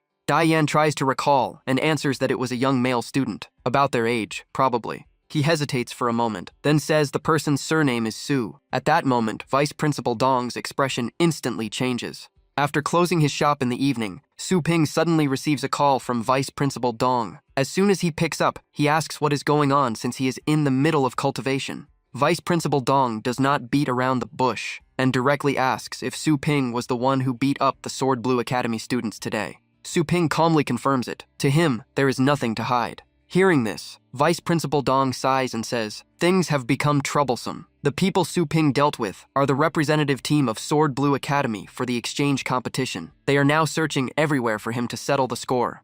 I just casually taught them a lesson. I did not even cripple them. Now, they come looking for revenge? They were the ones who started the trouble. Phoenix Mountain students witnessed it. With your ability, finding those witnesses should not be difficult. I have already confirmed the whereabouts of the two involved. Unfortunately, they can no longer stand up to testify. Why? Because someone wanted to bury the truth and struck first, leaving them no chance to speak. You want my opinion? Vice Principal Dong once told me, you are not someone who causes trouble without reason, but Sword Blue may not see it that way. I will try to handle it. Lately, Guochan is present at the academy. If things get out of control, even I may not be able to protect you. This makes Su Ping extremely dissatisfied with Sword Blue's attitude. He logs into the Long River Base internal network and sends a message to Shu Guang. Help me with something. The day of the final exchange competition finally arrives. The host excitedly announces the annual beast competition between Sword Blue Academy and Phoenix Mountain Academy has officially begun. Over the past 9 years, Sword Blue has dominated with 8 wins and 1 draw. Whether Phoenix Mountain can break the streak this year remains to be seen. Phoenix Mountain sends out 5 third-year students, all key members who performed well in previous tournaments. In contrast, Sword Blue only sends 1 person onto the stage. The crowd immediately erupts in confusion. Did they not register 5 players? Where are Dai Yan and the others? I was expecting to see the Golden Violent Bear sweep everything. Rumors spread that they were ambushed by Phoenix Mountain students. If true, that would be too dirty. If you want to win, you should not use such methods. Sword Blue students begin demanding an investigation and an apology from Phoenix Mountain. Seeing this, Su Lingyu immediately retorts that they should present evidence instead of slandering others. The opposing side argues that they saw Dai Yan injured with their own eyes, then mocks Phoenix Mountain for being unable to win fairly. Su Lingyu grips the railing tightly in anger. Someone even mocks that she is about to lose control, saying Phoenix Mountain students are just like that Su surname guy. Hearing the surname Su, Su Lingyu suddenly freezes. On the stands, the shouting continues non-stop, forcing Phoenix Mountain to admit fault. Insults like shameless and despicable spread across the crowd. At this moment, Yahello speaks up and suggests pausing the match for today and rescheduling. Yan Ying asks if he is scared. Yahello explains that 5 versus 1 is not honorable even if they win. The opposing side mocks him, telling him not to push his luck and to just go back. The opponent sneers and says they still do not understand the situation. Ever since that Su surname man attacked Sword Blue, this match is no longer just about winning or losing. As soon as he finishes speaking, the dark nether black dragon appears on the field in a violent surge. Vice Principal Dong's expression changes as he recognizes a level 9 bloodline beast. Vice Principal Zhou warns that if they continue protecting that man, they should not blame him for turning hostile. Yahello immediately warns everyone not to underestimate the enemy and recalls his beast. But Fu Tian coldly says whether they really think 5 people can defeat him. With a single wave of attacks, all opposing beasts are instantly incapacitated. The host is stunned as the match ends too quickly, the gap in strength being like an unbridgeable abyss. Phoenix Mountain students are shocked by the overwhelming difference in power. Even Yahello realizes the dark nether black dragon has likely reached level 9. Many believe Sword Blue is clearly using brute force to suppress the weak. The supporters of Dai Yan's side cheer for Fu Tian, urging him to continue and make the opponents suffer more for daring to offend them. At this point, everything has already gone far beyond a normal match. Even though all Phoenix Mountain students have been knocked down, Fu Tian still shows no intention of stopping. Vice Principal Dong can no longer sit still and immediately demands the referee end the match. But Vice Principal Zhou only sneers, reminding him that the referee is their man. He wants to see how long Phoenix Mountain can endure. Vice Principal Dong tries to explain that the witnesses are still unconscious. Once they wake up, the truth will be revealed. A Sword Blue instructor immediately retorts that this is meaningless, since no one knows when they will recover. The injured students are in critical condition. At best, it will take half a year for them to recover. Vice Principal Zhou sneers again. By then, a whole new batch of students will have replaced them. He says Dong is just stalling, then orders Fu Tian to continue attacking to force Su's surname to appear. Just as the situation reaches its worst point, Su Ping arrives at the scene after being urged by his younger sister's phone call. Vice Principal Dong's expression changes the moment he sees Su Ping and asks why he came after being told not to show himself. Vice Principal Zhou, on the other hand, strokes his beard and smiles coldly, saying the main character has finally shown up and saved them the trouble. Su Ping only smiles calmly and says he just happened to pass by and does not know what the issue is. Vice Principal Dong feels even more headache, cursing inwardly for ignoring his warning. Su Ping looks up at the stands and nods slightly at Su Lingyu. He came only because his adorable little sister kept begging him. Instructor Fei Yanbo does not waste words. He shouts and charges straight at Su Ping, believing that after injuring Sword Blue students, his arrogance has gone too far. Vice Principal Dong immediately steps in to stop him. This is Phoenix Mountain territory, and without clear evidence, no one is allowed to arrest anyone. The other side coldly warns him to hand Su Ping over. If they are forced to use stronger measures, even Vice Principal Dong may not remain safe. Su Ping laughs and directly admits he was the one who beat them. In his view, the weak being defeated is nothing worth discussing. This answer makes Fei Yanbo grind his teeth in rage. Vice Principal Dong quickly whispers to Su Ping not to argue further. The opponent is a level 8 Beastmaster, far beyond what he can handle. He will try to settle things properly. Vice Principal Zhou analyzes the situation, saying Dayan and the others are elite students of Sword Blue. Anyone who can defeat them is definitely not simple. He then asks which class Su Ping belongs to. Vice Principal Dong immediately explains that Su Ping is not a student, but a senior instructor of Phoenix Mountain. Hearing this, Sword Blue's side bursts into laughter, refusing to believe someone so young could hold such a position. In their eyes, a person with only level 4 spirit force either means Phoenix Mountain is out of capable staff, or Su Ping has some special hidden ability. Su Ping notices they are secretly probing his cultivation, but only detecting surface-level spirit force. He calmly says they do not need to worry about him, and that he is here only to give an answer. Fei Yanbo sneers in disdain, saying a level 4 brat who relies on ambush has no right to explain anything. He even regrets having overestimated Su Ping before. Su Ping steps forward, looks directly at him, and proposes a duel. He even declares that not only will he not apologize, but in the end, the two of them will be the ones begging for forgiveness. Fei Yanbo explodes in anger. He shouts that a young brat dares to insult both him and the vice principal. If he is so confident, then they will settle it on the arena and see whether words or fists matter. Su Ping agrees, but Vice Principal Dong quickly tries to stop him, reminding him he does not understand what an instructor duel in front of the entire academy truly means. Su Ping answers clearly. If Phoenix Mountain's instructor loses to Sword Blue's instructor, it means the academy openly admits inferiority, and the loser must resign to take responsibility. Hearing that he understands everything, Vice Principal Dong becomes even more unwilling to let him proceed. The reputation of the academy is not something one individual can carry alone if they lose. But Su Ping only gives a faint smile. In his opinion, that so-called reputation has already been trampled by Sword Blue many times. There is not much value left in protecting it anymore. Fei Bei laughed mockingly after hearing it. He thought Su Ping had some special trick, but it was just reckless confidence. Still, he even offered to change the venue so Su Ping would not lose too embarrassingly. Su Ping directly refused and officially accepted the challenge. The MCs immediately announced to the crowd that the event rules had changed. A new instructor duel would be added to the exchange tournament. Fu Tian sneered nearby, saying Su Ping was basically walking into his own death. Soon he would understand the gap between a real instructor and students. The Jianlan students also laughed in mockery. In their eyes, Su Ping did not look much older than them. With Fei Bei's decades of combat experience, there was no way he could lose. Meanwhile, the medical team brought stretchers onto the field to evacuate injured competitors. The host continued announcing the next match. Senior Instructor Fei Bei of Jianlan versus Senior Instructor Su Ping of Fengshan.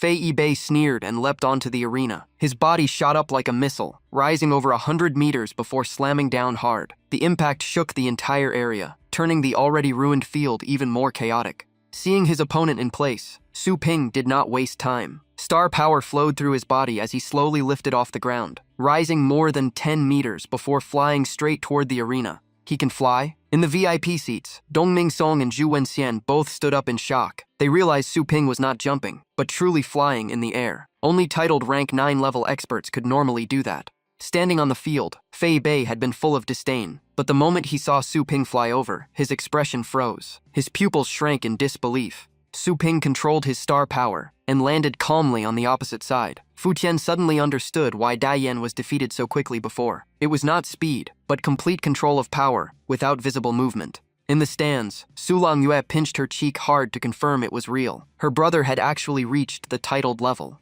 After landing, Su Ping said calmly that they could begin. The host immediately stepped in and asked both instructors to summon their first battle beasts. Even after seeing Su Ping's flight, Fei Yibei still comforted himself. A kid under 20 could not have trained for long. He must have focused all his effort on star power to achieve flight. Thinking this way, he became even more confident that experience was Su Ping's fatal weakness. In real combat, the young man could never compare to his decades of battle. Without hesitation, Fei Yibei opened his summoning space. A massive surge of energy erupted along with a chilling roar. A level 8 purple shadow demon fox stepped out, its 7 purple tails stretching over 10 meters. The tails whipped like giant serpents behind it as it released a terrifying hiss. The audience behind Su Ping felt pressure building as they saw the fox's sharp teeth inside its wide mouth. When they realized it was a high-level 8 bloodline beast with 7 complete tails, the entire arena erupted in shock. This meant it was already at upper-tier level 8. Many people gasped in shock. Fu Tian's level 7 upper-tier dark nether black dragon was already terrifying, but now a level 8 beast had appeared. The gap between the two levels was almost unimaginable. Even more, the purple shadow demon fox was known as a brutal lightning attribute beast.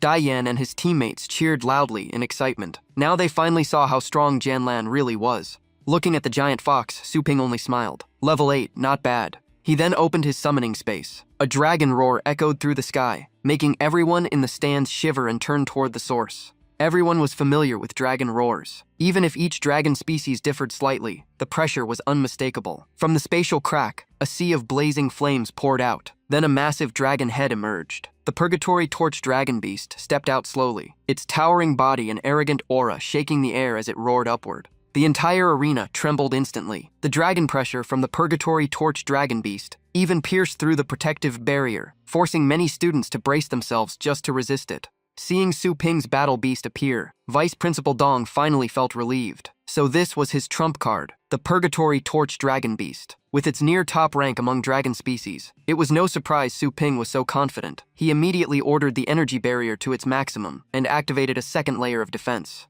However, Fei Yibei still did not waver. In his view, even though the Purgatory Torch Dragon Beast was rare, its current level was only lower tier level 8. To him, lower tier level 8 versus upper tier level 8 was still uncertain. With that thought, he activated his buff skills. Streams of rune energy flew out and merged into the purple shadow demon fox. Each rune made the fox's aura grow stronger. Under multiple buffs, it gradually resisted the suppression from the dragon pressure. Its aura even began to give the illusion of touching level 9. While the opponent kept empowering his beast, Su Ping simply watched without helping. This confused the crowd. Did he really plan to let his beast fight both the enemy and the instructor alone? Hearing the discussions, Su Ping only smiled lightly. This level was far from enough to call it a 2 versus 1 fight. Fei Yibei's expression turned cold. He felt disrespected. He immediately ordered the purple shadow demon fox to use 8-layer thunder bullet. Under stacked buffs and rising killing intent, its eyes turned blood red. With a sharp roar, it charged toward the Purgatory Torch Dragon Beast at terrifying speed.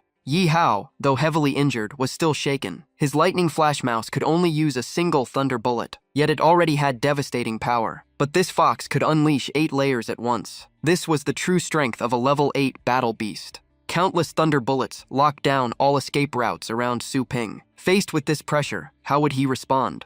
At the same time, the Purgatory Torch Dragon Beast reacted instantly. The moment the enemy moved in, killing intent erupted in its dragon eyes. Flames surged violently, followed by a dragon roar that shook the sky. The purple shadow demon fox did not hesitate. It activated multi-thunder shadow afterimages. In an instant, 2 clones appeared on the field. 3 massive fox figures swung their giant purple tails like serpents, creating terrifying pressure. Even worse, each clone could use full power skills like the main body, making it almost impossible to tell real from fake. Its target was still Su Ping, showing Fei Yibei had no intention of holding back. A deafening collision erupted, followed by a massive explosion. When the dust cleared, everyone was shocked to see Su Ping still standing untouched. He calmly commented that the shadow technique was interesting, but still too weak. When visibility returned, they all saw the Purgatory Torch Dragon Beast, biting the neck of the purple shadow demon fox. The real body had been exposed almost instantly. Fei Yibei immediately shouted, ordering the fox to break free.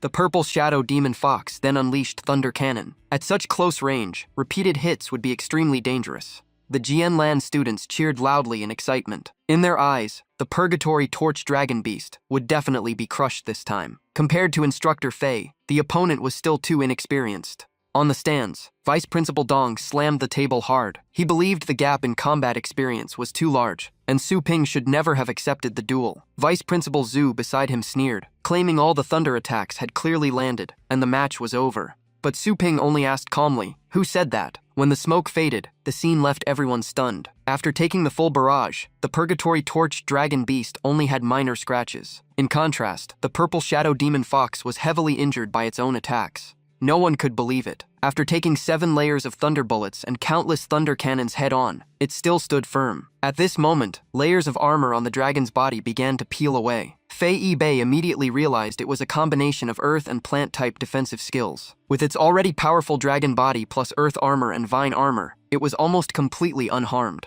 Fei Yibei exploded in anger. In his view, a top-tier dragon beast should pursue overwhelming offense, yet Su Ping forced it into multiple defensive skills. To him, that was pure waste. Su Ping replied calmly, "When a dragon beast is constantly crushed by stronger opponents, even a noble bloodline will learn the value of defense. After all, no one wants to die." The result of the first match was quickly announced. The winner was Instructor Su Ping. The Fengshan students erupted in cheers, chanting his name non-stop.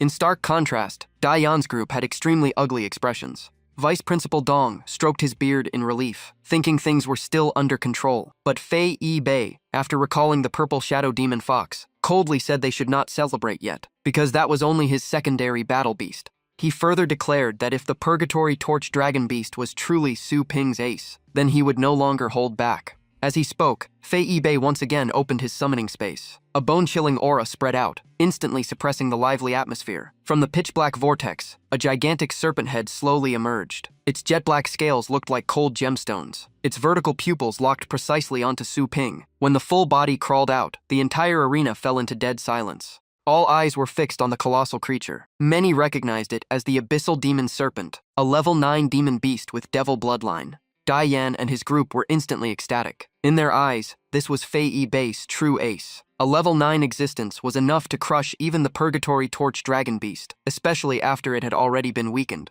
The Jianlan students roared in excitement, urging Fei Yibei to show Su Ping the true power of Jianlan. However, Su Ping only frowned slightly. He did not expect the opponent to still not understand the situation. Then he calmly asked, "Who said the Purgatory Torch Dragon Beast was my main battle beast?" As soon as he finished speaking, Su Ping casually recalled the Purgatory Torch Dragon Beast. Then he opened a new summoning space. The vortex this time was much smaller, less than 1/10 of the previous one. Yet from the darkness, the first thing that emerged was a pitch-black skeletal claw. The little skeleton flipped out of the summoning space and landed on the ground. Unlike before, it now stood firmly without stumbling. With its current strength, such clumsy behavior was no longer possible. The Fengshan students were stunned. Was this not the little skeleton? Why would Instructor Su summon such a weak beast? Did he summon the wrong one? But soon, they felt an unusual cold aura spreading across the arena. Many people began to observe closely. This skeleton looked completely different from ordinary skeleton-type beasts they had seen before. Fei Yibei laughed out loud. He said he had seen many mutated battle beasts from radiation zones, but never someone who used such a thing as an ace. If it was a summoning mistake, he could even allow a redo. The little skeleton slowly turned its body, its empty eye sockets facing Fei Yibei and the Abyssal Demon Serpent. Strangely, Fei Yibei suddenly felt the emotions transmitted from his battle beast change. It was no longer bloodthirsty or savage, but fear. He could not understand where that fear came from. Meanwhile, Su Ping glanced at them and sent a mental command to the little skeleton, telling it to stop suppressing itself. Upon receiving the order, it began releasing the dark power sealed within its body. As the bone blade was drawn, black energy veins spread across its skeleton like blood vessels. All the dark aura converged into its arm. Before Fei Yibei could even react, the little skeleton vanished. In the next instant, it appeared behind the abyssal demon serpent. A single slash flashed past, and black blood exploded outward. The level 9 beast was instantly crippled. Fei Yibei froze on the spot. A level 9 battle beast had been defeated in an instant. Even the spectators could not believe their eyes. Just how powerful was that small skeleton? Su Ping casually raised a barrier to block the blood splatter, then stepped forward and reminded Fei Yibei to recall his beast for treatment. Fei Yibei collapsed to his knees, screaming in despair. The abyssal demon's serpent was a level 9 battle beast he had spent countless years nurturing, yet it had been utterly defeated by a tiny skeleton. The man refused to accept it, and kept questioning what the little skeleton actually was. Su Ping only turned back with a faint smile, and said he had no obligation to explain anything to him. The Fengshan stands erupted completely. Everyone stood up and cheered. Instructor Su had won. After 10 years, Fengshan had finally defeated Jianlan in an open and honorable victory. Seeing the situation turn bad, Dai Yan immediately shouted for everyone to stop Su Ping from leaving. In his view, Su Ping had injured Jianlan's team and seriously wounded an instructor's battle beast. Without an explanation, he could not be allowed to leave. Su Ping calmly replied that he would give everyone an explanation. Then he asked the system operator to connect the big screen. Soon, Xu Kuang appeared, leaving many people confused. As soon as he appeared, Xu Kuang looked excited as if he had met his master. But Su Ping immediately cut him off, saying he had not accepted him as a disciple yet. Then he asked the camera to switch to the two people behind him. The camera quickly shifted. On the screen appeared two people lying in medical pods. Dai Yan's group immediately turned pale. These were the two witnesses. If they woke up, everything would be exposed. However, some still tried to reassure themselves. They believed the two were too heavily injured and had almost become vegetative, so they could not pose any threat. But in the next moment, both of them opened their eyes at the same time. Su Ping nodded in satisfaction, saying the hospital in the upper city indeed had good capabilities. He asked about their condition and whether they could speak. The two immediately greeted Instructor Su. Meanwhile, Dai Yan's group tried to escape, but were blocked by Fengshan students. In front of the big screen, the two witnesses began recounting everything. That day, they were surrounded by Jianlan students, who forced them to reveal Ye Xiao's whereabouts. When they refused, they were beaten. Later, Su Ping rescued them, but that same group ambushed them again in the afternoon. When they woke up, they were already in the hospital.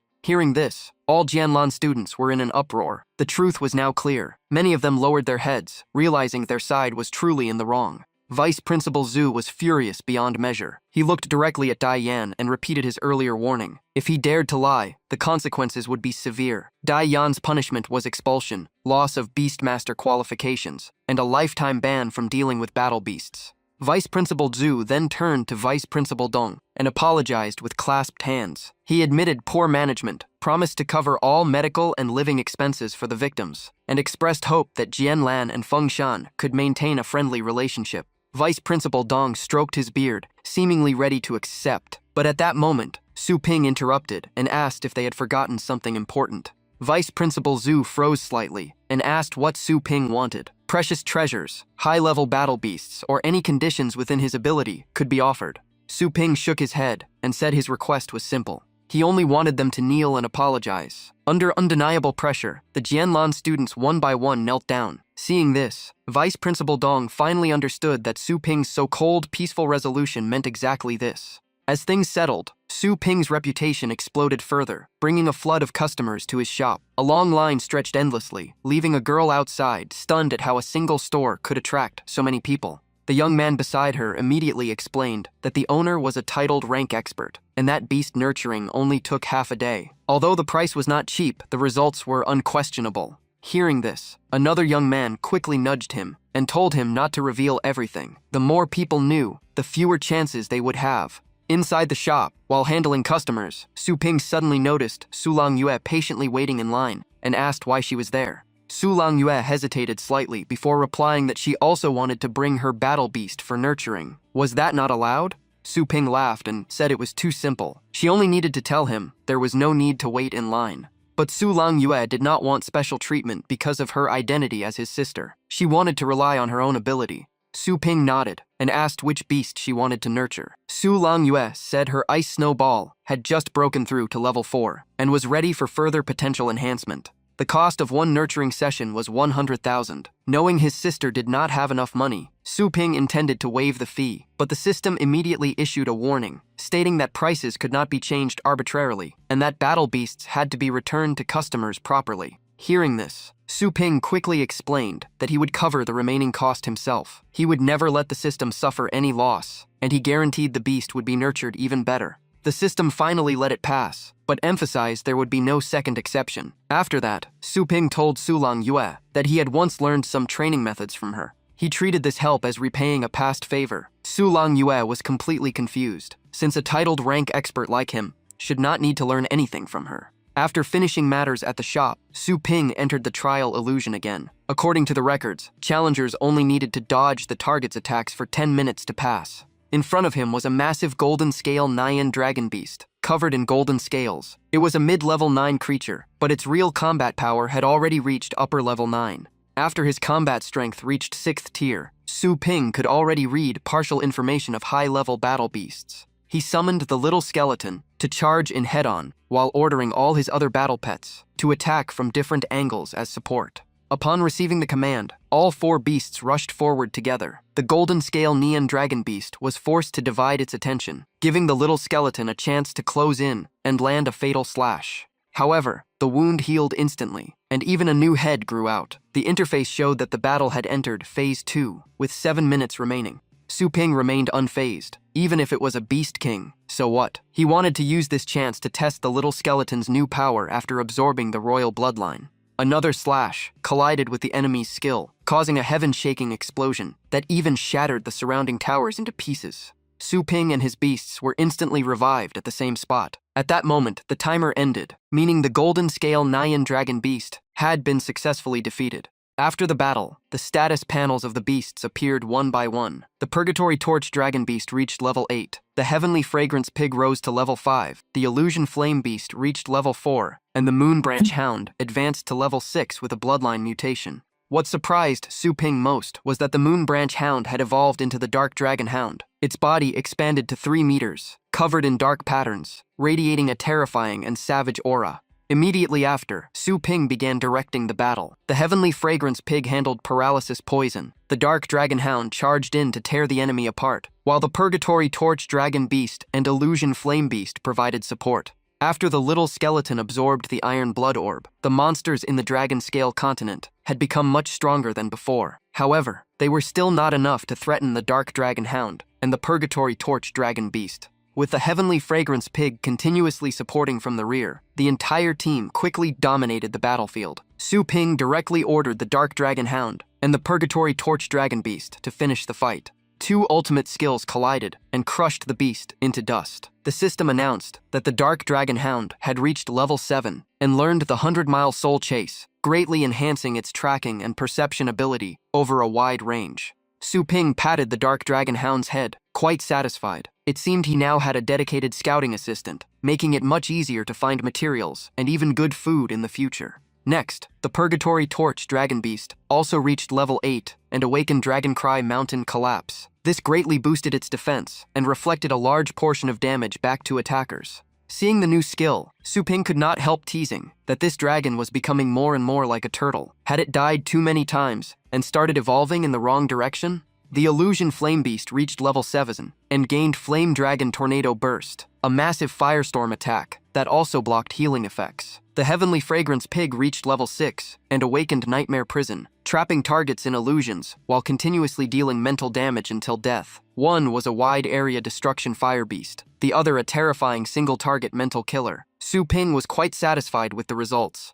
Not long after, the time limit for exploring the Dragon King Inheritance Land ended, and everyone was teleported back. The next morning, the shop was once again crowded as usual. Su Ping returned the Illusion Flame Beast to Su Longyue, and the Heavenly Fragrance Pig to its owner. Both were shocked by how fast the training was completed. They clearly remembered Su Ping had said it would take about a month. Su Ping casually replied that the Dragon King Inheritance Land consumed 2,000 energy points, so the efficiency was naturally different. Since the secret realm had opened, he also needed to quickly increase his strength. Seeing their beasts, The girl immediately gasped. The heavenly fragrance pig was now muscular and powerful, and the illusion flame beast looked completely transformed compared to before. Without further explanation, Su Ping directly called the next customer forward. The crowd behind immediately grew anxious. They pulled the two girls aside and said if they wanted proof, go test it outside. Don't block everyone from receiving their pet beasts. Some even claimed Boss Su had always worked this way, so there was nothing to doubt. Seeing this, Su Ping just smiled, realizing he no longer even needed to prove results.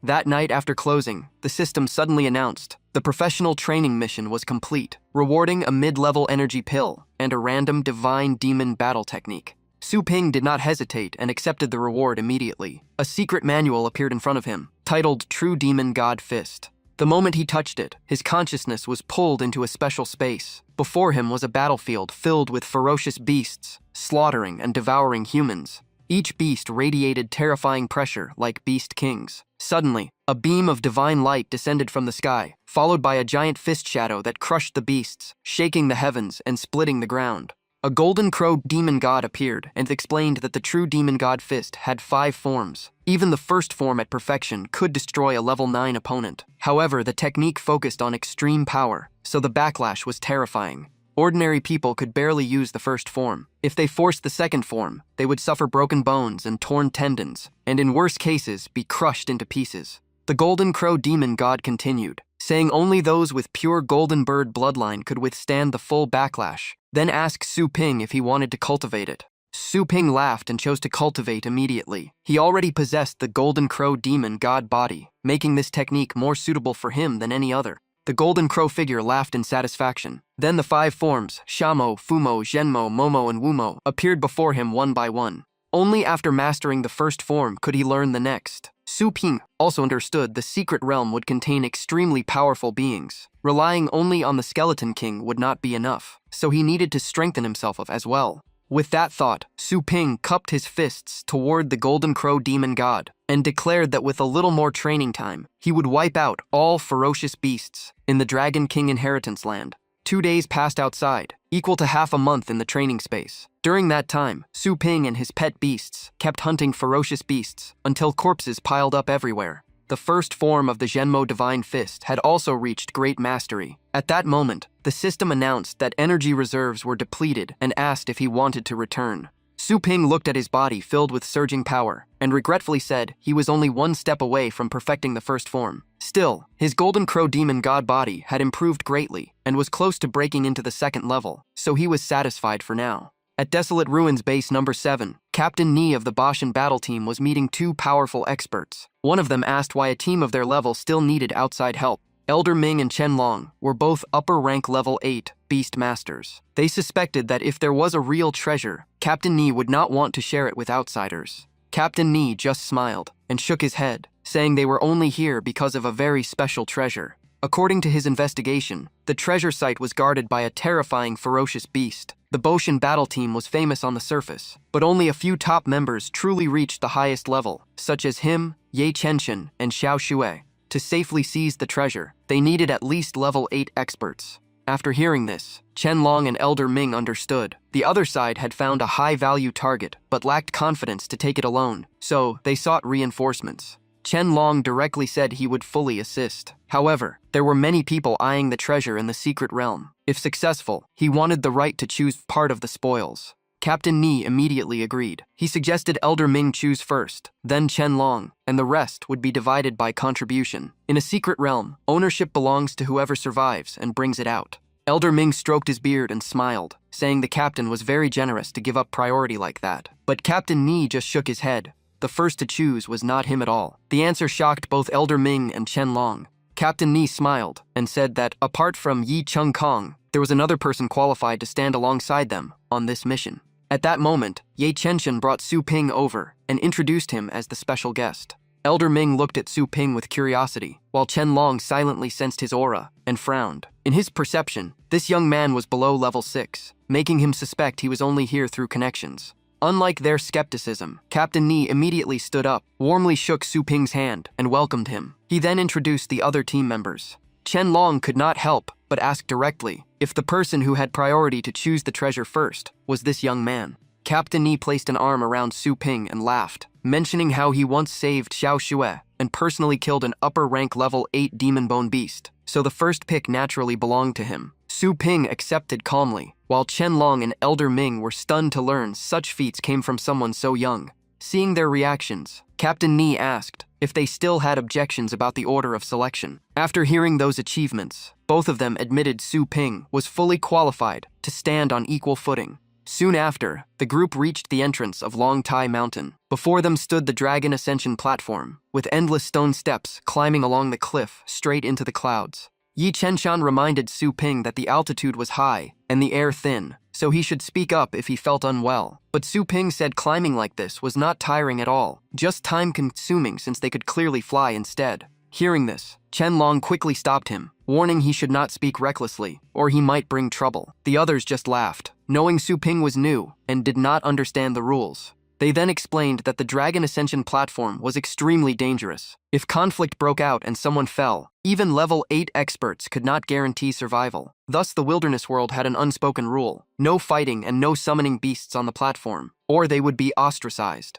But at that moment, two figures suddenly appeared high above, chasing and fighting while descending. Captain Ni immediately recognized them as the young master of the Jiang family and the young master of the Tang family. He helplessly explained that the rule only applied to ordinary people. Powerful aristocratic families were rarely restrained, and even the authorities often turned a blind eye. Seeing this, some guessed the Jiang family was trying to seize the top position on the Dragonbone Sky Bridge ranking from the Tang family. Suddenly, huge rocks were blasted down toward the crowd. Qianlong remained calm, saying there was nothing to worry about. In his eyes, those falling stones were too slow to pose any real threat. But Su Ping immediately stepped forward and told everyone to destroy all the falling rocks. He pointed out that they could easily dodge them, but weaker people below would not be able to do the same. Hearing this, Captain Ni immediately agreed and led everyone to act. The group simultaneously struck and shattered the falling boulders. Elder Ming and Qianlong were secretly shocked. With just a few words, Su Ping had instantly raised the team's morale and coordinated everyone naturally.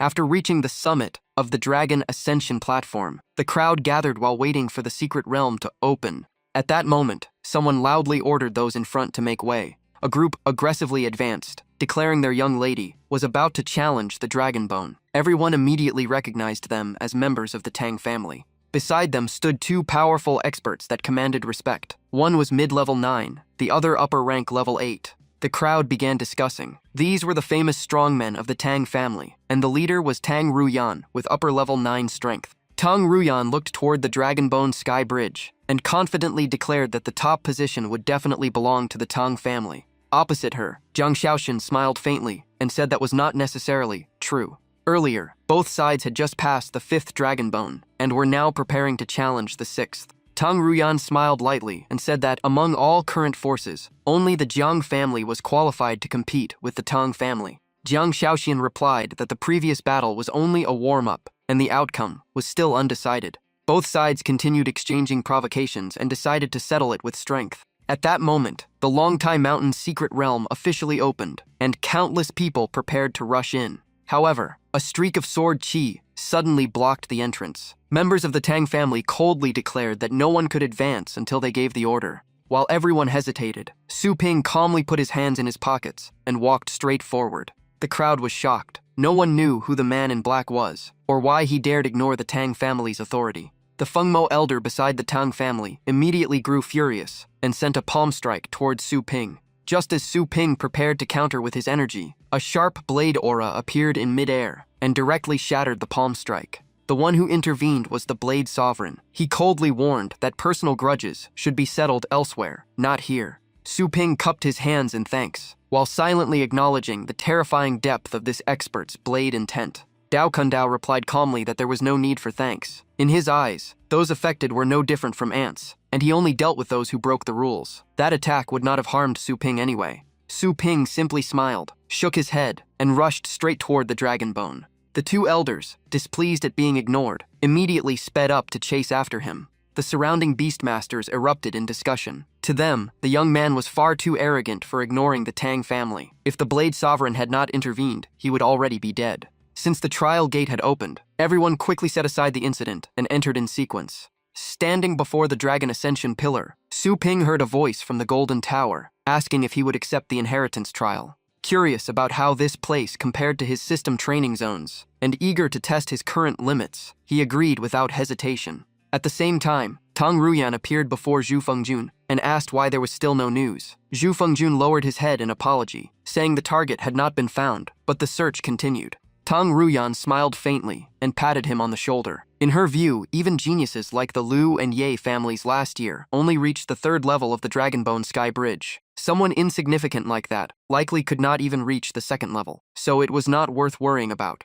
She emphasized that their goal was only to maintain their current position. Everything else was irrelevant. Zhu Fengjun immediately promised full support to help her reach the 6th level. But at that moment, a strange phenomenon occurred. The lights on the 6th level of the Dragonbone Tower suddenly lit up, followed by the 7th level. Before anyone could react, the 8th level was also cleared. Everyone was stunned. The Tang family grew furious, realizing not only had someone entered the tower, but their top position was also being stolen. A voice echoed across the area. The 9th level had been conquered, granting a genius qualification for inheritance selection, while others could continue entering. Even the summit of the tower had been cleared. Both the Tang and Jiang families could not believe it, as even their strongest geniuses had never achieved such results. Everyone wondered who this person belonged to. Inside the tower, after using the Zhenmo Divine Palm to wipe out all guarding bosses, Su Ping decided to leave early to search for treasures before encountering others. While the Boshan team gathered on the mountaintop discussing their plan, he suddenly disappeared. When asked, he casually said he had just gone to warm up.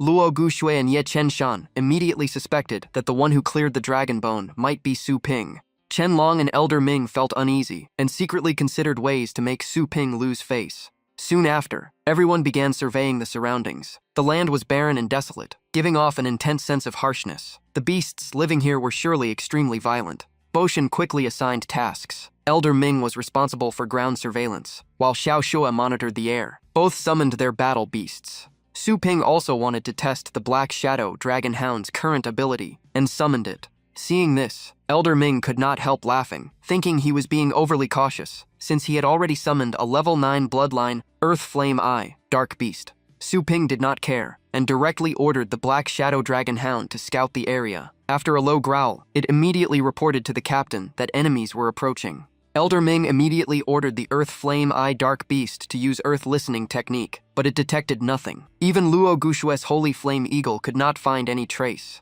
Just as Chen Long was about to mock them, strange ripples suddenly appeared in the air, a few hundred meters away. Moments later, massive serpentine figures burst out from the distorted space. A swarm of wind-wing azure pythons appeared before everyone. The entire team changed expression. These wind attribute beasts were all level 8 existences. Worse, there was not just one, but an entire pack. Boshan immediately shouted. The scale of the beast horde far exceeded normal danger levels, and could even rival a level 9 threat. There was no retreat. Everyone had to prepare for battle. The captain quickly summoned the evil mob beast, a level 9 bloodline beast with lower level 9 combat strength. He also ordered Chen Long to deploy the Earth Ancient Dragon to protect the rear formation, while the other beasts supported the evil mob beast in combat. Chen Long's Earth Ancient Dragon had level 8 bloodline and lower level 8 combat strength. Luo Gushue's Holy Flame Eagle was mid-level 8. Elder Ming's Liwei Guardian Beast had level 9 bloodline with lower level 9 combat strength. Yi Chenshin's Armored Thorn Lizard reached upper level 8 combat strength.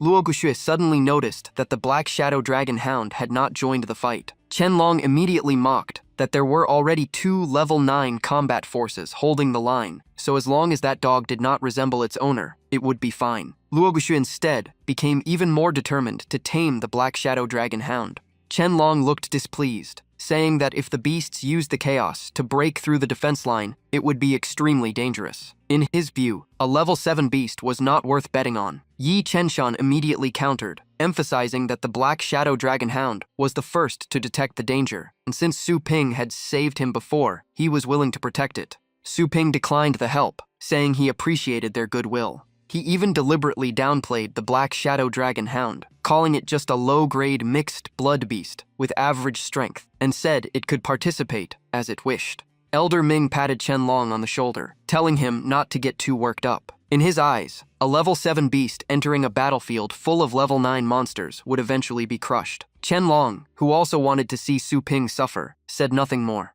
Elder Ming then ordered the Earth Flame Eye Dark Beast to activate stealth. Its protective effect also concealed everyone's presence, allowing them to observe the battlefield clearly. The other beasts were fighting fiercely, while the Black Shadow Dragon Hound was nowhere to be seen. Some even thought it had already been torn apart by wind blades. Yi Chenshin felt a trace of worry, but his eyes suddenly narrowed. A streak of light suddenly shot straight into the center of the Windwing Azure Python swarm. It turned out the Black Shadow Dragon Hound was not in danger at all. It had charged like a tiger into a flock of sheep, rushing deep into the enemy formation and attacking continuously. The light everyone saw was actually the protective shield around its body. At that moment, the leader Windwing Azure Python, with upper level 8 strength, appeared. It swept its massive tail at high speed toward the Black Shadow Dragon Hound, but only managed to slightly drain its shield. In return, the Black Shadow Dragon Hound leapt upward using the impact, and bit hard into the leader's head, leaving a clear wound.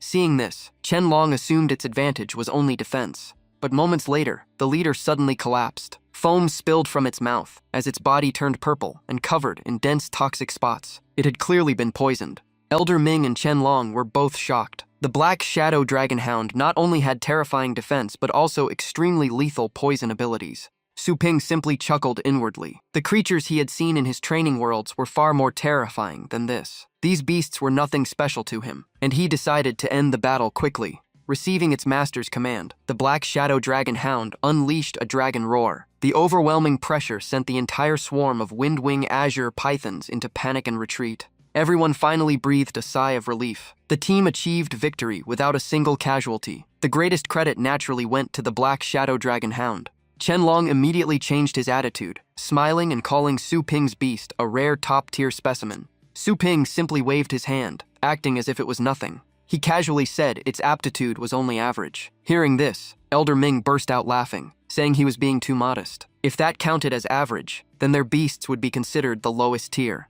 Su Ping secretly used identification skill on the Earth Flame Eye Dark Beast. The result showed it had dual Earth and Fire attributes, level 9 Bloodline, mid-level 7 Combat Strength, and skills like Stealth, Ambush Strike, Wind-Fire Movement, Earth Escape, and Tracking. Its talent was only at Trash grade, even lower than Inferior grade.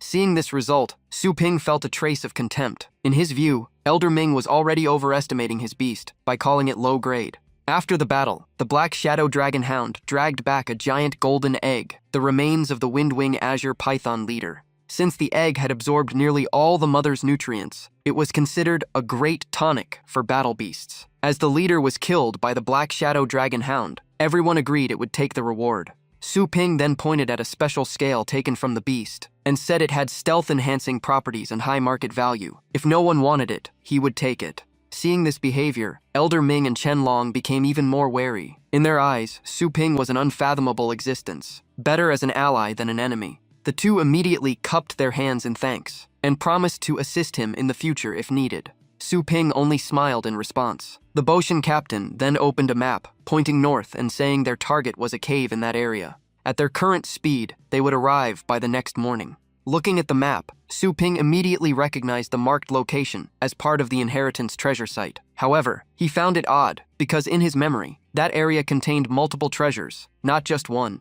Hearing this, Boshin explained that in secret realms, whoever is fast takes everything. Qianlong also added that other treasures might have already been taken before the map was drawn. The next morning, the group finally reached the marked location. Before them was a dark valley. The cliffs on both sides rose steeply, black as if swallowing all light. Cold winds howled from within, sounding like mournful cries that sent chills down the spine. Su Ping suddenly raised his hand to stop everyone and warned that a level 9 beast was inside. Even though he did not fully remember this place, he still knew where certain monsters would appear. When Boshin asked how he knew without entering, he simply said the Black Shadow Dragon Hound had already scouted it. Hearing this, the entire team grew tense. A level 9 beast was already difficult to handle, let alone in such an unfamiliar environment. Elder Ming frowned and sighed that the difficulty had increased by several levels. Even with the Black Shadow Dragon Hound assisting, the upcoming battle would not be easy. After hearing his analysis, Captain Boshin immediately came up with a plan to lure the beast out of the cave. The group quickly agreed. They would set up an ambush outside and strike the moment the beast showed itself. The Earth Extreme Dragon used Earth Movement technique, gathering soil and rocks into massive blocks. Flame power added intense heat to increase their destructive force. The Stealth Shadow Beast then concealed the entire setup, leaving only the bait ready to draw the target out. Captain Bashan intended to personally enter as bait, causing the others to worry since it was too risky. Su Ping felt something was off and volunteered to go in with the captain. As soon as they entered the cave, the toxic miasma inside was suffocating. Yi Chengkong worried Su Ping could not withstand it and warned him of the danger. He said Su Ping's cultivation was not enough to resist the poison and advised him to stay outside, while he himself could withstand toxins below level 8 thanks to his primordial armor. Su Ping calmly pointed out that during the earlier treasure division, the captain had already given up the first 3 picks, and now rushing into danger alone did not seem like a purely selfless act. With no one else around, Su Ping asked him to speak honestly about his true goal. Yi Chengkong laughed and admitted there was no point hiding it. Inside the cave was the Starfall Spirit Tree. This tree produced Starfall Spirit fruits, capable of awakening the potential of beast masters below level 8 and even helping them break through realms. It was a rare treasure he was determined to obtain. Su Ping understood. The captain had given up 3 chances at treasure selection just to target this spirit tree. Yi Chengkong admitted it was true and emphasized there were things Su Ping should not dig into, but this tree was something he must obtain. Even though Su Ping had helped Yi Chenshan and Xiao Sui, it would not change his decision. Su Ping immediately thought of the system's energy pills. While it might not be that valuable to him, it was extremely important to others, so he decided to intervene. He was not interested in it, but still warned that the beast inside was a rank 9 upper-tier hybrid dragon named Yanlin Shui Jiao, extremely cunning and skilled in mental attacks, and charging in would be suicide. Yi Cheng was shocked that it was a rank 9 upper tier with mental abilities, and asked how Su Ping knew all this, but Su Ping only replied that some secrets should not be asked, and told him to just follow if he wanted the treasure. Su Ping struck the rock wall with a punch, revealing the soul-suppressing lamp, a treasure that could block most mental attacks. Yi Cheng was even more confused about how Su Ping knew the lamp was hidden here, but Su Ping said it was a secret from his time in the Dragon King inheritance, and the item only worked inside that place and could not be taken out. With this lamp in hand, their chances of getting the spirit fruit increased greatly. At that moment, the ground inside the cave suddenly shook violently, and Yi Zheng thought the beast had arrived. But Su Ping immediately denied it, saying the target was not them, but their teammates outside. Outside the cave, the beast revealed itself, while everyone was still unaware, their eyes already turning red as Xiang Fen unleashed all her skills continuously. In the illusion, they believed they were easily killing the rank 9 beast, while Su Ping and Yi Zheng escaped the control thanks to the soul-suppressing lamp and appeared at the cave entrance. Unfortunately, by the time they rushed out, it was already too late, as the contracted beasts had started slaughtering each other, leaving Yi Zheng in shock as he asked what they were doing. The 4 others laughed as if nothing had happened, even reporting to the captain that they had already killed the rank 9 beast. Yanlin Shuijiao roared, and Lian Weijia raised his scythe to finish off the 4, while Yi Zheng realized it was an illusion and summoned Moshi Beast to block the fatal strike. Su Ping and the Elder expanded the soul-suppressing lamp barrier and told everyone not to leave its protection. Once pulled into the lamp's light, the 4 finally woke up. Yi Zheng checked their condition and ordered everyone to stay still and channel energy into the soul-suppressing lamp to break the illusion. At that moment, countless sharp attacks suddenly shot in. Mosi Beast and Lian Weijia blocked part of them, but several still aimed directly at Su Ping. Chen Long immediately raised his star shield in front of Su Ping, but he was hit instead and angrily shouted asking who attacked them. On the mountain peak, a group of masked figures laughed in satisfaction at the destructive power of the Cui Xingji, then apologized, saying their boss ordered the Du Xie battle team not to let them kill Yanlin Shuijiao. Yi Cheng endured the pain as blood flowed from his mouth, realizing they were the Du Xie battle team, and questioning why they were being attacked without any grudge, while the speaker was Shu Ji Xie, a rank 8 combatant of the team. The Du Xie group mocked them, saying they still did not understand anything even at the brink of death, and told them to think about why the map ended up in their hands. Hearing this, Ni Zhengkong finally realized that everything had been arranged from the start to lead the Bai Chen battle team here as sacrifices to Yanlin Shuijiao. The Du Xie group laughed and said a treasure map like that could never be bought with cheap money, so they should obediently become monster bait. At that moment, Su Ping calmly summoned Xiao Ku Lu. The Du Xie captain smirked in disdain, thinking Su Ping and his team would be devoured by Yanlin Shuijiao before they could even fight him. But Su Ping said nothing and directly threw the mid-tier beast subduing shell toward the beast. In an instant, the treasure turned into countless chains that bound Yanlin Shuijiao tightly, and the more it struggled, the stronger the restraint became. Seeing this, the Du Xie deputy captain shouted in shock, unable to believe such an item could control a rank 9 beast. Immediately after, golden light erupted from the subduing shell, and Yanlin Shuejiao's body began to disappear from sight. Before anyone could react, Su Ping had already appeared behind the Du Xie formation with Xiao Ku Lu, casually asking why they were still standing there and not stopping him. The entire Du Xie battle team panicked, realizing only rank 9 experts could fly in the air. Even more terrifying, Su Ping was extremely young, far beyond their intelligence reports. Their captain forced himself to stay calm, saying even a titled rank would not be frightening, since Su Ping only had a single skeleton beside him.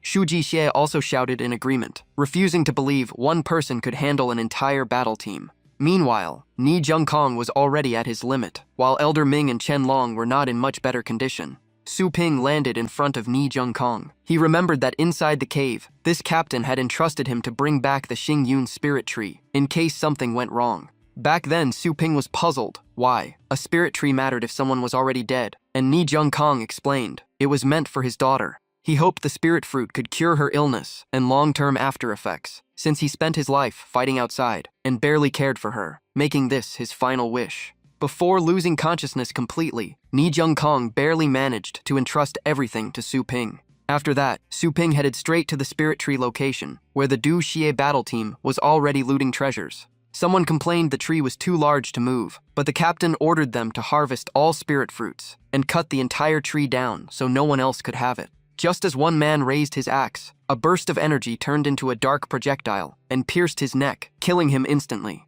The group immediately went on alert. The Du Xie captain inspected the wound and realized it was the work of a rank 9 expert, then called for the attacker to show himself and even offered half the loot. In response, more shadow projectiles tore through the air, and members of the team kept falling one after another. The survivors gathered into a defensive circle, but they were still being killed in seconds. With no other choice, the captain summoned his battle pets, hoping to locate Su Ping. But before they could act, both pets were instantly killed by Xiao Ku Lu. In despair, he knelt and begged for mercy, offering all treasures in exchange for his life. When Su Ping finally appeared, the killing intent remained unchanged. The captain realized they were never here to steal, but to wipe them out, and only asked to know his name before dying. Su Ping gave him no chance, and a shadow strike pierced his forehead. He coldly said that once he decided someone must die, there would never be any chance to resist, telling him to take the question to his grave. After eliminating the entire Du Xie battle team, Su Ping gathered the bodies, burned them completely, erased all traces, and collected the loot.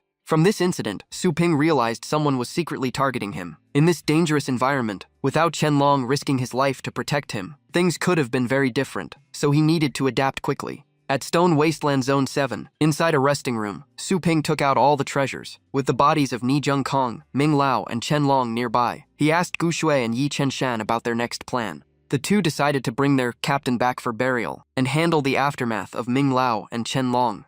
Yen Shan bitterly said they owed Su Ping again, but with such heavy losses they could no longer continue exploring, and asked if he would return with them. Su Ping refused, saying he still had matters to handle in the secret realm. Before parting, he told them to properly keep the Xingyun spirit tree and later give it to Ni Zhengkong's daughter. Everyone was shocked, since the Xingyun spirit tree was an extremely rare treasure, yet Su Ping had no intention of keeping it. Luo Guxue was even more surprised that he knew about Ni Zhengkong's daughter. Su Ping explained that it was Ni Zhengkong's final wish, and he hoped they could help fulfill it. Not only that, he also took out 3 high-value treasures and handed them over, instructing them to distribute them as compensation for the families of the fallen. Luo Guxue looked at the pile of treasures in disbelief and asked why he was willing to give up so much. Su Ping said these things were repayment to Ni Zhengkong and Chen Long, who used their lives to buy time for others. He already obtained what mattered most and would continue seeking other opportunities. At that moment, the base announcement system sounded, requiring all departing personnel to bring their treasures for inspection, and anything unverified would not be allowed to leave. Inside the inspection area, staff were cataloging spoils. Su Ping noticed 3 supervisors above, and Ye Chenshan explained they held significant authority in the inspection department. The man in the middle was a rank 9 expert, while the 2 beside him were peak rank 8. Hearing about the rank 9 Xingyun spirit tree, the 2 immediately showed interest and demanded a price. Yi Chenshan firmly refused, saying the item was not for sale, though other things could still be negotiated. The 2 rank 8 experts became aggressive, directly trying to force a price of 5 million and reaching out to take the item. But just before they could touch the spirit tree, Su Ping stepped in and blocked them. To their shock, he easily neutralized their strength with a single move. When asked what he was doing, Su Ping coldly said he was not leaving anymore, and the inspection ended here. He mocked the so-called inspection system as nothing but officials using power to steal treasures, and even the supervisor had greedy intentions. The two peak rank 8 experts immediately flew into rage and attacked him together, sending Su Ping crashing into the wall. They cited regulations, claiming anyone obstructing inspection could be suppressed by force, or even executed on the spot if necessary. The surrounding onlookers recognized Su Ping as the standout figure from the Dragon Tower, and many began to look forward to seeing him get into trouble. At that moment, a voice suddenly spoke up to intervene, saying that hiding one's strength only brings contempt and more trouble. The voice continued, warning that in a wider world, sometimes you must show your true power so others know to stay out of your way. Hearing those words, Su Ping seemed to understand something. Meanwhile, the two peak rank 8 experts grew even more furious at being ignored and launched a full-force attack. Su Ping simply condensed spirit energy into 2 giant hands and slammed them down, pinning both men into the ground and forming 2 deep craters. The scene terrified them, as only titled rank experts could display such power, and he was still extremely young.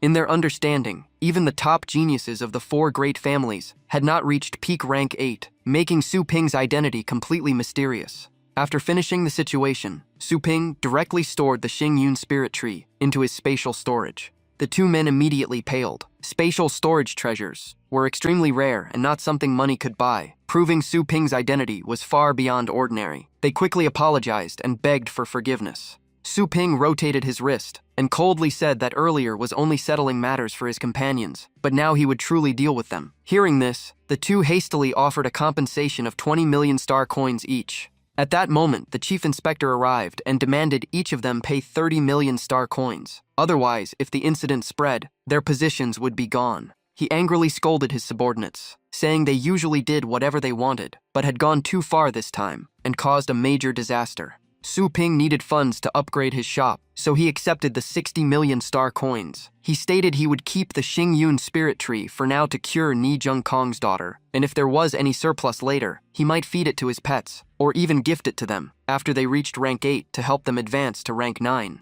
Hearing this, both men were overjoyed, not expecting such a priceless treasure to be shared so generously. On Dragon Altar Continent 98, the scenery of mountains and rivers brought a sense of calm. Su Ping sent the Dark Dragon Hound to patrol the surroundings, while he prepared to dive into the sea. He quickly descended to the ocean floor. Beyond underwater mountain ranges, an ancient ruined temple appeared alone on a rocky outcrop, hiding an extremely valuable treasure. Upon entering, Su Ping saw a monk skeleton in a seated posture. Inside its chest was the hidden treasure container. He retrieved the Qiankun painting scroll, a treasure that could use spirit energy to open a separate world similar to spatial storage. Although it could not compare to the system, it had the advantage of storing living beings and offered enormous capacity. With his current level 5 spirit energy, Su Ping could create a space 4 times the size of Blue Planet, enough to plant spirit trees directly inside. On the surface, the Dark Dragon Hound suddenly howled in warning. Su Ping surfaced and saw a battle pet bird circling in the sky.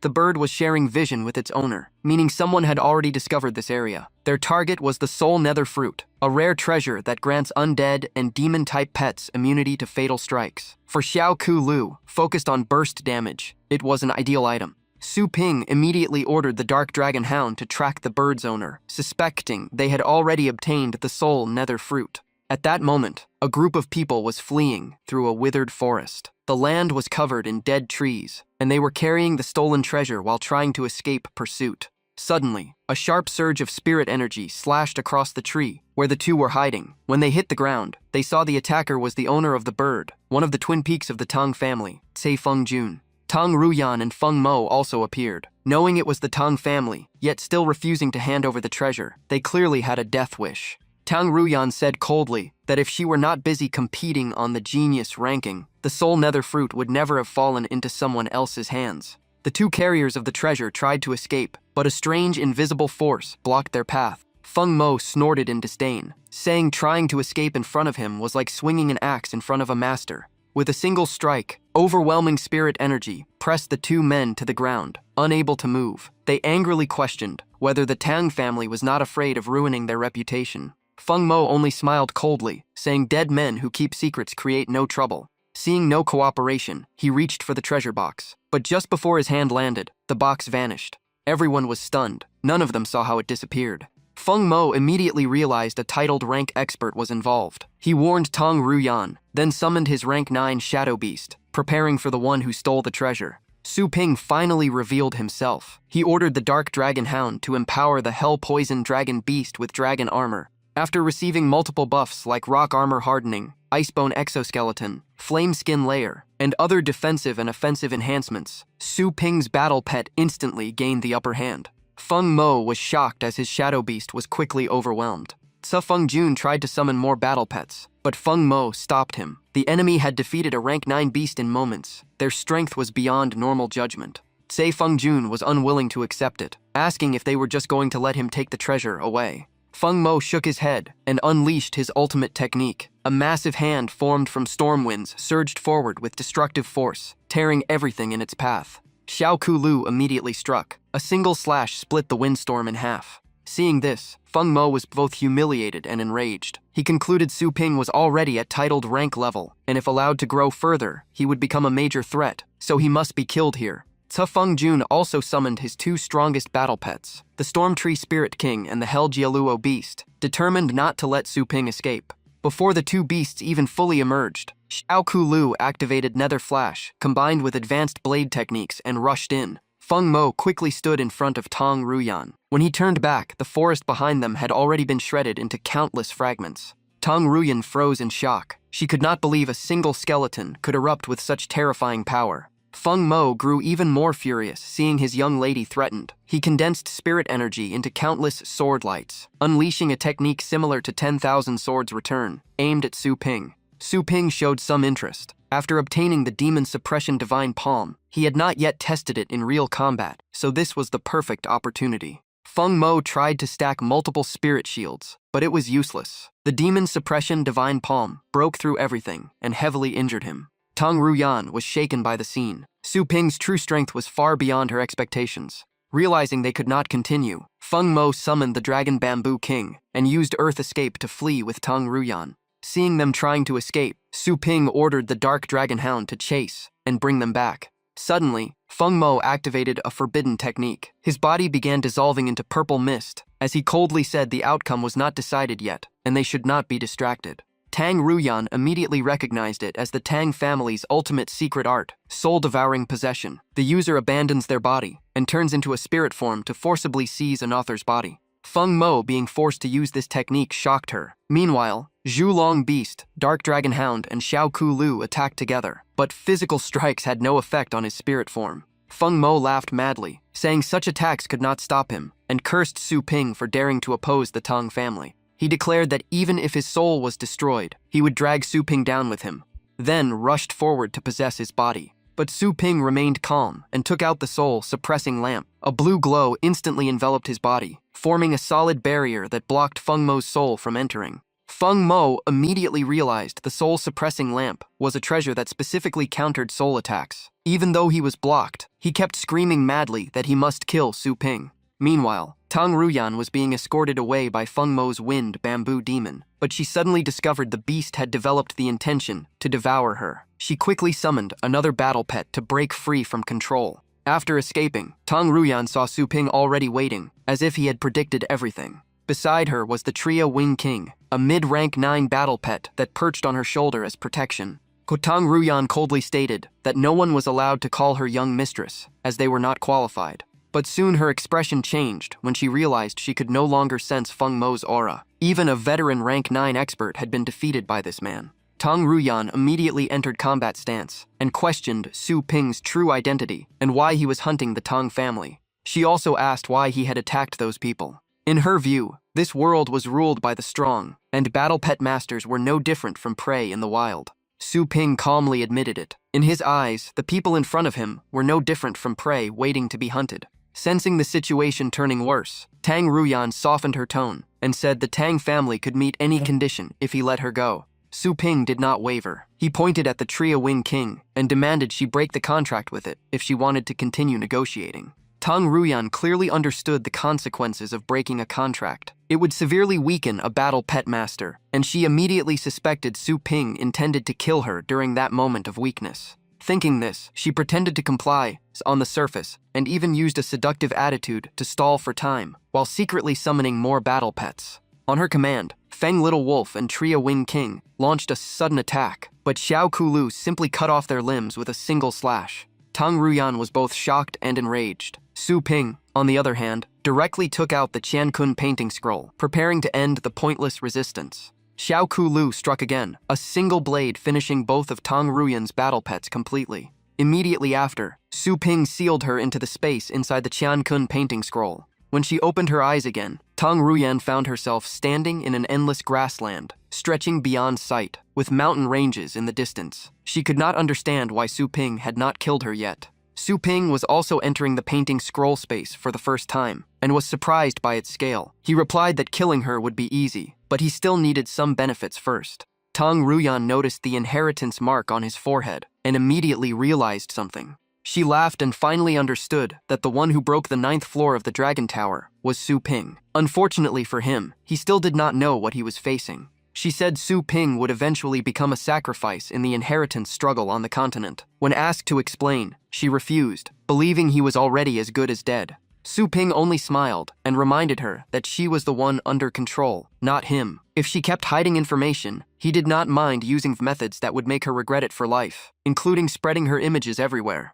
Tang Ruyan gritted her teeth in anger, but eventually revealed the truth. The one behind the hunt was a legendary rank battle, pet master, Yuan Tianshen. The inheritance was reserved for his granddaughter, and all previous candidates were secretly eliminated. Su Ping asked why the 4 great families still dared to interfere if they knew this. Tang Ruyan said not everyone could pass the 9th layer of Dragonbone Tower. Her family had already promised Yuan Tianshen they would give up the inheritance even if successful, to avoid provoking him. She also revealed that the entire secret realm was actually under Yuan Tianshen's control. The so-called security lockdown was just a cover for him to monopolize all resources inside. After gathering all necessary information, Su Ping piled up all corpses and battle pets and ordered the Zhulong beast to burn them completely. In his eyes, so-called overlord forces were merely chess pieces under legendary experts. Even though he had once defeated king-level battle pet masters through repeated revivals, this time the enemy was far beyond anything before. To protect his mother and sister, he had to upgrade his shop to level 3 as soon as possible. Because he was trapped in a secret realm for many days, Su Ping only returned to the shop by the next afternoon. The moment he appeared, he saw customers packed around the store. Everyone greeted him and rushed to register for pet training services. Some wanted to train 5 pets, others wanted 7, turning the place into complete chaos. Su Ping simply smiled and told them to line up. Everyone would be served. The system reported that the shop revenue was continuously converting into stored energy. Total energy had already passed 11,000. After calculation, Su Ping realized that at the current earning speed, it would take about 10 more days to upgrade, so he decided to check land prices to speed things up. Su Ping logged into the Wilderness Network, a famous private service system. As long as you paid enough, almost any request could be fulfilled. Through the communication device, a young woman appeared and politely asked for his request. Su Ping said directly that he needed more land to expand his shop. After verifying the shop location, she asked for the required size. Su Ping requested an additional 3,000 square meters. At current prices, he needed to pay 200 million star coins up front, with the rest after transfer completion.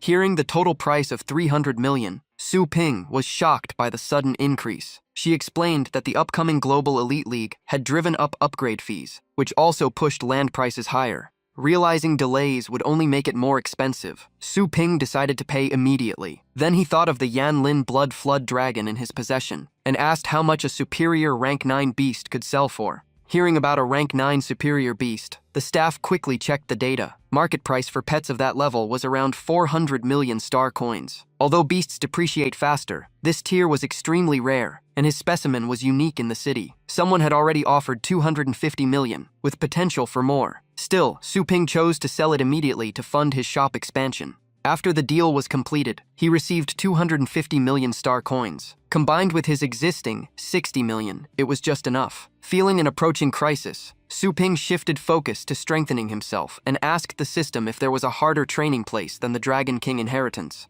The system offered two options: Semi-Divine Ruins Land for 1,000 energy, and Supreme Divine Realm for 10,000 energy. After evaluating his recovery rate, Su Ping immediately ruled out the Supreme Divine Realm as too expensive. In the end, he chose the Semi-Divine Ruins Land. The Golden Crow Divine Demon Body required the heart of the Divine Flame Giant Blaze Beast to reach its second stage, and this creature belonged to both divine and fire attributes. He might find clues there. Once the Golden Crow Divine Demon Body reached the second stage, its defense would reach rank 9 level, greatly improving his survival chances. Upon entering the Semi-Divine Ruins Land, Su Ping was teleported beside a large lake, surrounded by massive fortified structures. The scenery here was completely different from previous training grounds. Instead of wilderness, it looked like a true civilization. Su Ping suspected it was built by gods. At that moment, the system notified him that he had entered a divine system plane and offered a translation function for divine language at a cost of 500 energy.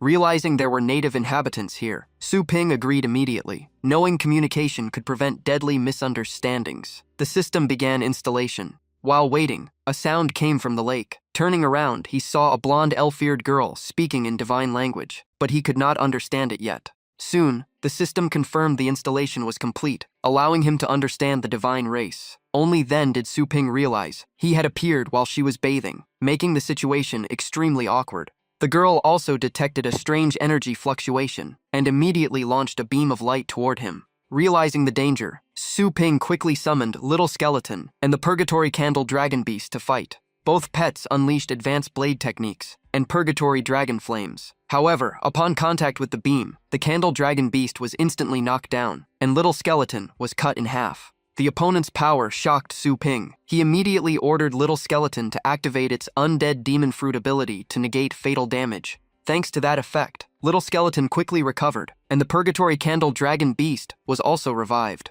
Little Skeleton immediately threw its blade forward, deflecting the beam's trajectory to the side. With his energy running low, Su Ping did not want to prolong the fight. He quickly stated he meant no harm, and asked her to listen to his explanation. The elf girl had already wrapped herself in a cloth. She calmly fixed her hair and said he did not need to explain. She already knew he was from another world. Su Ping was completely stunned. Su Ping immediately asked how she knew. Standing before a giant girl as tall as the Candle Dragon Beast, he looked like a grain of dust. She said his appearance resembled a lower human race. This was divine territory filled with supreme divine power, where normal beings could not arrive without teleportation. When Su Ping asked why she was not surprised by humans, she said humans and gods had interacted before, so it was not rare. What she was more curious about was which star region he came from, one they had never heard of. Hearing this, Su Ping finally understood. He did not expect humans had already reached this place before. He simply never knew about it. During the conversation, the girl secretly observed Su Ping. Although his level was only star rank, his pets possessed combat power far beyond that level.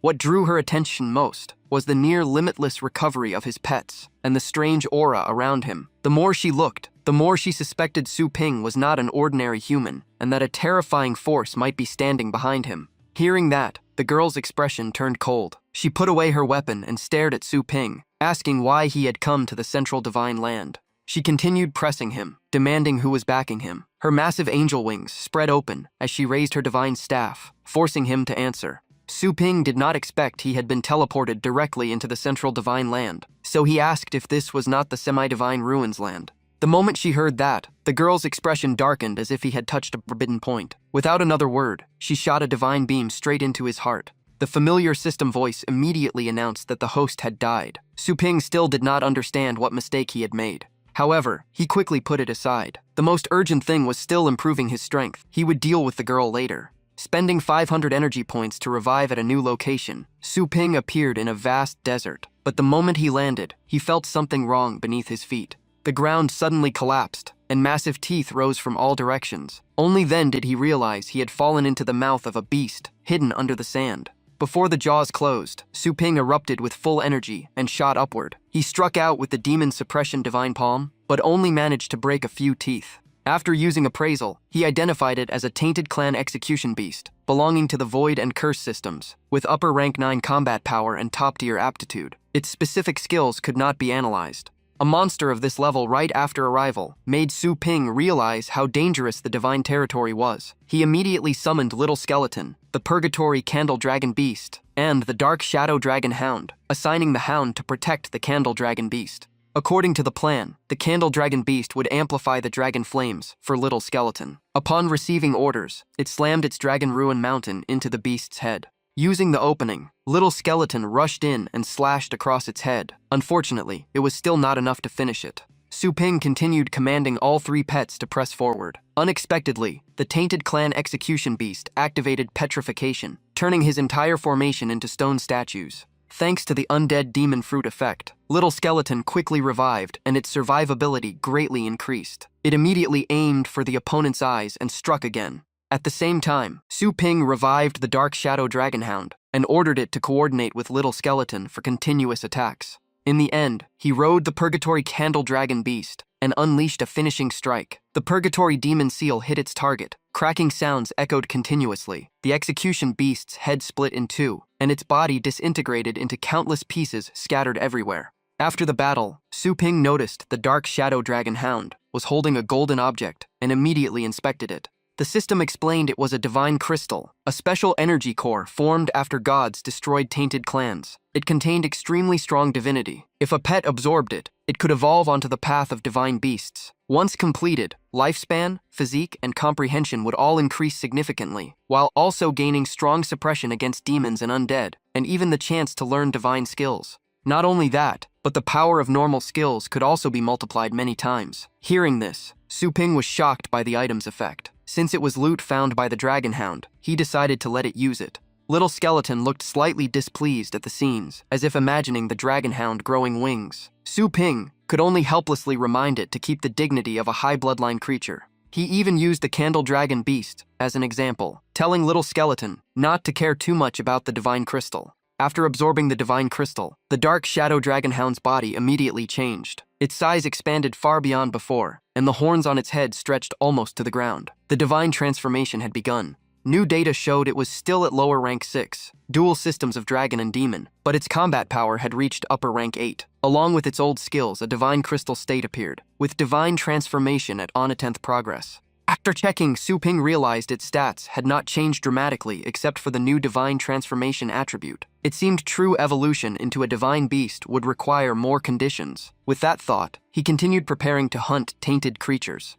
At that moment, a desperate cry for help echoed from afar. Su Ping immediately rushed over and found 2 divine beings being chased by 3 tainted clan execution beasts. One of them was from the Divine Wind Squad 5, only a trainee. As the 2 tainted beasts pressed their attack, and they were nearly overwhelmed, a surge of energy suddenly knocked the monsters back. The one who intervened was Su Ping, riding the Purgatory Candle Dragon Beast. He rushed in to rescue them, and brought both away from the dangerous sands. The female divine with freckles on her cheek kept thanking him for saving their lives. Su Ping was straightforward, saying he saved them, mainly because he needed guides. He then asked why they had appeared in such a dangerous place. The tall male divine from the Divine Wind Squad explained that tainted creatures were constantly using spatial cracks to invade divine territory. Their mission was to guard this region. Not long ago, their entire squad had been ambushed by a high-level tainted being and suffered heavy losses. He also said nearby tunnels and ruins needed to be cleared to prevent further tainted incursions. Both of them then looked at Su Ping with curiosity, unable to understand why a human could appear here. Through the conversation, Su Ping quickly realized the divine race knew nothing about Blue Star, or the spatial rifts connected to it. He casually said he had been accidentally targeted by tainted creatures and got dragged here. Then he asked why they did not just fly away if they had wings. Hearing this, the male divine immediately objected. In their belief, fleeing with divine wings was disgraceful. For divine warriors, dying in battle against tainted beings was the highest honor. The trainee beside him added that only 10 pureblood gods in the entire region had true divine wings. Semigods like them followed different systems and could not fly freely. Only then did Su Ping understand why the female divine from before had been so overwhelmingly powerful. She was a pureblood god. Thinking of that terrifying talent, he even felt that if she were treated as a pet, her aptitude would surpass Little Skeleton, giving him some rather strange thoughts. Su Ping then asked if they had heard of the semi-divine ruins land. Both looked confused and said they had grown up in the border divine lands and never heard that name. However, the trainee mentioned another legend called the Supreme Divine Realm and excitedly asked if Su Ping wanted to hear about it. The male divine sneered, saying only naive people believed in stories about one day of cultivation equaling a year outside. Hearing the familiar name, Su Ping immediately recalled the secret realm mentioned by the system. From their tone, it seemed most divine beings considered it nothing more than a myth. The trainee did not agree. She said that for years, the Central Divine Land had been mobilizing forces to search for the Supreme Divine Realm, hoping to completely eliminate the tainted race. Even a short period of cultivation, there would be a tremendous opportunity. The male divine asked back how many years they had searched, and what results they had achieved. In his view, instead of chasing unproven legends, it was more practical to focus on real cultivation. Just as their argument was still ongoing, several purple beams suddenly pierced through the purgatory candle dragon beast from behind, sending the entire group crashing into the desert. Turning around, they saw the earlier tainted beasts had caught up. The trainee hugged her head in despair, feeling as if these monsters could never be killed, no matter how many times they were slain. The male divine warrior clenched his axe and stepped forward, telling the other two to retreat immediately. To him, this was the moment a divine warrior fulfilled his duty. Su Ping was surprised by his resolve, but since he still needed to hunt divine crystals, he summoned his pets and asked if they truly intended to die here without ever seeing the Supreme Divine Realm. His words and aura shocked the male divine. A mere human apprentice was actually releasing such pressure. The man respectfully cupped his fists and admitted he had underestimated humans. He then placed his hope entirely on Su Ping. The two divine beings quickly withdrew. Facing the tainted creatures again, Su Ping felt a strange sense of familiarity, as if he was meeting old enemies once more. His blood began to boil. This kind of pressure at the edge of life and death was exactly what he sought. Su Ping loudly ordered his pets to fight at full power in a life-or-death battle. After countless deaths and revivals, he finally collapsed inside the system space, gasping for breath. He now had only one revival left. He sighed that higher-level battles made cross-rank fights increasingly difficult. Still, the divine crystals he gained were worthwhile, so the trip was not a loss. As his exploration time was nearly over, he decided to switch areas instead of continuing. After choosing a random resurrection, a familiar scene appeared before Su Ping. The female divine from before was lying on a bed, teasing a small white tiger while playing with it. Just as she was playing, Su Ping suddenly appeared beside her. Seeing him, the female divine flew into rage, summoning her divine staff and shouting. In her eyes, this human was like a lingering ghost that kept appearing again and again. Before Su Ping could summon Little Skeleton, he quickly explained it was all a misunderstanding. He even claimed he was not her opponent and asked her to lower her guard. The female divine did not believe him. She pointed out that he had been pierced through the heart by a divine spear yet still stood alive. She warned that if he lied again, she would send him to the prison of 10,000 sins. Unable to reveal the system's revival secret, Su Ping quickly changed the topic and said he knew how to reach the Supreme Divine Realm. That was the place countless divine beings dreamed of. If the divine race had truly mastered its power long ago, the tainted race would have already been wiped out. The female divine was not easily fooled. She said many powerful beings had spent enormous resources and still found nothing. So how could a mere human possibly know the way? Facing the spear pointed at him, Su Ping simply smiled and grabbed it. He said how he arrived there was not important. What mattered was that he could appear repeatedly in the Central Divine Land, and that even she could not truly kill him. These two facts alone proved he was not ordinary. Seeing her fall silent, Su Ping knew his words were shaking her. He added more bait, saying if she did not believe him, he could leave immediately and let time prove the existence of the Supreme Divine Realm. After some thought, the female divine asked what he wanted: power, resources, or territory. Su Ping smiled and said he only wanted strength, because without it everything else would eventually be taken. Hearing that, she took out an ancient book covered in divine script and handed it to him. It was the Divine Origin technique, a modified version that humans could also cultivate. She said the technique not only enhanced spell power, but also improved comprehension. The moment Su Ping received it, he was immediately moved. However, as soon as he opened the book, streams of blue light and strange lightnings suddenly rushed into his body. The female divine explained that she had set a special seal. Only when he truly entered the Supreme Divine Realm would it fully unlock. Su Ping rubbed his hands as if reluctantly agreeing. He then claimed that to avoid getting lost in chaotic space currents, he needed to carve a positioning rune on her forehead. As she leaned closer, Su Ping looked up and helplessly said he did not have a ladder, asking her to lower herself a bit. While preparing, he secretly asked the system whether he could use a pet contract on her. The system replied that it was possible. The moment the mark appeared on her forehead, the female divine immediately sensed his intent. A faint smile appeared on her lips as she secretly activated a countermeasure. Su Ping had just completed the contract activation when, at the same moment, the female divine triggered her contract reversal technique. Su Ping's expression changed instantly. The female divine looked extremely confident, believing it would not be long before he became her subordinate and revealed all secrets. But just as the reverse contract chains were about to reach him, the entire space suddenly froze. The chains began to crack and shatter. Behind Su Ping, an invisible and terrifying will seemed to awaken. When those mysterious eyes opened, the female divine was instantly suppressed and forced onto her knees. In that instant, she sensed an existence beyond imagination, hidden deep within Su Ping's bloodline, filling her with fear she had never felt before. When time returned to normal, she was still pinned to the ground. Su Ping himself was confused, thinking he had been hit by her counterattack. The system quickly explained it had not interfered. The reason was that the female divine had accidentally triggered a special protective seal, causing a backlash. Su Ping then began thinking about other ways to bring her to his side. At this moment, the system proposed a new contract type. For intelligent beings, an employment agreement could be used instead of a pet contract. Su Ping immediately took out the contract form, coughed lightly, and said the previous moment was just a small test. Now it was time for real negotiations. The contract details appeared. The signee must ensure the shop owner's safety, carry out assigned tasks, protect the shop's reputation, and support business growth. In return, they would receive various benefits, including a 7-day travel allowance. The contract duration was 1 year. Su Ping even promoted it like a real job recruitment. The female divine immediately objected, asking why she should work for a human for an entire year. Su Ping remained indifferent and said if she refused, it did not matter, but she would not get another opportunity like this. After a long internal struggle, the female divine finally bit her finger and signed. She did not fully trust Su Ping, but she believed the force behind him. For the future of the divine race, she decided to take the gamble, while warning him of severe consequences if he deceived her.